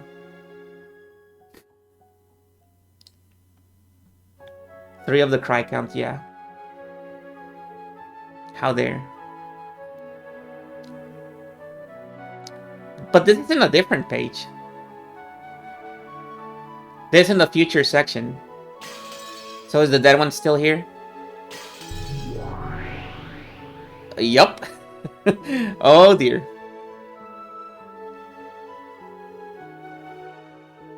Never forget. Okay. I like that this one has a much less flowery description, because it is a description as written by Anji and how she perceives Sakutaro.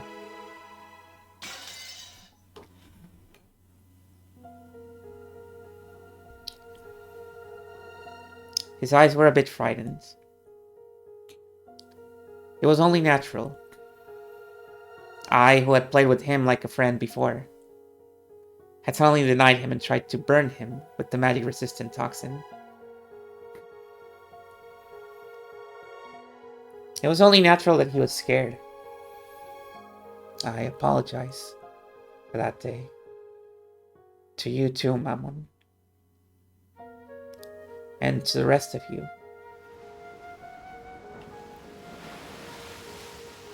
At some point, the rest of the 7 sisters has gathered on the deck.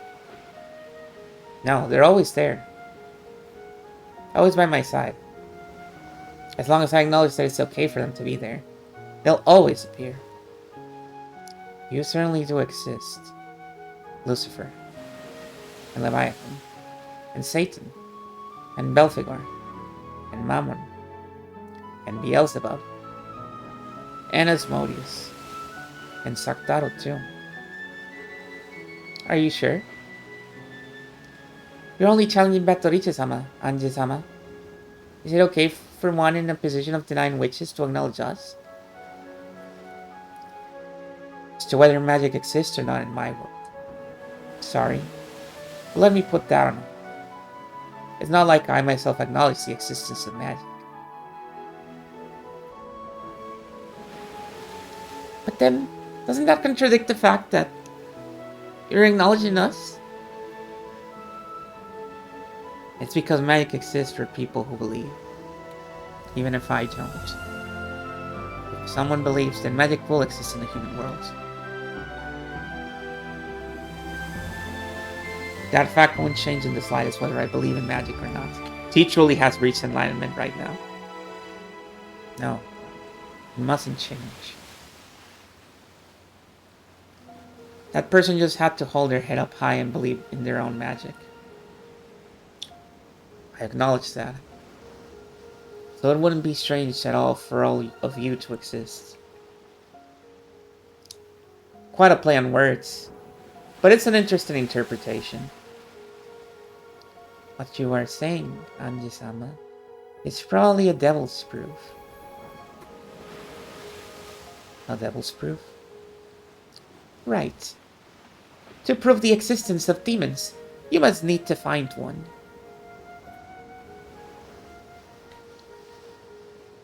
But it's impossible to deny existence of demons. And we're here. That means that whether Anji-sama believes in magic or not, our existence is unshakable. What do you? The magic-resistant toxin is disappearing from Anji. You're right. Even though you're in a position of denying magic. Why? I'm woke. It's probably because I learned what it means to respect and acknowledge. Right now, I might be able to understand of Maria Onechan's and Beatrice's magic. She's woke now. She can't be stopped. In the past, I didn't believe in things like magic.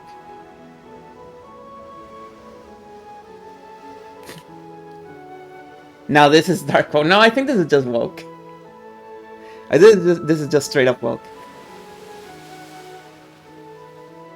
I acted like I was closing my eyes tightly and couldn't see anything. But now, I'm different. I get the feeling I can look right at the thing called magic and close in on its true nature. How frustrating. It's truly rare to find a human so free of the magic-resistant toxin in this day and age. And she has such an uncommon genius for being a witch. That's right. If Anji-sama tried to become a witch right now, she could grow to be a great witch, maybe even at Beatrice-sama's level. Even so, he has acknowledged our existence and is our master. Most likely, Anji-sama will be our final master. Let us think of this as our final service, and apply ourselves to the fullest. Bleh! But I just can't stand that Anji-sama still doesn't believe in magic herself. Anji-sama, please believe in magic too. It feels like a waste to finally have a master and have it not be a witch. Even though you have outstanding talent that could make you one of the greatest of witches, your goal is to attack witches. It's so frustrating. Well, even so, that's your life, the way you live. And in the world where you decided that, there's nothing we can do to complain. Thanks for understanding me. Yeah, whether magic exists to me or not. That's up to me to decide. Regardless of whether magic actually does exist somewhere in the world or not.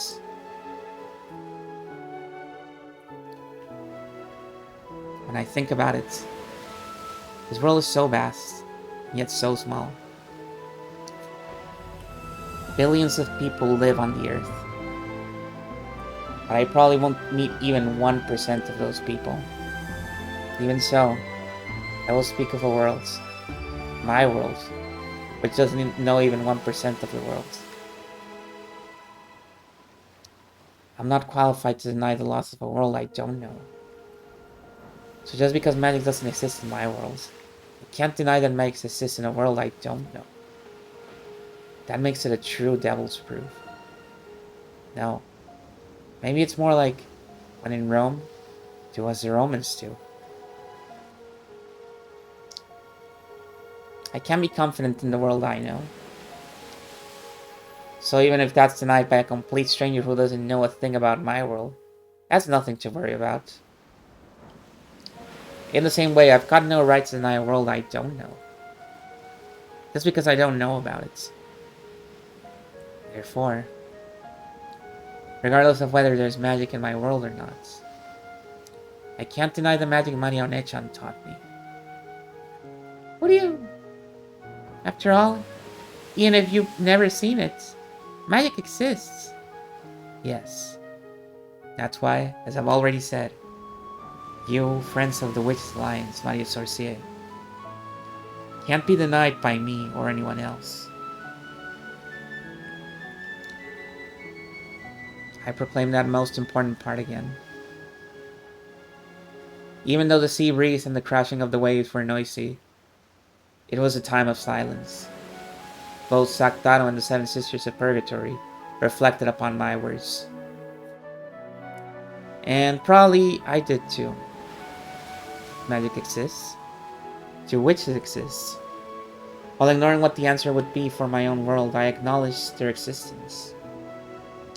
That contradiction was what I proclaimed so boldly.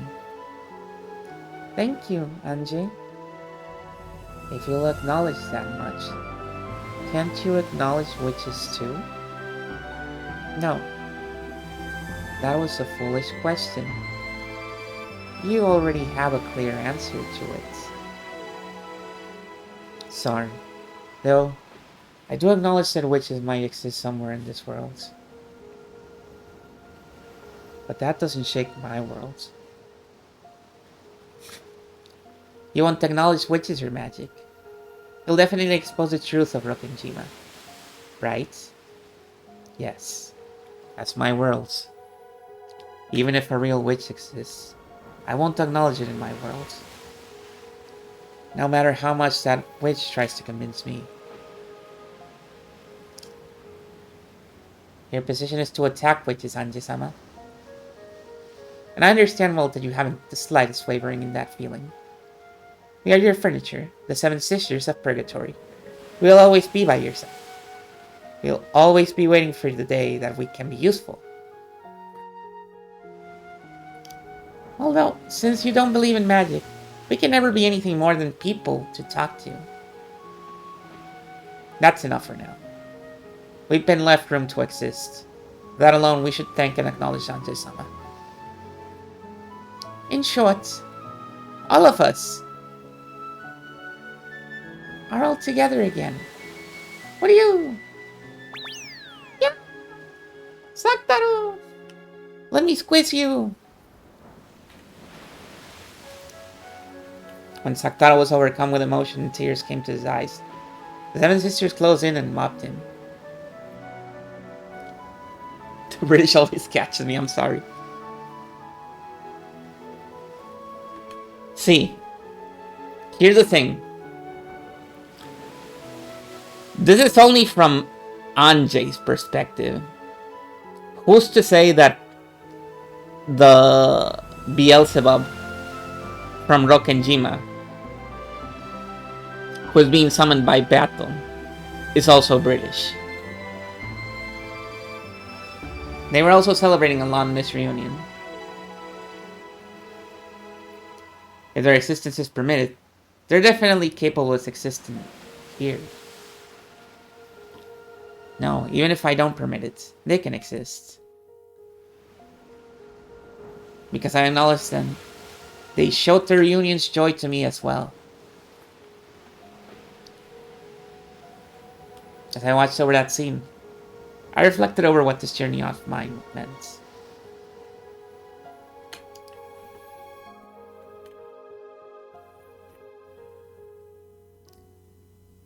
I wonder if everyone will forgive me this way.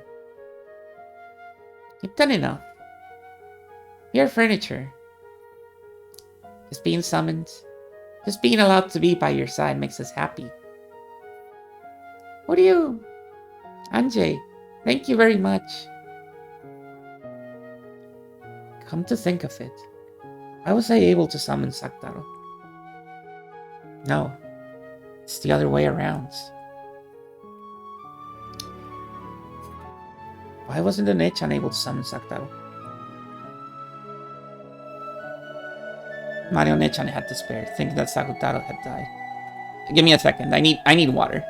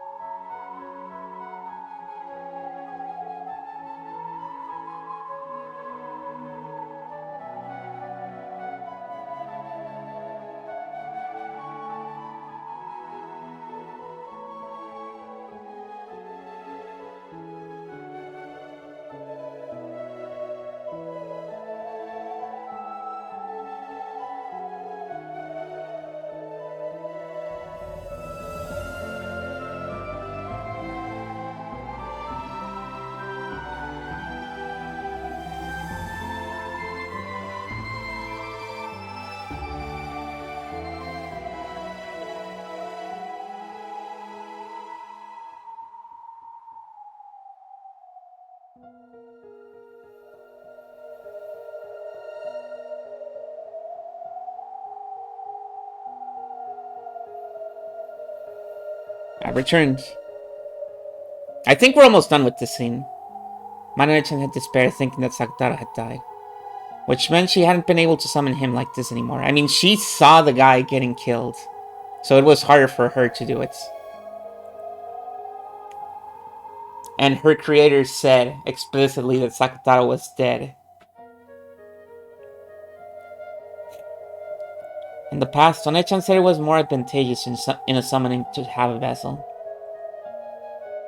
However, a vessel is like training wheels, and it shouldn't be absolutely necessary.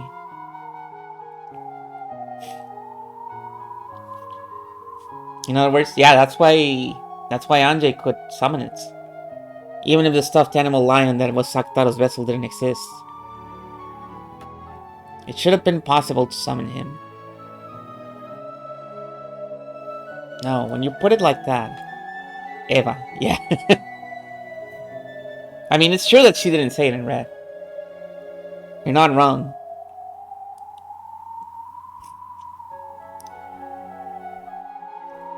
It's even a little doubtful whether summoned things can be limited by life and death. Moreover, Sakutaro should have been an especially important friend to Mario-chan. She should have been able to strive hard to summon him one more time. It certainly was sad that the original stuffed animal vessel had been torn apart. But why did he die and become impossible to summon again? That's because... at that time, Maria saw my stuffed animal torn and decided that I died. It's the same as the existence of magic. If Sakutaro has died in Lady Maria's world, and he can't exist in her world, what do you... The shock of having her beloved stuffed animal torn apart had left a wound in her heart serious enough to prevent her from summoning her irreplaceable close friends. Hello, Flo. In Mario-chan's eyes, Sakutaro died. So even if Sakutaro can't exist like this to me, he cannot exist before her.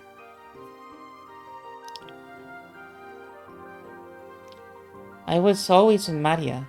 When Maria cried, I was always right beside her, telling her not to cry. But my form, my voice, nothing of me will reach Maria now. Saktaro hung his head, looking sad. After that incident, the nature of Maria's sorcia rapidly began to change. Before then, the alliance was a peaceful thing. But after that incident, it grew full of shadier things, focusing on how to curse people you hate. One-chan's diary began to show a clear change.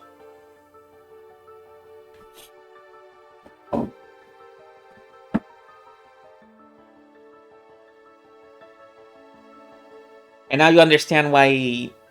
Well, I guess you already kind of understood it. She pretty much makes it pretty explicit since episode 1 why Maria was perfectly okay with everybody getting killed. Including herself. Diary is a mirror that reflects one heart as it is. It probably showed the personality called Maria die. And be reborn as the evil witch personality, Maria.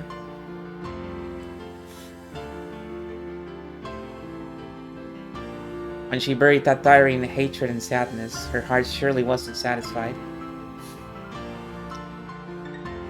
Because it wasn't satisfied, she had to bury it with hatred and sadness.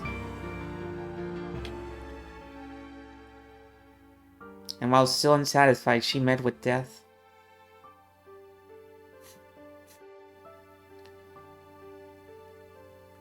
I wonder if her unsatisfied soul has a hole open in its chest from sadness even now. And continually wonders, dripping tears down and calling Saktaro's name.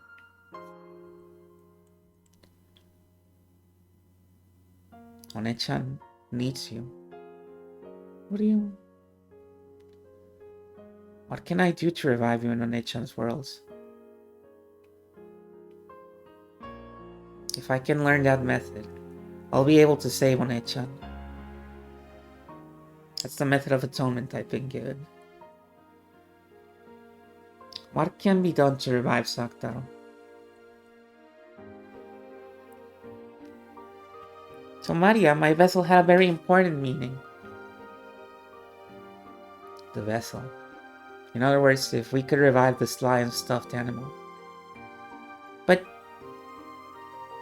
Mama Rosa made my stuffed animal herself, so only she could make it. Even inside the diary, Maria One-chan had asked herself Beato Richin, and was refused for that reason. The magical significance of a stuffed animal being unique and handmade is very large. Then, if we could only make the same thing once more. Aunt Rosa is already gone from this world. We can't make the same thing again.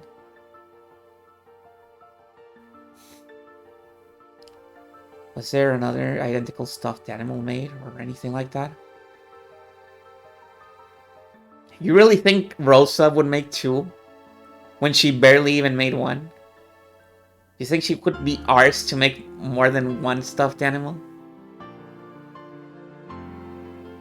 He's a stuffed animal made to be Lady Maria's birthday present. And it's the only one of his kind in the world. A handmade and unique vessel.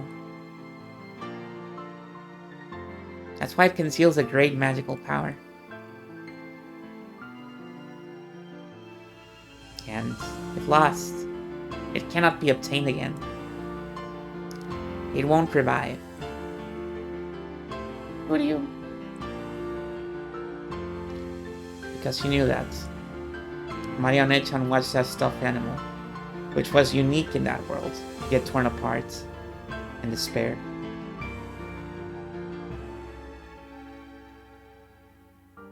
Because it was the only one of its kind in the world. And she couldn't permit a compromise such as buying another one.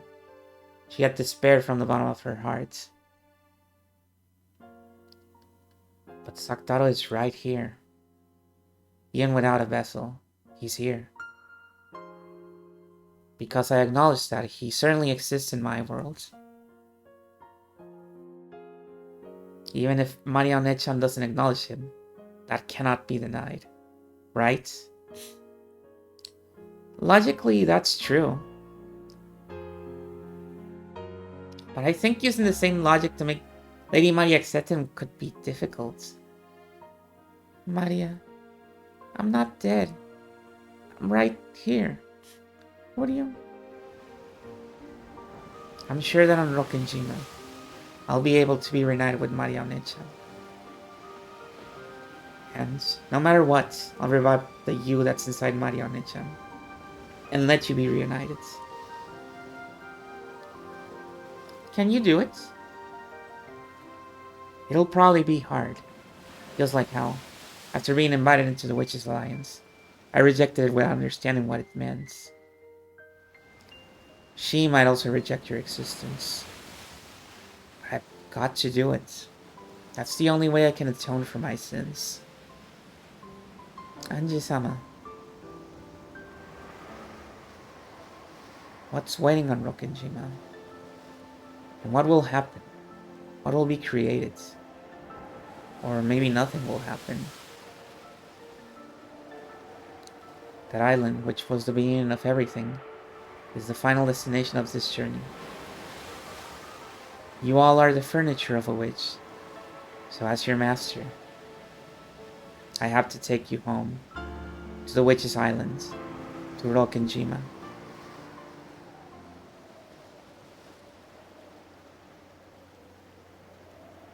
Even though the rays of the sun had been so strong, at some point clouds had started to hang down. The spray that hit my cheek might not have all come from crashing waves. Anji-san, looks like we gonna get a bit of a shower. Maybe you'd better get below deck. Amakusa called out to me with an expression that said, "Oh, you're still here." When I looked up, I saw that the island's silhouette had gotten much larger. We might reach land very soon. I remember that the weather report had mentioned scattered rains. The sky wasn't dark enough for rain clouds. It'll probably be just for a short time. Even though the rain was light enough not to be a pain, having rain start to fall as we approached the island felt like some kind of fate. It was raining on October 4th, 1986 as well. I'm approaching the Rokkenjima of that day, and not just in distance. I went back down with Amakusa. He was carrying what looked like a really large and heavy golf bag. Oh. It was something Amakusa had brought back with him on the day when we'd split up. He's probably gonna practice some of his drives in the island, surely. I didn't inquire as to its contents, but it's hard to imagine that they were anything peaceful. There's no peace in golf. I won't go as so far as to ask what's inside, but it looks heavy. Why are these things so darn heavy all the time? A French instructor taught me something interesting about that once. He said they should always be heavy. After all, a human's life is heavier than the world's. I guess clubs are pretty heavy.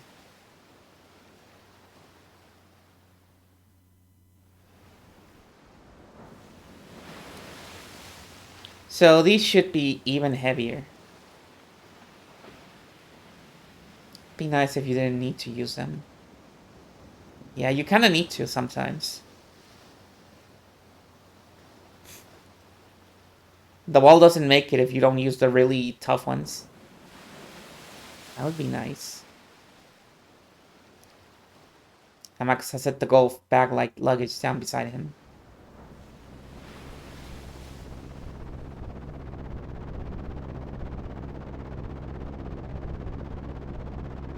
The noise?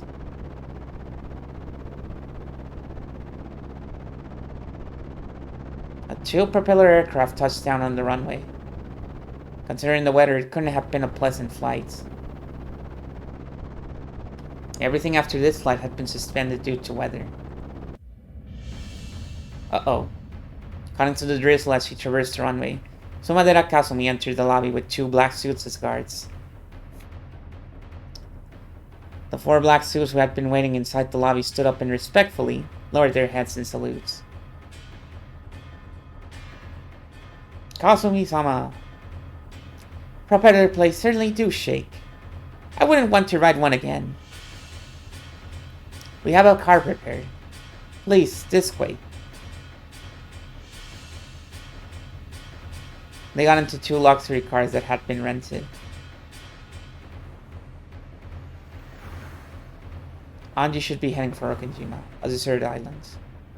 How convenient. You've arranged for some tools, I take it.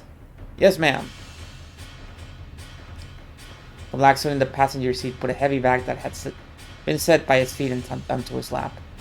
Opened the catch with a click and showed Kazumi what was inside. Inside were several silver lumps of carefully wrapped aluminum foil. He peeled one open to show her. A black, blunt automatic pistol peeked its face out. Uh-oh. And we have nothing to defend ourselves with except a bunch of gold clubs.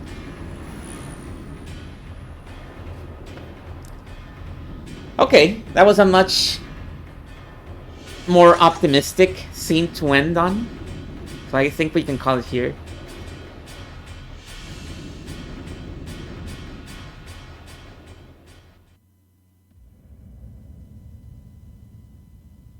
$1986? I was already approaching 10 minutes. Okay, I just wanted to see if the first dialogue was Battler. It is not. We did it, guys.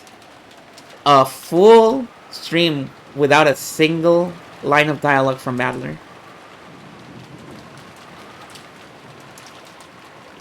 And look what happened. Look what happened with a Battlerless stream. At first everybody was saying, this fucking guy thinks he's the main character. Get this fucker out of here. And look what happens when Battler isn't around. I hope this taught you a lesson.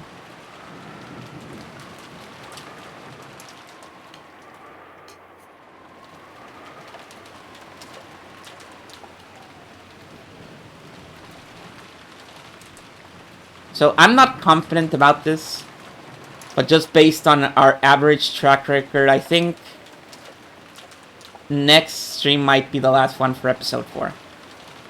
But we'll see.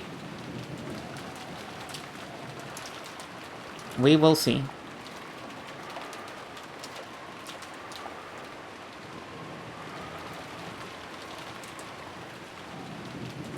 You're gonna say, but nobody's died yet. Yeah, but all the episodes have roughly the same runtime, so I feel like there's a lot more. Let's not make any hasty conclusions like with episode 3, okay? If I reach the 4-hour mark and it doesn't seem like it's over, I'm just gonna end it there. Let's not have a repeat of episode 3. Which, by the way, I lost half of that bod.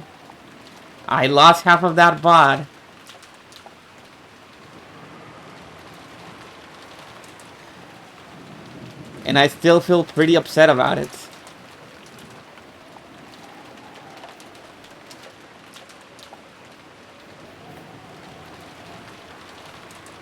Time for another channel point donation. Not until I make good on the first one.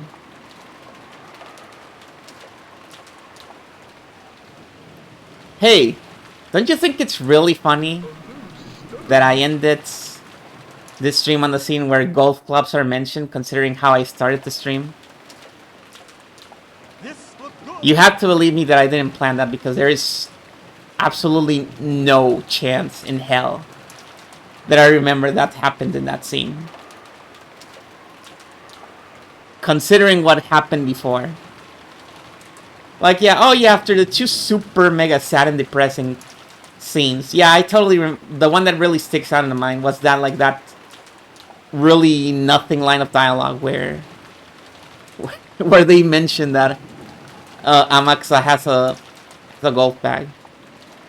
And I planned the whole stream around it, sure.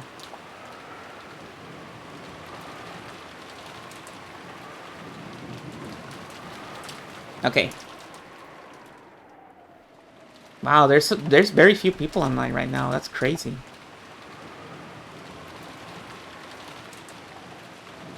No, that's the wrong name. Here we are. I've actually got the channel loaded up, so I'm not gonna have to wait. I'm gonna raid Mato, who is, I think, just based on what I see. I could be completely wrong since I've never played this. At the end of Breath of Fire 3. I hope you guys enjoyed tonight's stream. Well, I hope you... Yeah, sure. I mean, I hope you enjoyed. I hope you understand why I was so reluctant on reading episode 4. But I think it's worth it.